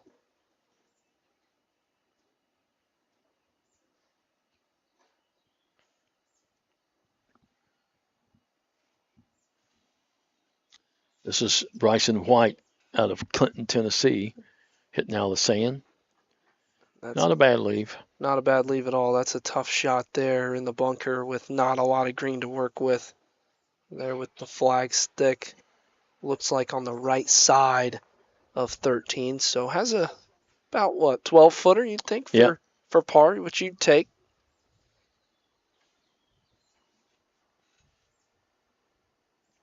So Phillips right now at 11 under. He got it to 13, double bogeyed 12. And I think looking at a birdie putt here on 13. But his challengers have fallen back a stroke also. So we, in essence, only lost 1 stroke, if you look at it that way. Yeah, absolutely, which I think you'd have to at this point in the tournament. And yes, this is a birdie putt. This was exactly what we thought. His second shot landed right there. So not bad. Tee shot, second shot, got a chance at birdie coming off a double bogey. That's exactly what you want. Exactly what you want. And he was in the fairway and then in the green, so didn't even flirt with trouble. And this would just feel good for you coming off a double bogey, getting back on a birdie, pick up a stroke. A little bit of a wavy camera here, so going to be hard to see, but there it goes, and he got it. I mean, what a player, huh? What a player. I mean, that's impressive stuff right Double there. Double bogey on 12, comes right back with a birdie on 13. I mean, that's when you know that you're feeling good and got to go. I mean, even after 12, though, he obviously was a little displeased, but it wasn't like you didn't see it, did you? Yeah, I mean. Hit his tee shot, picked up his tee, and great second shot in, gets birdie, gets it back to 12 under. Which that's got to go back to what you were saying earlier about the interview where he seemed just very confident and just ready to go play and just trusting your abilities, and that's so big out on the golf course. If that was a birdie, he should be at 12 under. Yeah, he's at 12 under. Should be. And amazing confidence that the young man that I took from that interview, just watching him. And it's just a simple question, what do you do to follow that up? A lot of players would have different answers to that, or, I don't know if I can follow that up, but his straightforward answer is, I'm going to go out and do the same thing I did yesterday. Okay, go for it. Exactly. And so far, it's worked pretty well for him. Yeah, absolutely. I mean, he got it to 6 under on this round. Ooh, nice chip. Got it to 6 under before he came back, but he's still at 5 under right now for this round. With a couple holes to play still, too, for him, that he could go out and birdie. So, I mean, he could very easily get that number to 13, maybe 14 under. And he talked about in his interview that we had earlier today that he played the back 9 much better than he played the front 9 yesterday. And so he felt confident going to the back 9. Now, 12 probably messed him up a little bit there in his thinking, but he knows he made mental mistakes there. So number one, tee shot should have never been there, and he knows that. Right. Straightforward par 3, just hit whatever it was, hit a bad shot. This is hole number 17, and we have seen so many players have trouble getting out of that bunker on the last 2 days, girls and boys. That bunker, it does sit down a little bit than some of the other bunkers, so. They get out, but they can't get all the way out to the green. Yeah, there's a flyby. And you can see that bunker is a little deep, and it sets down, and it protects what is a relatively short hole, especially for some of these guys who will take it over those trees to your left and try to get it up there in the fairway 50, 60 yards away, whereas a lot of people will take it down into the layup area at 131, 140 that you see on your screen and take the shot up the hill. But a lot of these guys will go for this green, or can't really go for the green, I don't think, but they get it up there pretty close if they can get over the trees. Yes. It's a risk-reward type of hole. And part of that, too, it does open up just a little bit especially towards the left-hand side if you can get it over those trees. But that second shot can get a little tricky if you're on that left side, though. I think the key getting it over those trees is you got to be able to get that driver up, and a lot of people can't do that sometimes, and it can cause problems. I remember the very first time I ever played this golf course. I was invited to come and play it, and was playing with a member here. And we got to that hole, and of course he was instructing us how to play every hole because we'd never been on this course. Lived here all my life, drove by it 1,000 times, never played. So, and then we get to that hole, and he goes, "Now you lay up right down there. You just take an iron and lay up right down there, and you got a 140, 50-yard shot, going up the hill." No. We decided we're gonna go over the trees. He said, "Boys, don't do it." And I said, "We're gonna go over the trees." Well, long story short, I hit the trees and rattled around the trees, but it fell out in the fairway. So it was like a layup. So it was like, I was 60 yards in the fairway from the green, and I was 50 yards ahead of them or 80 yards ahead of them. Worked out great. I mean, we thought for sure it was going to be dead in the tree somewhere because you could hear it rattle around, but I got lucky. But that's the risk reward you take. Yes. I mean, that's not going to happen every time, of course. And subsequent times I played this golf course, I lay up. It's a safe way to go. That's very much the safe way to go. But you'll see some people not do it tomorrow, I guarantee, especially if they have to try and if they're playing catch up to what right now is a big lead by Mr. Phillips. Yes. Yes. I have a question for you guys. Yeah. So I made a hole-in-one on hole 3 earlier today and was wondering if there was a video of it. I don't. Because it looked like she was recording it, but I don't think it was live or whatever. They got you on the ball, I saw it. They did? I don't know if the shot was there. So we had another hole-in-one today? So is that now 4 or 5 straight days that there's been a hole-in-one? Well, no. Out here. One guy hit a hole-in-one 2 days in a row, didn't he? Yes. Not before the tournament started. Yes, it was Sunday, and then in the qualifier, he did it on the same hole, too. Yeah. I think it was 12. I think it was 3. Yeah. And then one today, huh? Well, congratulations. That's pretty cool. I know we did not show it live, but we might have it recorded. We'll let you know. Look through and see what we got. When we're done tonight, we can let you know. Thank you.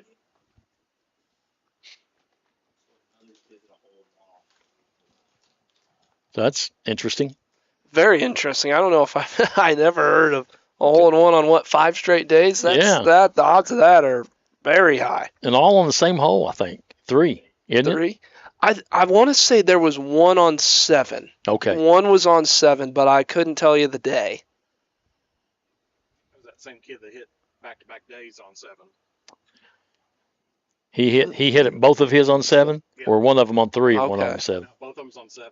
Yeah, that was Chin, I believe. His first ever hole-in-one, and then followed it up with another hole. But neither one of them in the tournament. That's okay. Oh. You still got 2 hole-in-ones, huh? Still pretty cool, nonetheless. Still very cool. This is the finishing hole, right? No? Which hole is this? Yeah, this is 18.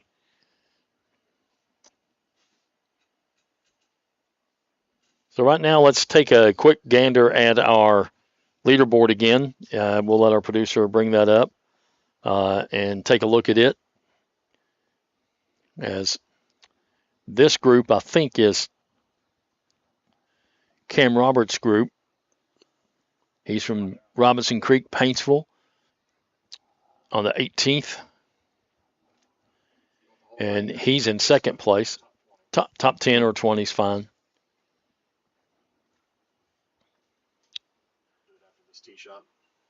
And this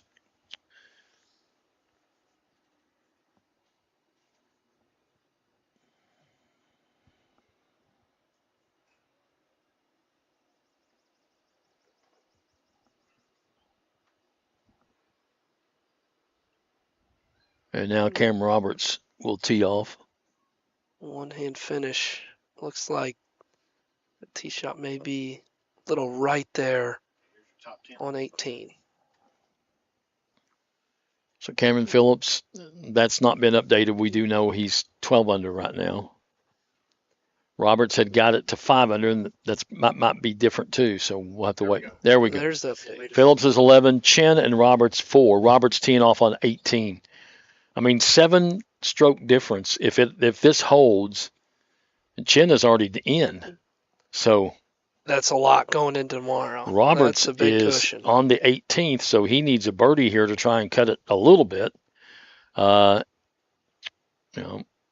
Which out on the course, you got Faulkner, who's just on 11. He's 9 strokes back. So, which you wonder, probably to have a chance, you'd probably got to be within 2 to 3 strokes going to the back 9 tomorrow, and still that could be a stretch. I mean, that would be very tough to do in 9 holes, depending on how it shapes out. You got to see how, the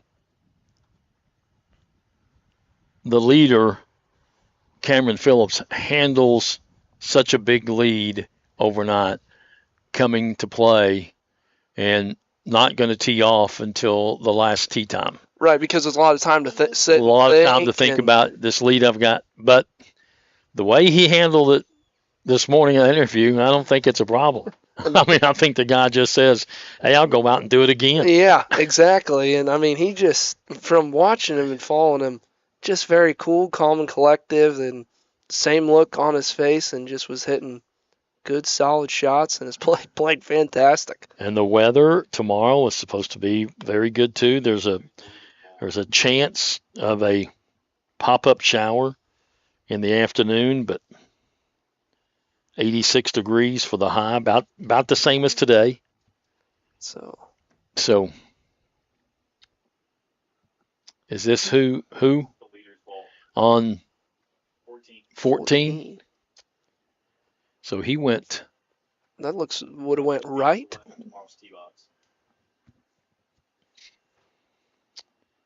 So he had to go left. Well,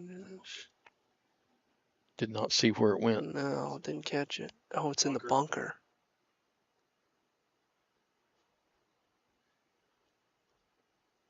So an errant tee shot. Now scrambling to make say par again. again. On the 14th. So. Say it's getting a little warm out there and different things, and it has gotten a little warmer, and and we're sitting under a shade tree and a umbrella, and it feels pretty good up here. But I'm sure if you're out there walking in the sun, it's 85 degrees. It's a little warm. Yes. The humidity's not high, which is good, but it's not unbearably hot.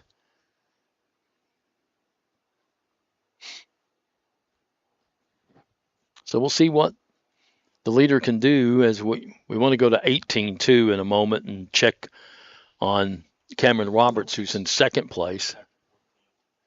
But back in 14 right now, this is, I think, our leader who's in the sand trap, yes. And this will be his third shot. So he's trying to get up and down for par. And that's a pretty good lie, though, in the bunker. Ball looks like it's sitting up, so should be able to get a good, solid contact on this shot. Got it up slope. And does. Nice shot. It's going to roll out a little bit, though. It's no gimme. Not bad. Got that left for par. So a little bit of a roller coaster for him now as he got it to 13 under, double bogeyed, got it back down to 11, then birdied the next hole and got it to 12. Now he's trying to save par. To 12 on the back nine, which he shot 30 yesterday. Yeah. So was very happy with his back nine yesterday is what he told us. But this golf course, I'm telling you, it can play havoc. it can play havoc. I mean, you lose focus for one shot, and all of a sudden you're. Well, I go back to the shot on 12. I think you're right. I think if it had been in the sand and no question asked, probably would have been much better for him. Absolutely. I mean, even if it's just barely in the rough where it's just clean, and whether it's solid grass or sand, I mean, that's almost the worst lie where the ball was, because it was down and you had to deal with both the sand and the rough. So I'd be very interested to see what type of shot he was trying to hit there from him. Yeah. This is Bryson White. Nice putt. It's a good putt. Good roll.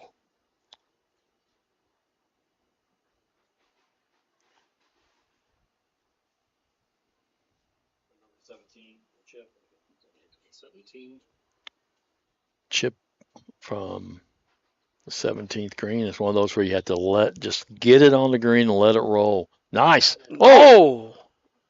But then these edges on the cups, I'm telling you, you hit them, it just spins it right out. That one did a lot where if that's you almost want it to not hit that edge, and you probably got about a tap in. Instead, you got a 5-footer. That's going to be a bogey. So it's going to go back to 11. 11 under. But still 7-stroke lead. Still feeling pretty good. I think you can still feel pretty good. Yeah. And you got, 15 coming up, which is depending on where you hit your tee shot. The signature hole. If you get a good tee shot, you might make birdie. 16, is a tough hole. One of the toughest holes out here. Yes, it's a tricky tee shot.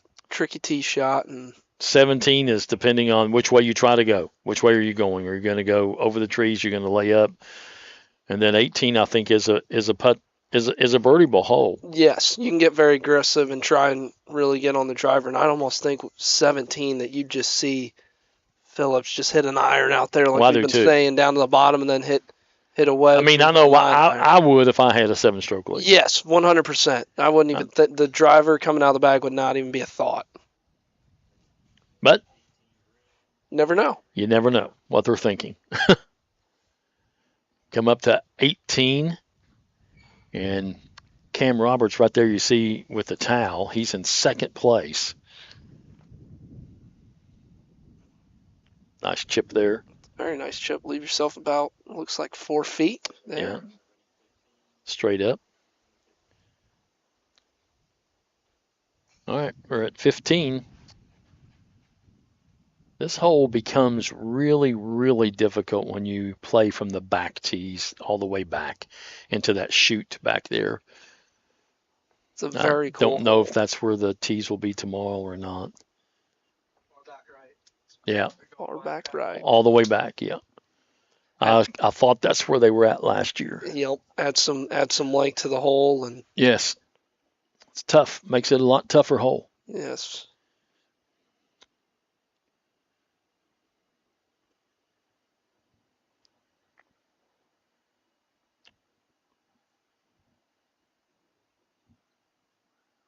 Tee shot on 15 by Faulkner. That's another good shot. There. Really good shot. Wow, that ball rolls out a lot more. If it'll stay on the green. Stop. Wow. It did. That's still pretty good. Yeah. Uphill putt. Yep. Gotta have some left to right break to it.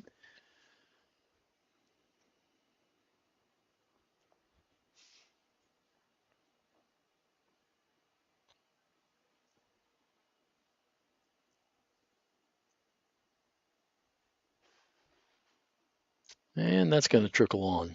Now, will it stay? Maybe stop right there in the middle. Stop. Wow. Finally stop. Okay, that's a good position too there. Let's go to 18 green real fast. Nope. That was Roberts tapping in, so don't know what that was for, probably for par. So he's in second place and he's finished.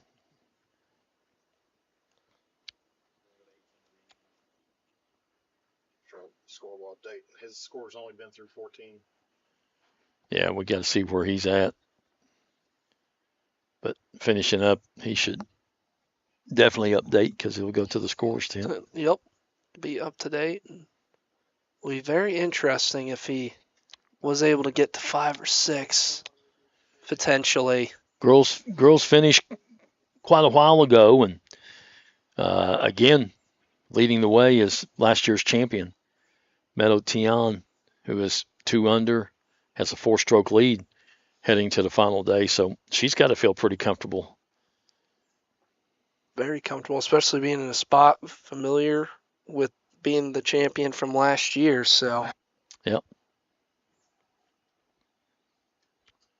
But she'll have some girls come out here and challenge her tomorrow, and I think get aggressive where they maybe not have been as aggressive the first 2 days. And absolutely, it'll be very interesting those first couple of holes. Can you lengthen that lead, or does it shrink? And that's when you can see some players get tight when that lead shrinks just a little bit. Yeah, sort of like Phillips, who came out today and went birdie right off the bat, and got from 7 to 9 real fast, and no question, that he was going to have another good day. Yeah, absolutely. Now he's stumbled a little bit on the backside, but he's always righted the ship, seems like, too. So we'll see what happens coming in for him.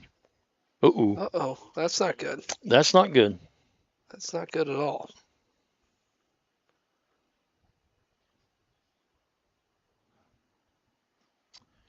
Finishing up on 18.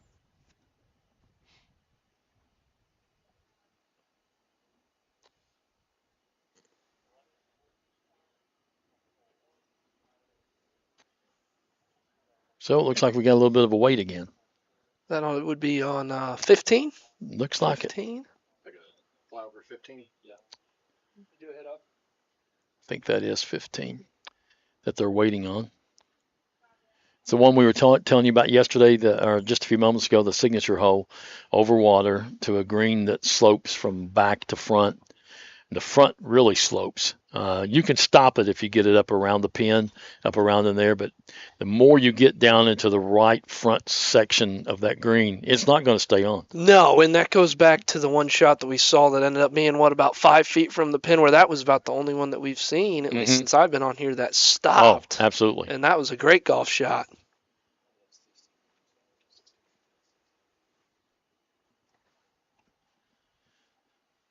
So it'll just be interesting now to see what happens coming down the stretch as we get a couple of scores turned in, and we'll see where Roberts finished up. We know Chen finished at 4, and we know that Phillips right now is back to 11 after bogey in the last hole. But still has 4 holes left. Good putt. Nice roll.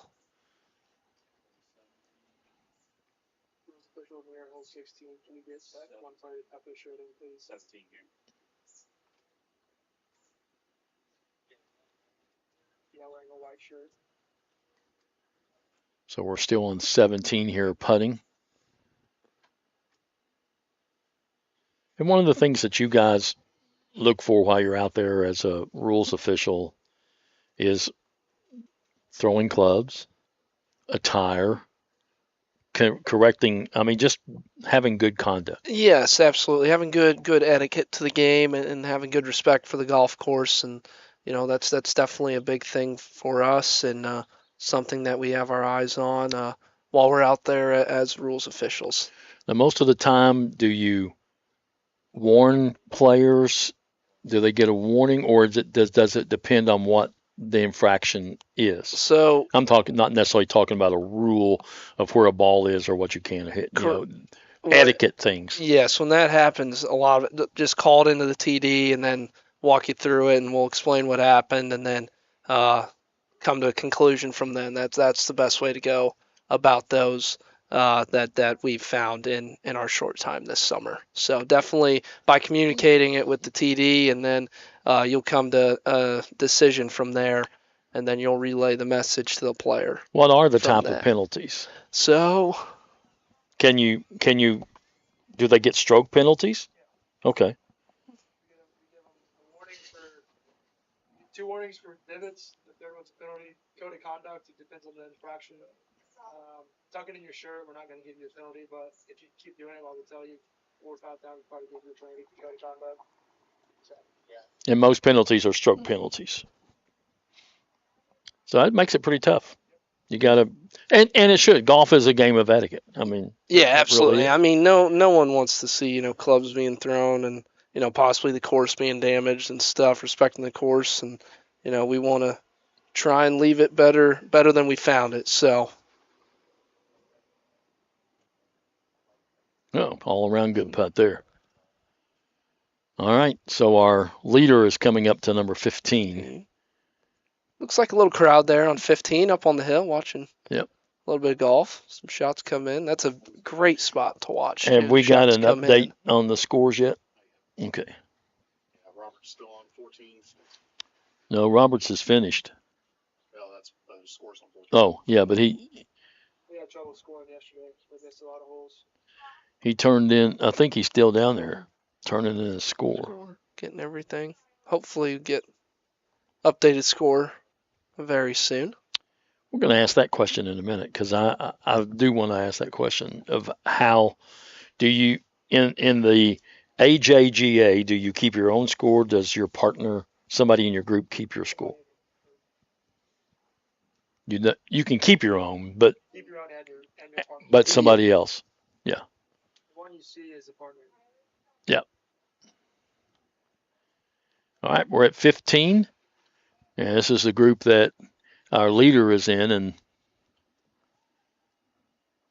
Sit. Okay, that's not bad. That's not a bad shot at all. That's not bad at all. Right there, just off the green.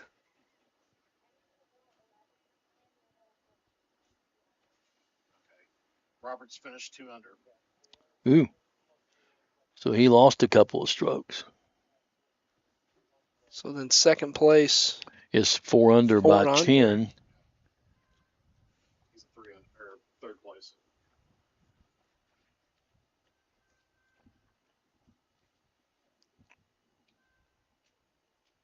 This is Brady Faulkner of Louisville teeing off.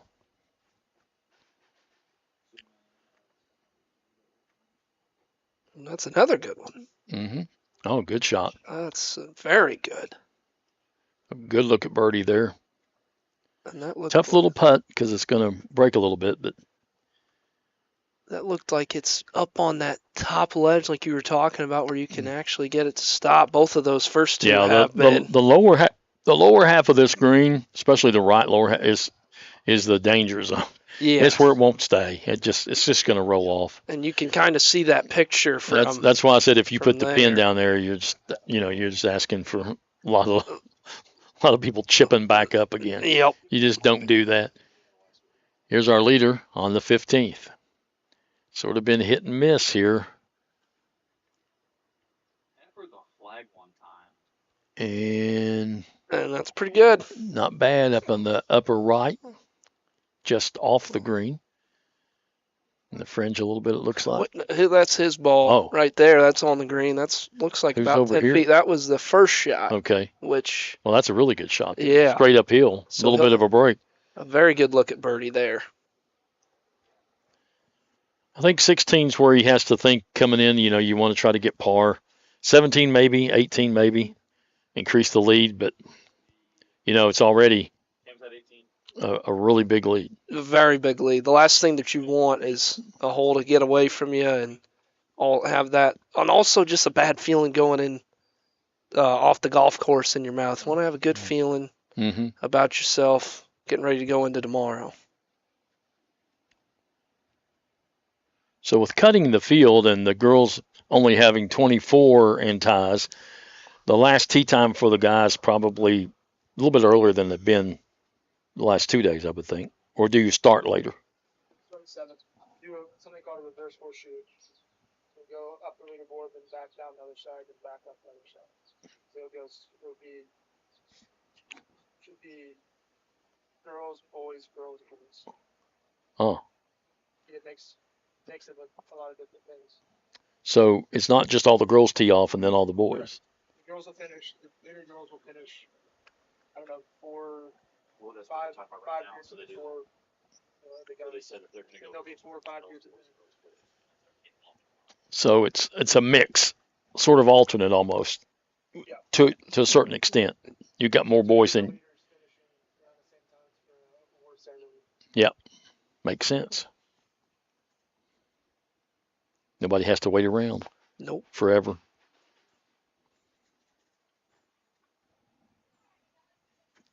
Finishing up on 18. Just from our vantage point is off to our right. You always have some players already out practicing putting, getting ready for tomorrow. You see that a lot. They'll stay out for a long time this evening. A very long time. They put in a lot of hard work and time practicing their game and getting everything ready to go. Back to 15. All 3 good shots here. 3 very solid looks at birdie.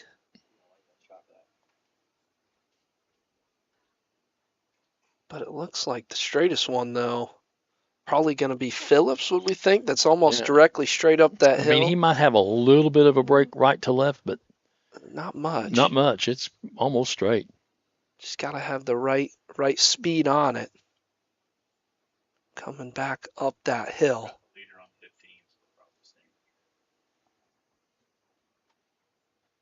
Are you on like a group call? Yeah. I was wondering how you communicated with the camera guys. Yeah. So let's see who's going to go first. Probably, I would think Phillips, maybe. Teed off first. I would imagine that the guy who's on the fringe would go first. This is not that good. Yeah, that's what I was thinking. Because he was the first. Yeah, he's going to go first.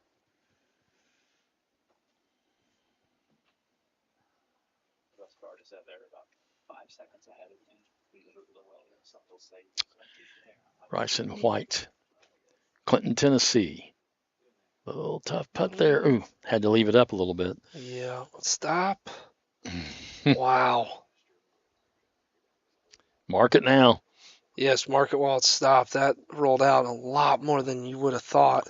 Yeah, from that angle, if you don't take it up high enough, it's going to catch that ridge and just take off. And I'm just amazed, really, that they're stopping up closer on this level than they usually do. Sometimes this green can be really, really, it's hard to hold it, period. Straight up the hill and just didn't hit it. Just didn't get it there. You'll take par here. Oh, yes, for sure.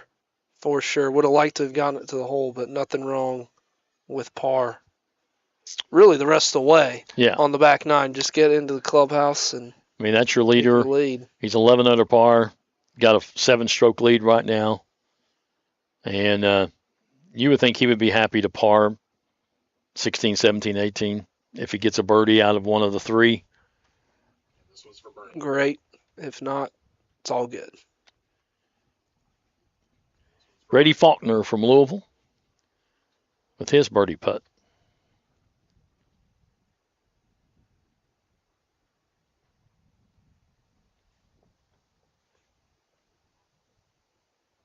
This is pretty much straight up the hill. It's got a little bit of break to it. It didn't get it high enough. Wow. Oh. So he'll tap in for his par. And we got one more par putt. And this you got to be careful with, because this has got that same break right to left. And if you don't get it high enough, it's going to come up short. Just got to make sure to get it there and give it a chance.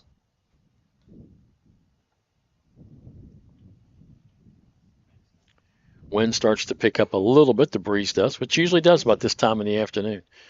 Good putt. So 3 pars. We'll take a break. We'll come back. Our leader is heading to the 16th hole.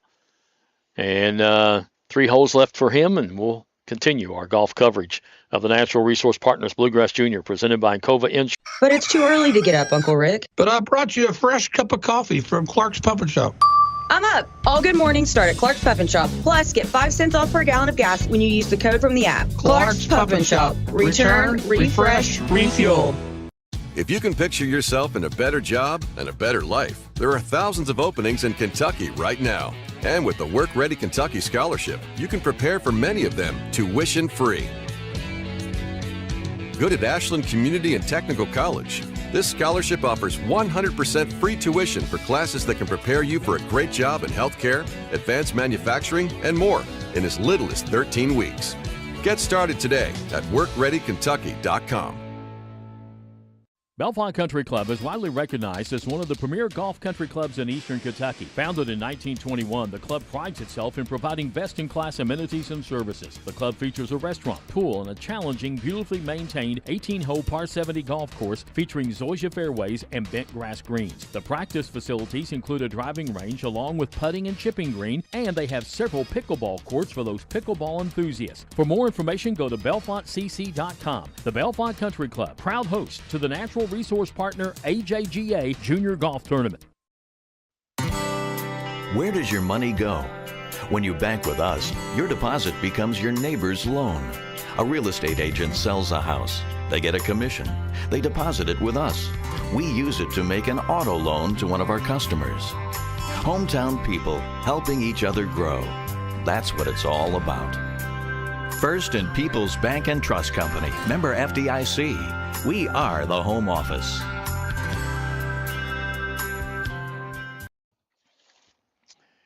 Welcome back to our coverage of the Natural Resource Partners Bluegrass Junior, presented by Encova Insurance here at the Bellefonte Country Club. I want to thank all of our sponsors: Clark's Puppet Shops of the Tri-State, ACTC, Bellefonte Country Club, First and People's Bank, Primary Plus Healthcare, Stoltz Pharmacy, Trey Hermanos Nunez Mexican Restaurant, and Texas Roadhouse. And today's coverage also brought to you by the Greenup County Library. Check out any of the branches of the Greenup County Library for books, movies, and much more. By Kurt Robinson State Farm Insurance for auto, home, and health. See Kurt Robinson State Farm Insurance in Flatwoods. And by First National Bank, with offices in Grayson, Sandy Hook, Moorhead, and Canonsburg. The good folks at First National Bank can take care of all your banking needs. Member FDIC and equal housing lender. Take you to hole number 16T with our leaders. And this is Brady Faulkner of Louisville, Kentucky.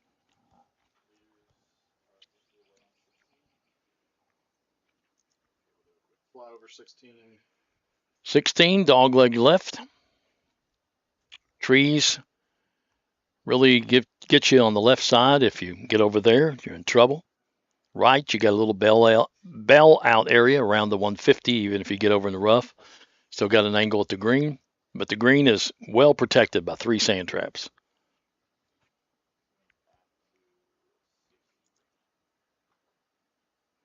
Green at 16. Take you up to the green at 16 now. This should be Grant Broughton, James Nagel, and Adam Gill.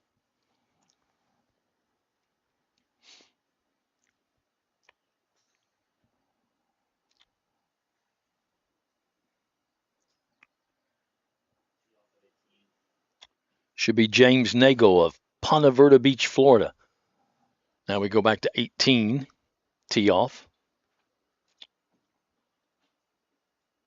It's just a hole I think that is birdieable for the leader coming in to try and increase his lead. Any update on the boys? Not real lately, just Phillips through 14, 11 under, Chin's in the clubhouse, 4 under, Roberts in the clubhouse at 2 under, and Faulkner on 15, 2 under. So Cameron Roberts, who at one time today got it to 5 under, finishes his round at 2 under.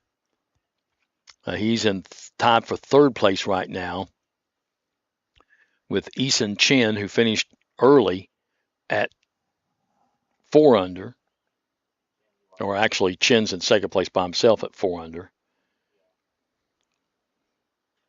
As Roberts is tied with Faulkner, who is on 15 at 2 under.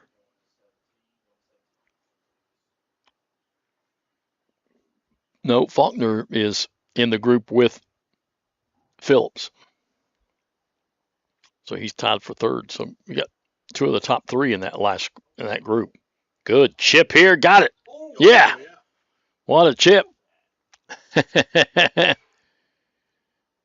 That's on hole number what?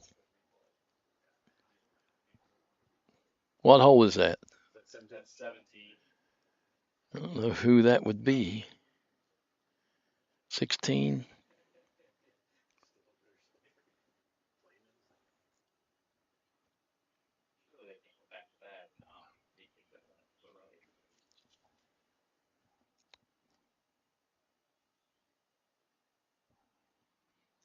What a nice chip from over there. 16 with your leaders. Back over to number 16.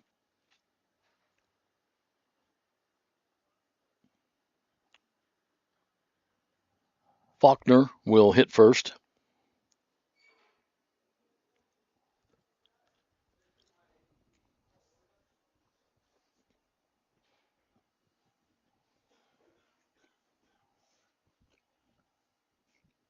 I think. Or is he waiting on someone? No, he's going to hit.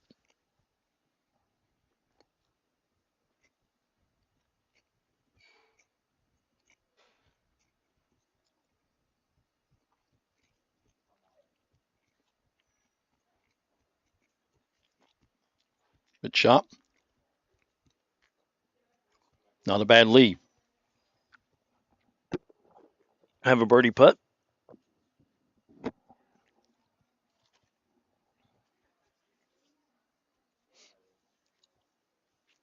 Back over now to 15.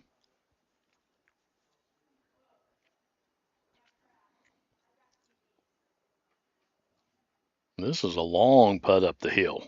I mean, very long putt up the hill. Look here. Woo! And watch it roll out. Still going. Huh.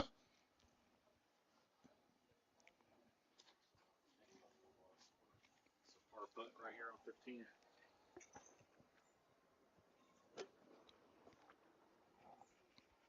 This putt here for par. This is the group right behind our leaders. Good putt there. That was by Alex G. of Massachusetts.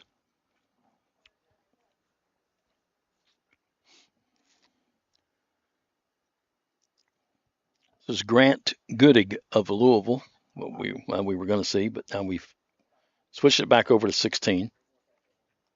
16. Let's go back over to 15. But just off the greens, just barely on the fringe. Good looking putt, not going to stay.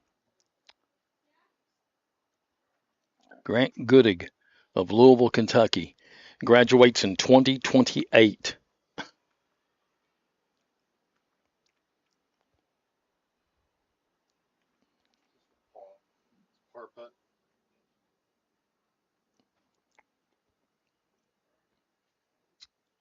This is a par putt? Yes. Correct.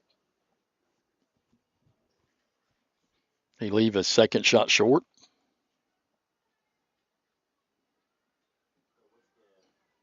What's the leader shooting right now? I would think this is for birdie. What is this correct shot? I would think his second shot got him on the green. Yeah, I would think so.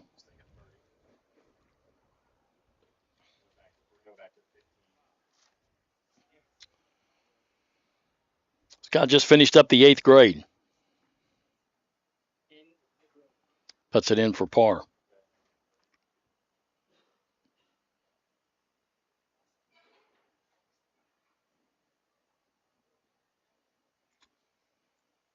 Go back to the 18th tee.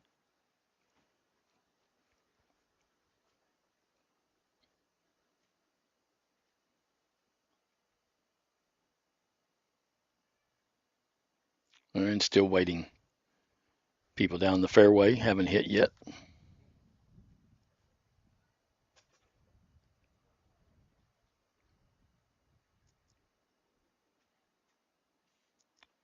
So Cam Phillips right now, your leader of the boys division. And he has a birdie putt on 16.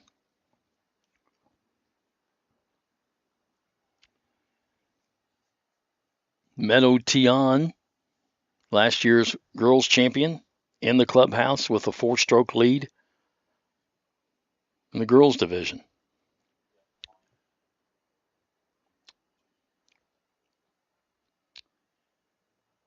Phillips, who shot 7 under yesterday, had it to 13 under today. Now at 11 under, trying to get it back to 12. Long putt. And a good read, but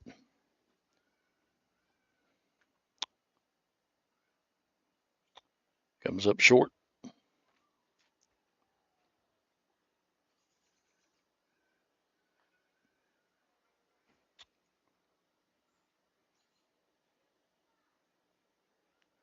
He'll stay at 11 under. Had it to 13, got it back to 11 with a double bogey on 12. Got it back to 12 under with a birdie on 13, but then a bogey on 14 cut it back to 11. Parred 15, parred 16. Good looking putt there. That's not going to stay on the low side and going to have a little 3 or 4 footer coming back. That was a birdie putt for Faulkner, who's at 2 under par. So he's going to have to, he's got a little knee knocker there to try and stay at 2 under par, not give up any distance to Phillips.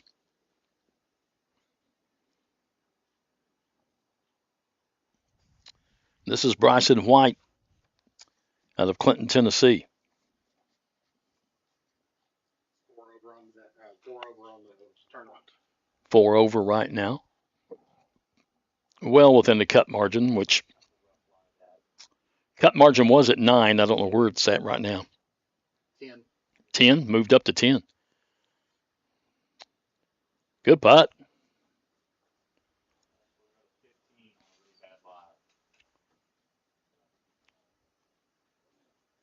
So this big putt right here for Mr. Faulkner, because he's at 2 under par, and this is a par putt.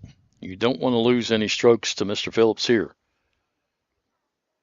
And he got it. Good job.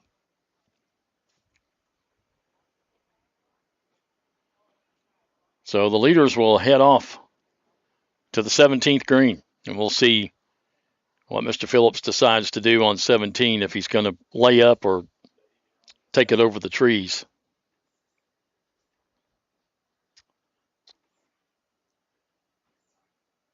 Thing about 16, once you finish on the green, the tee box for 17 is right there.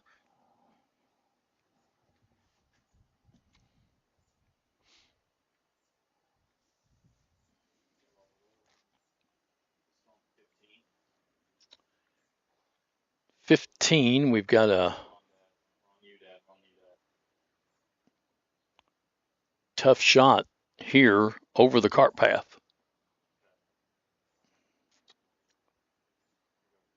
Well, that's going to be a tough shot. That's on 15. Got to come over the cart path onto that green.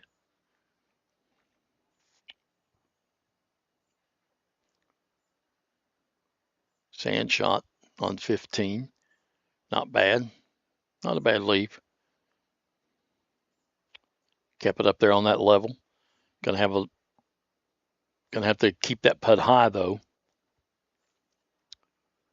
Back down to 17. He's going for it.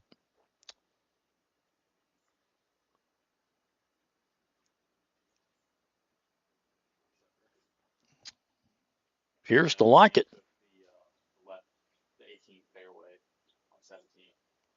Is that where he went? Yeah. Went down the 18th fairway, which a lot of people do. If you want to take it over the trees, or you can take it farther left and hit it the 18th fairway, and then you've got a good shot coming back in. This is a layup shot.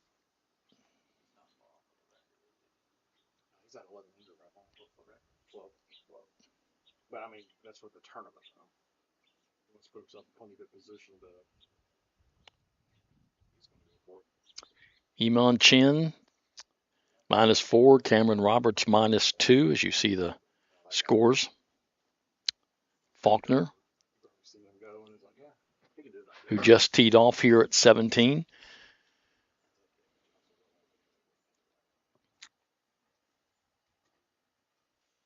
This is White of Tennessee.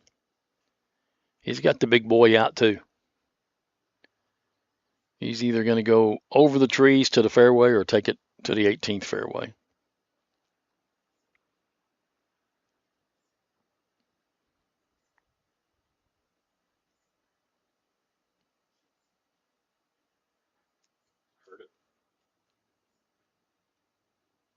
So we'll see what. Don't think he's real happy with it.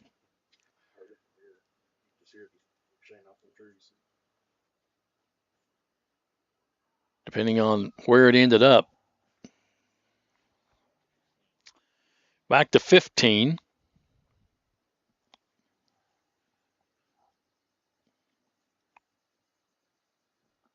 think this is the group of Connor Ford, Landon Stilwell, and Jason Park.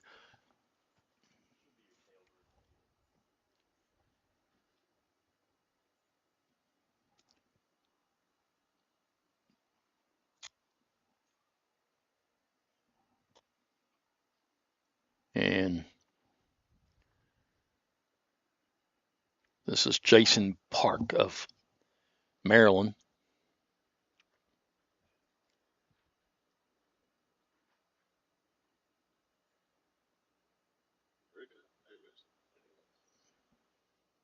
Bad. Try to give you an idea. We'll look up some of these scores of some of these players coming in to see where they are cut wise.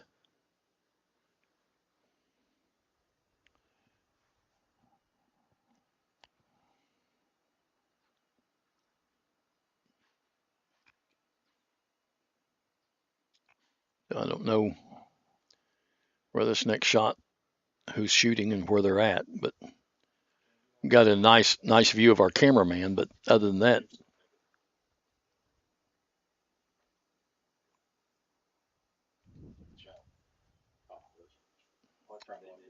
there he is, right to the left. Nice shot, but boy, he was playing a lot of break there, and it just didn't break. Not that much. That was Landon Stilwell. Now putting up the hill will be Connor Ford out of Mount Vernon, Kentucky.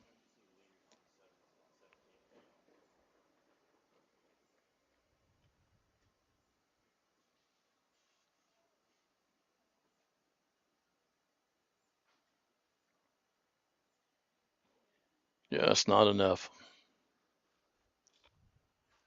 Surprised he went ahead and putted. There's a guy a lot farther back than him.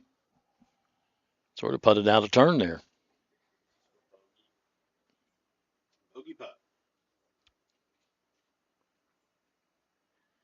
So this is bogey putt for Park.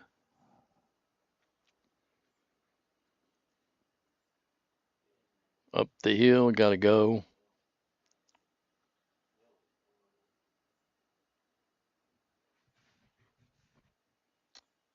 Stillwell in the red shirt from Louisville, Kentucky. Where's he at, producer, score-wise? Stillwell.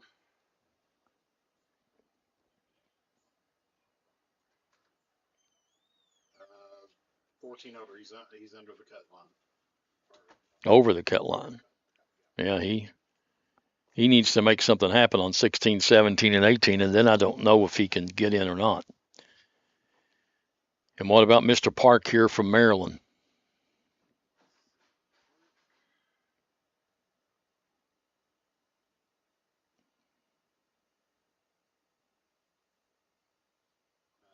He's right above the cut line.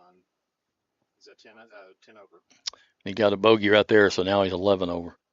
Cut line is 9. Is that right? 10 right now. 10? For tee times to order tomorrow. Okay. Thank you.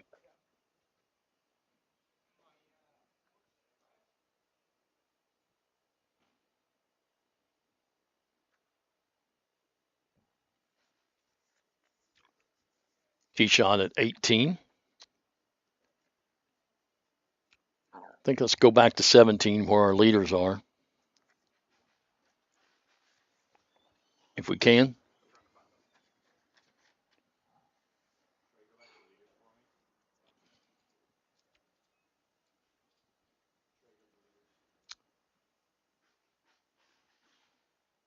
They're on the 17th green if we can get there.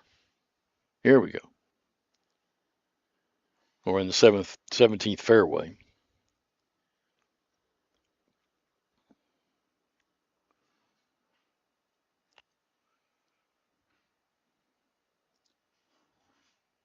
So looks like he went through the fairway, is in the rough, but it's just going to have a short shot up to this green.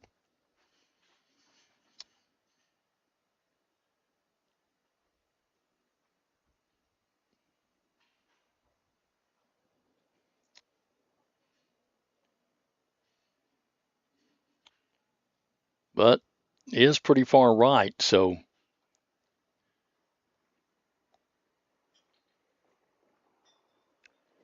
might have a little problem here.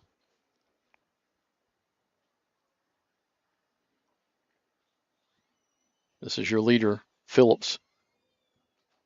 11 under par.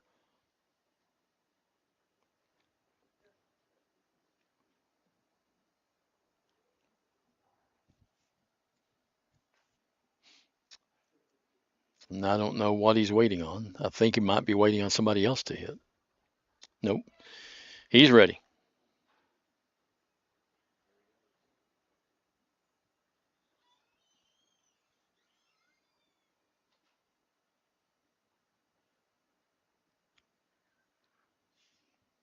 Did he get it on? 16 feet.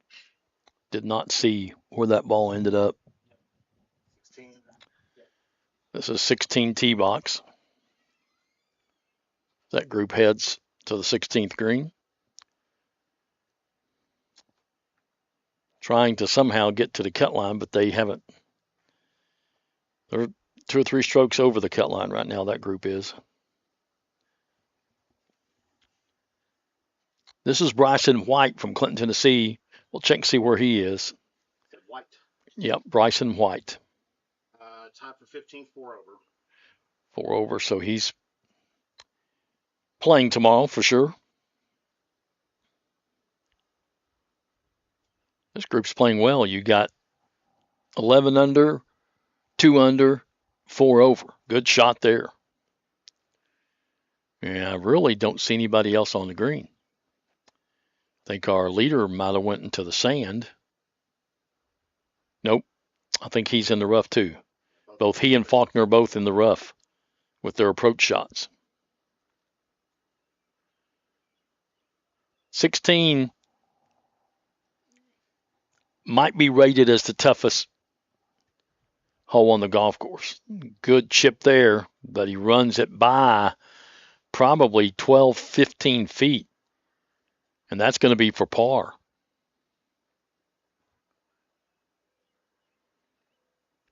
And now Faulkner trying to get it close. Again, a little chunk shot, and he's going to run it by, not quite as far. And he'll get a read from Phillips.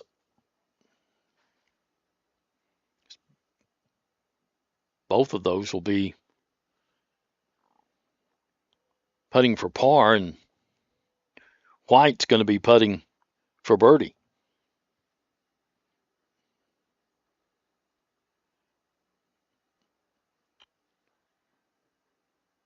So up and down backside for our leader, Cameron Phillips, who at one time got it to 13, went back to 11, got it back to 12. He's back to 11, and he's got a long par putt to try and stay at 11.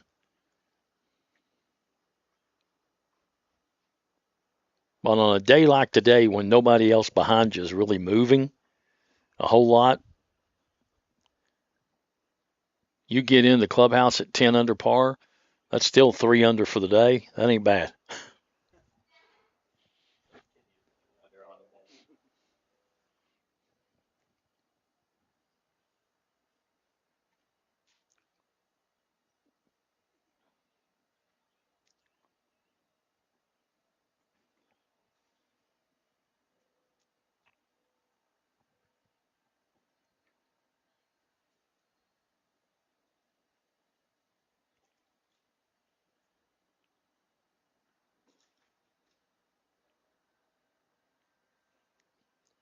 Did not hit it, knew it.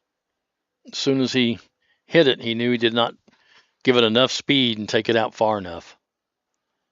But that'll be a par, I believe, and he's going to stay at 4 over. Definitely in the field for tomorrow. Par putt now to try and stay at 11 under.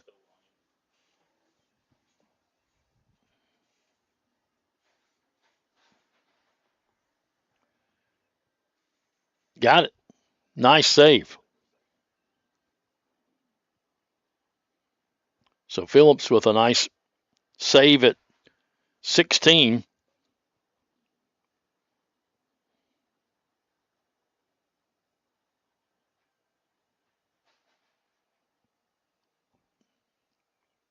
Faulkner with a save, and he saves it and stays at 2 under.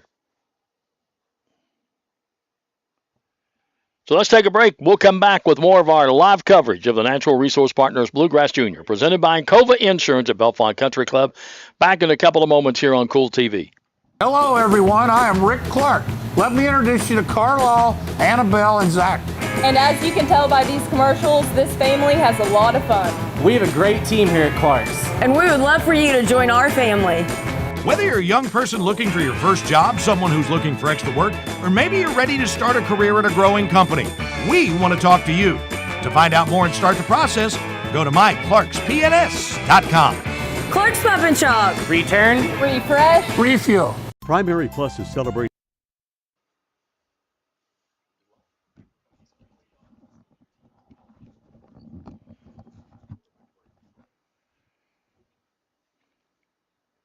Okay, we're back.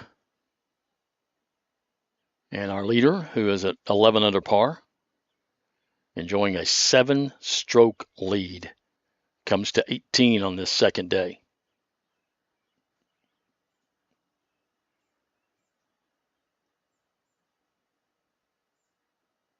And here's his tee shot and twirls the club, and I think he likes it very well. Go back to break. Let them all go. Oh, okay. Faulkner, who is currently in third place, tied for third at 2 under, will tee off.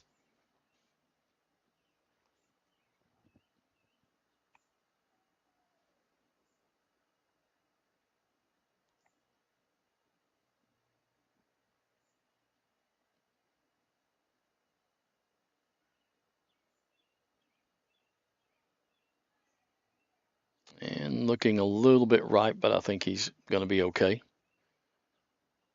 And now White who is at 4 over, but in the field for tomorrow.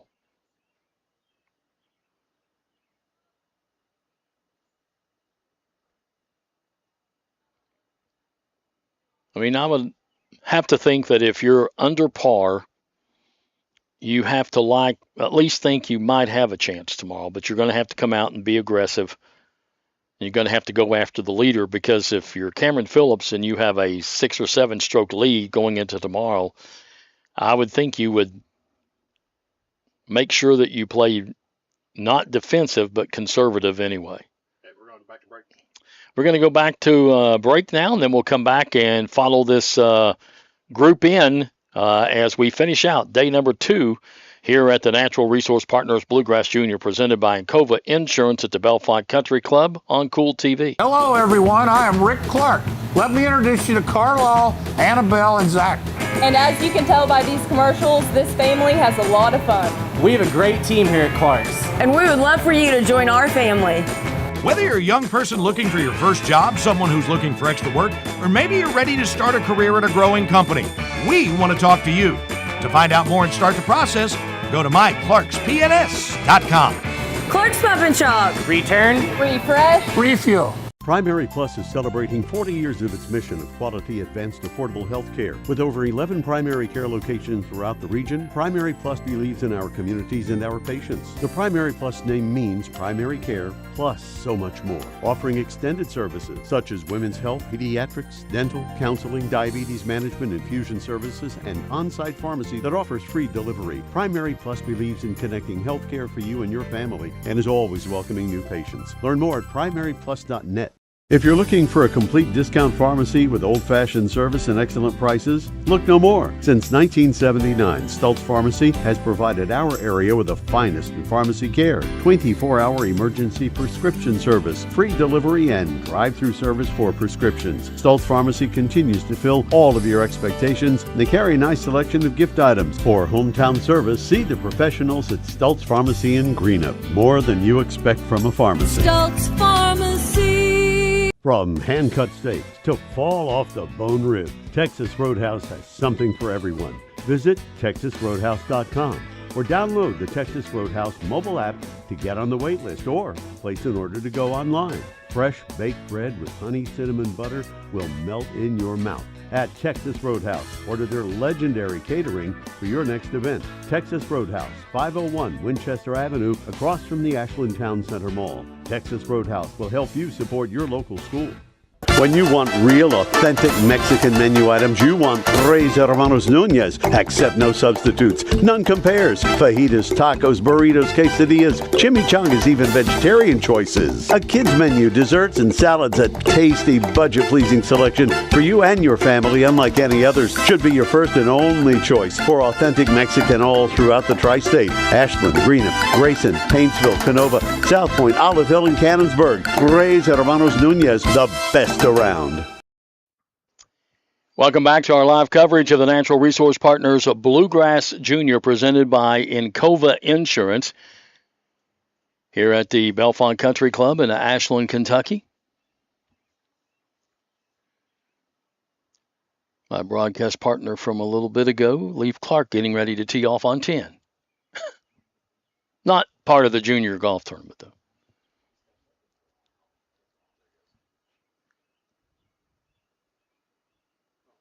Wonder what we'll do here. We're gonna show Leaf on Cool TV.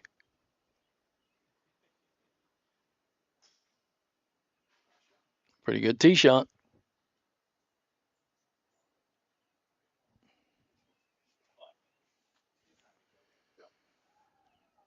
Now you got to help out your broadcast partners every now and then.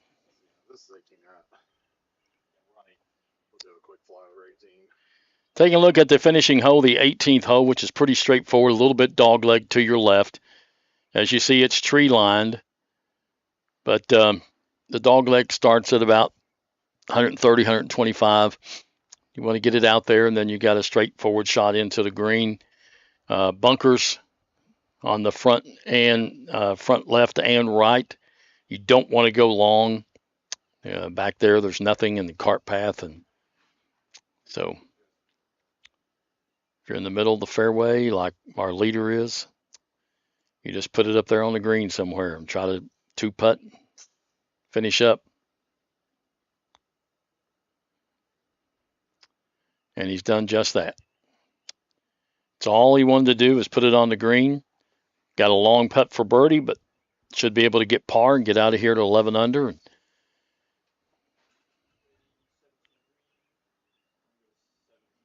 I believe, is he still 11 under? Yeah. Which would be 4 under for the day, which would be incredible.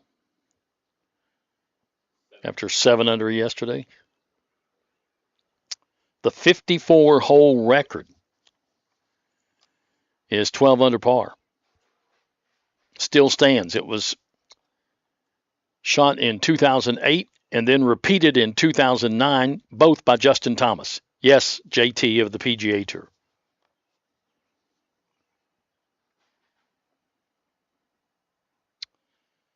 Tee times tomorrow will be the last 10 or so boys, followed by all the girls from last to first, and then the top 3 or 4 boys groups. So that's how it's staggered. So you'll start out with boys, then girls, and then boys.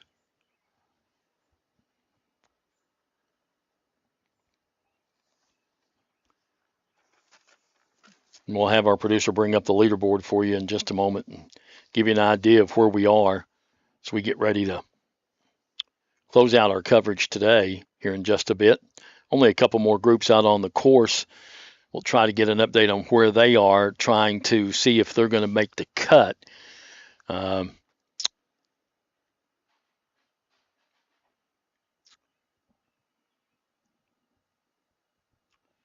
Let's see if we can get some individual scores as we wait for them to putt here. In that, you got G, Goodig, and Keeter, and Ford, Stilwell, and Park. And those are the 6 that are still left out there after this. And I don't know if any of them are in cut range, which the cut now is at 10. Is that right? 10. So 10 over par. Anybody 10 over and ties will make the cut for tomorrow.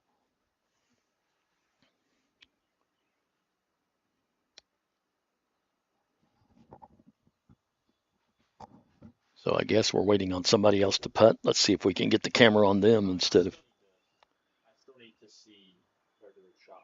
Yeah, who's putting?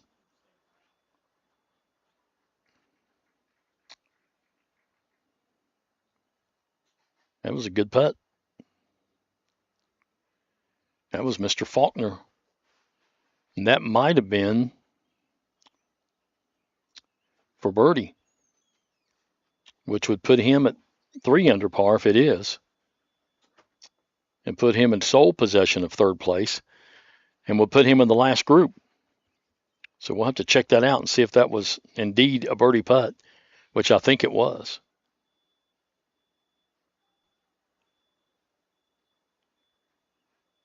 Because you got Chin at 4 under, and you got Roberts at 2 under. And Faulkner was also at 2 under, but I think if that was a birdie putt, he just moved to 3 under. We won't know until they post their final scores after 18.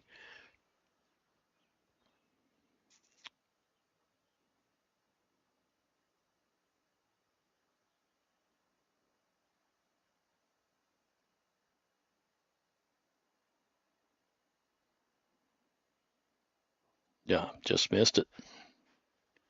A little bit of a comeback. He'll take his time with this.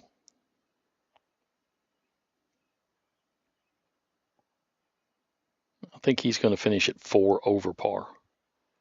Now our leader, 11 under par, putting for birdie on the 18th, trying to get it to 12. One time today he had it at 13.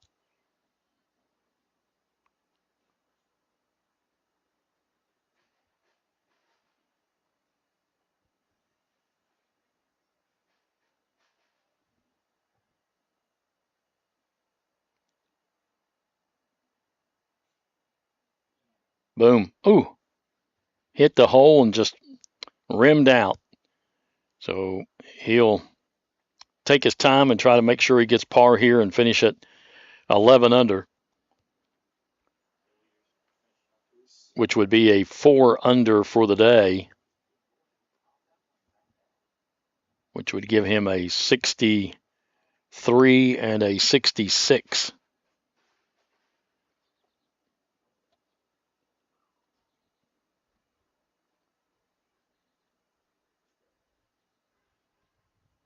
And he will finish 11 under.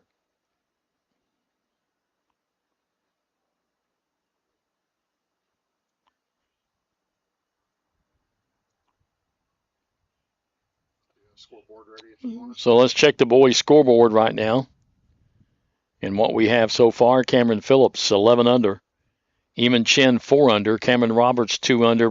Brady Faulkner, 2 under. I don't think that score's been posted on 18. If that was birdie, then he's going to move into the final group because the top 3 will play, and he'll move ahead of Roberts. So right now, Roberts would be there because he finished first at 2 under, and Faulkner would be in the next to last boys group. But we'll have to wait and see where they finish Faulkner at when he posts his score. But Cameron Phillips is going to have a 7-stroke lead heading into tomorrow. Let's check some people for you that's still out on the course. Granner Goodig is +5, so he's in. Logan Keeter +5, so he's in. Alex G. No, don't see him yet. We'll see where he's at.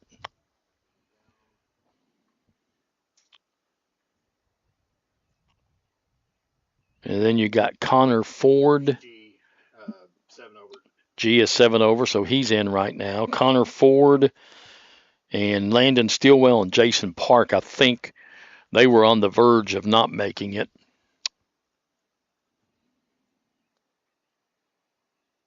Ford's there, 10 over. That's Elijah Ford. That's not Connor Ford.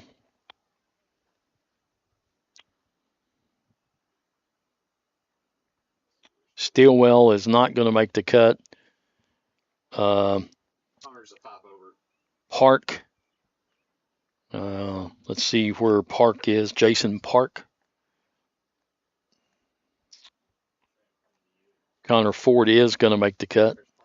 12 over. He's not there yet. Park is not there yet. And he has to really, I think he's probably on 17. And he'll have to birdie out and hopefully get into the cut. We're going to take a break. We'll come back, wrap up our coverage today here of the Natural Resource Partners Bluegrass Junior, presented by Encova Insurance, here at the Bellefonte Country Club on Cool TV. But it's too early to get up, Uncle Rick. But I brought you a fresh cup of coffee from Clark's Puff and Shop. I'm up. All good mornings start at Clark's Puff and Shop. Plus, get 5 cents off per gallon of gas when you use the code from the app. Clark's Puff and Shop. Return, refresh, refuel. If you can picture yourself in a better job and a better life, there are thousands of openings in Kentucky right now. And with the Work Ready Kentucky Scholarship, you can prepare for many of them tuition-free. Good at Ashland Community and Technical College. This scholarship offers 100% free tuition for classes that can prepare you for a great job in healthcare, advanced manufacturing, and more in as little as 13 weeks. Get started today at workreadykentucky.com. Bellefonte Country Club is widely recognized as one of the premier golf country clubs in eastern Kentucky. Founded in 1921, the club prides itself in providing best-in-class amenities and services. The club features a restaurant, pool, and a challenging, beautifully maintained 18-hole par 70 golf course featuring zoysia fairways and bent grass greens. The practice facilities include a driving range along with putting and chipping green, and they have several pickleball courts for those pickleball enthusiasts. For more information, go to BellefonteCC.com. The Bellefonte Country Club, proud host to the Natural Resource Partner AJGA Junior Golf Tournament. Where does your money go? When you bank with us, your deposit becomes your neighbor's loan. A real estate agent sells a house. They get a commission. They deposit it with us. We use it to make an auto loan to one of our customers. Hometown people helping each other grow. That's what it's all about. First and People's Bank and Trust Company, member FDIC. We are the home office. Hello, everyone. I am Rick Clark. Let me introduce you to Carlisle, Annabelle, and Zach. And as you can tell by these commercials, this family has a lot of fun. We have a great team here at Clark's. And we would love for you to join our family. Whether you're a young person looking for your first job, someone who's looking for extra work, or maybe you're ready to start a career at a growing company, we want to talk to you. To find out more and start the process, go to myclarkspns.com. Clark's Pub & Shop. Return, refresh, refuel. Primary Plus is celebrating 40 years of its mission of quality, advanced, affordable health care. With over 11 primary care locations throughout the region, Primary Plus believes in our communities and our patients. The Primary Plus name means primary care plus so much more, offering extended services such as women's health, pediatrics, dental, counseling, diabetes management, infusion services, and on-site pharmacy that offers free delivery. Primary Plus believes in connecting health care for you and your family and is always welcoming new patients. Learn more at primaryplus.net. If you're looking for a complete discount pharmacy with old-fashioned service and excellent prices, look no more. Since 1979, Stultz Pharmacy has provided our area with the finest in pharmacy care, 24-hour emergency prescription service, free delivery, and drive-through service for prescriptions. Stultz Pharmacy continues to fill all of your expectations. They carry a nice selection of gift items. For hometown service, see the professionals at Stultz Pharmacy in Greenup. More than you expect from a pharmacy. Stultz Pharmacy. From hand-cut steaks to fall-off-the-bone rib, Texas Roadhouse has something for everyone. Visit TexasRoadhouse.com or download the Texas Roadhouse mobile app to get on the wait list or place an order to go online. Fresh baked bread with honey cinnamon butter will melt in your mouth. At Texas Roadhouse, order their legendary catering for your next event. Texas Roadhouse, 501 Winchester Avenue, across from the Ashland Town Center Mall. Texas Roadhouse will help you support your local school. When you want real, authentic Mexican menu items, you want Tres Hermanos Nunez. Accept no substitutes. None compares. Fajitas, tacos, burritos, quesadillas, chimichangas, even vegetarian choices. A kids menu, desserts and salads, a tasty, budget-pleasing selection for you and your family, unlike any others. Should be your first and only choice for authentic Mexican all throughout the tri-state. Ashland, Greenup, Grayson, Paintsville, Canova, South Point, Olive Hill, and Cannonsburg. Tres Hermanos Nunez, the best around. Welcome back here to our coverage of the Natural Resource Partners Bluegrass Junior presented by Encova Insurance on Cool TV as we get ready to conclude our coverage of day number 2 of the event as we have a group just finishing up on 18 and we have one group left out on the course, I believe.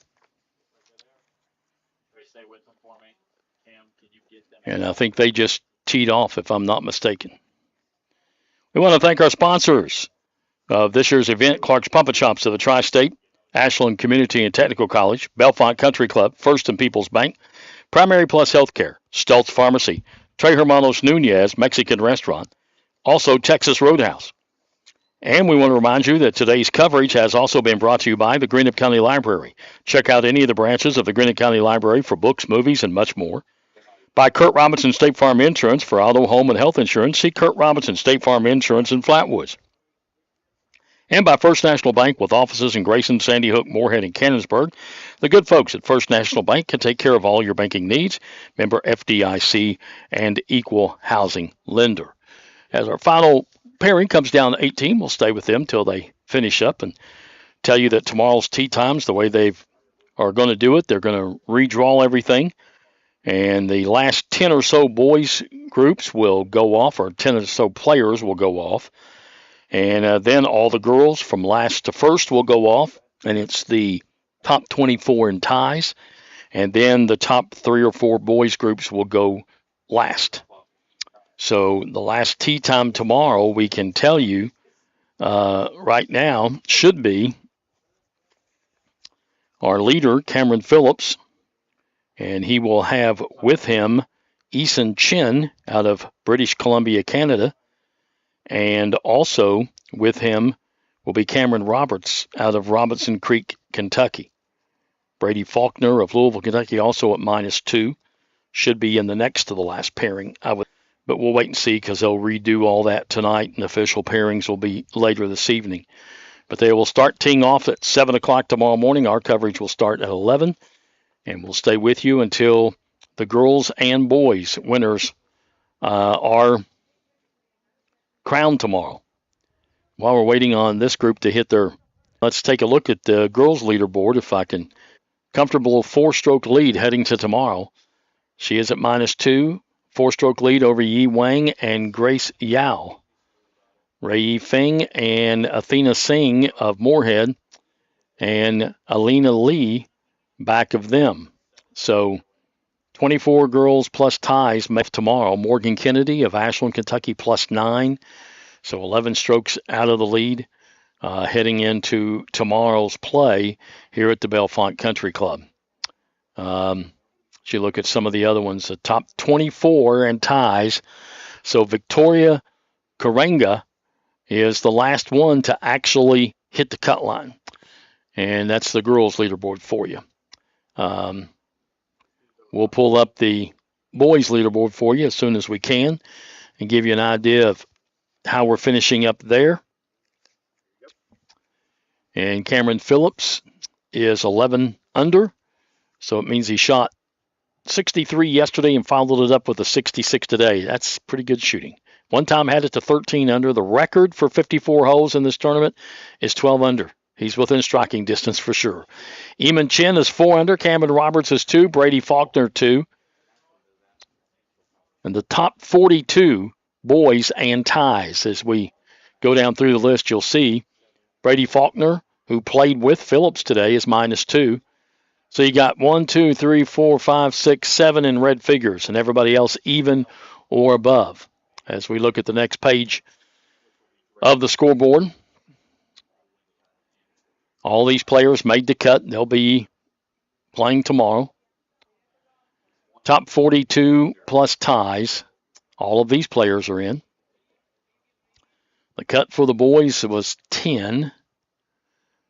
And 39, I believe, is going to be the cutoff. As you get to that page there, you see a couple of 39s at +10.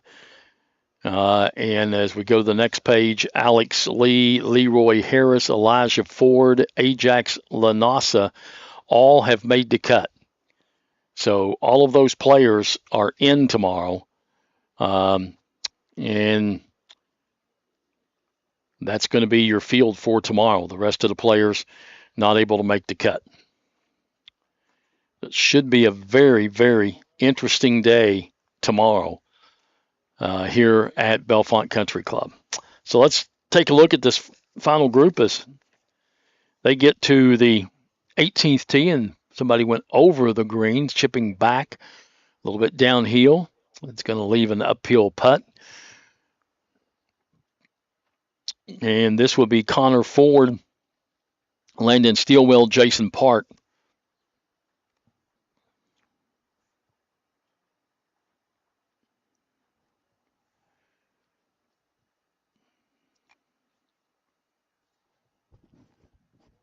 This is Steelwell.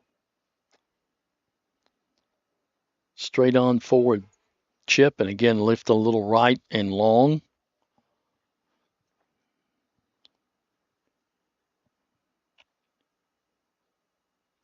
And all three of these players missed the green, apparently. And now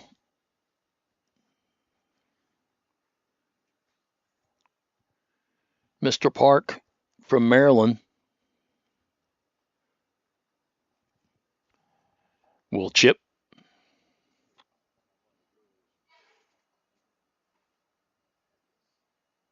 And don't think he gave it enough. He's going to be well short. Have a long putt. So these three, the last to play on this second day of the Natural Resource Partners Bluegrass Junior presented by Encova Insurance. In what has been a fun day.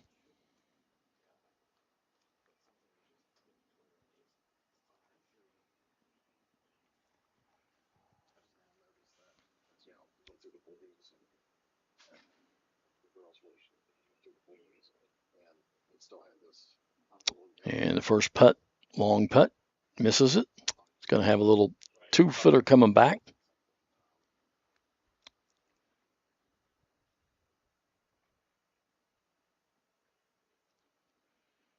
Going to mark and wait.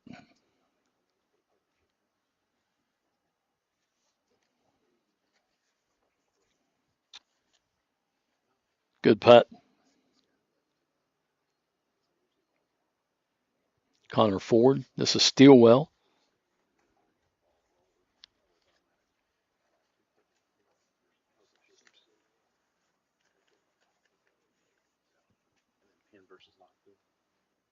Good putt.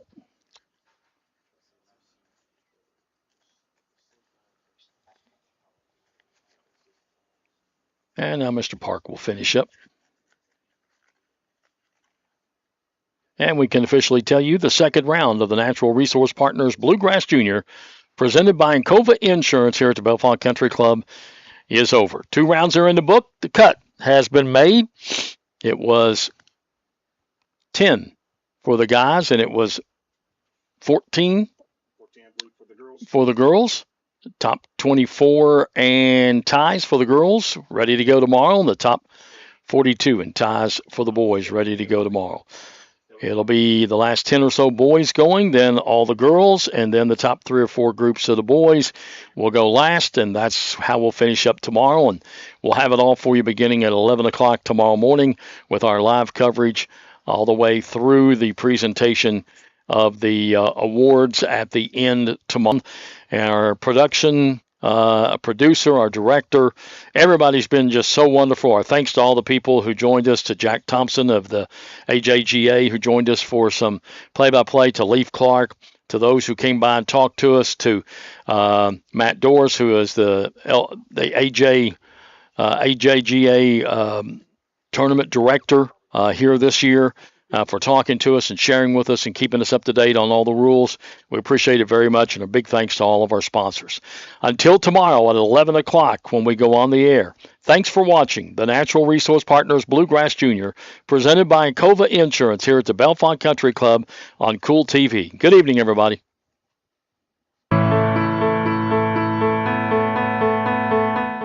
Thank you for watching the 2024 AJGA Natural Resource Partners Bluegrass Junior, presented by Encova Insurance at the Bellefonte Country Club in Ashland, Kentucky.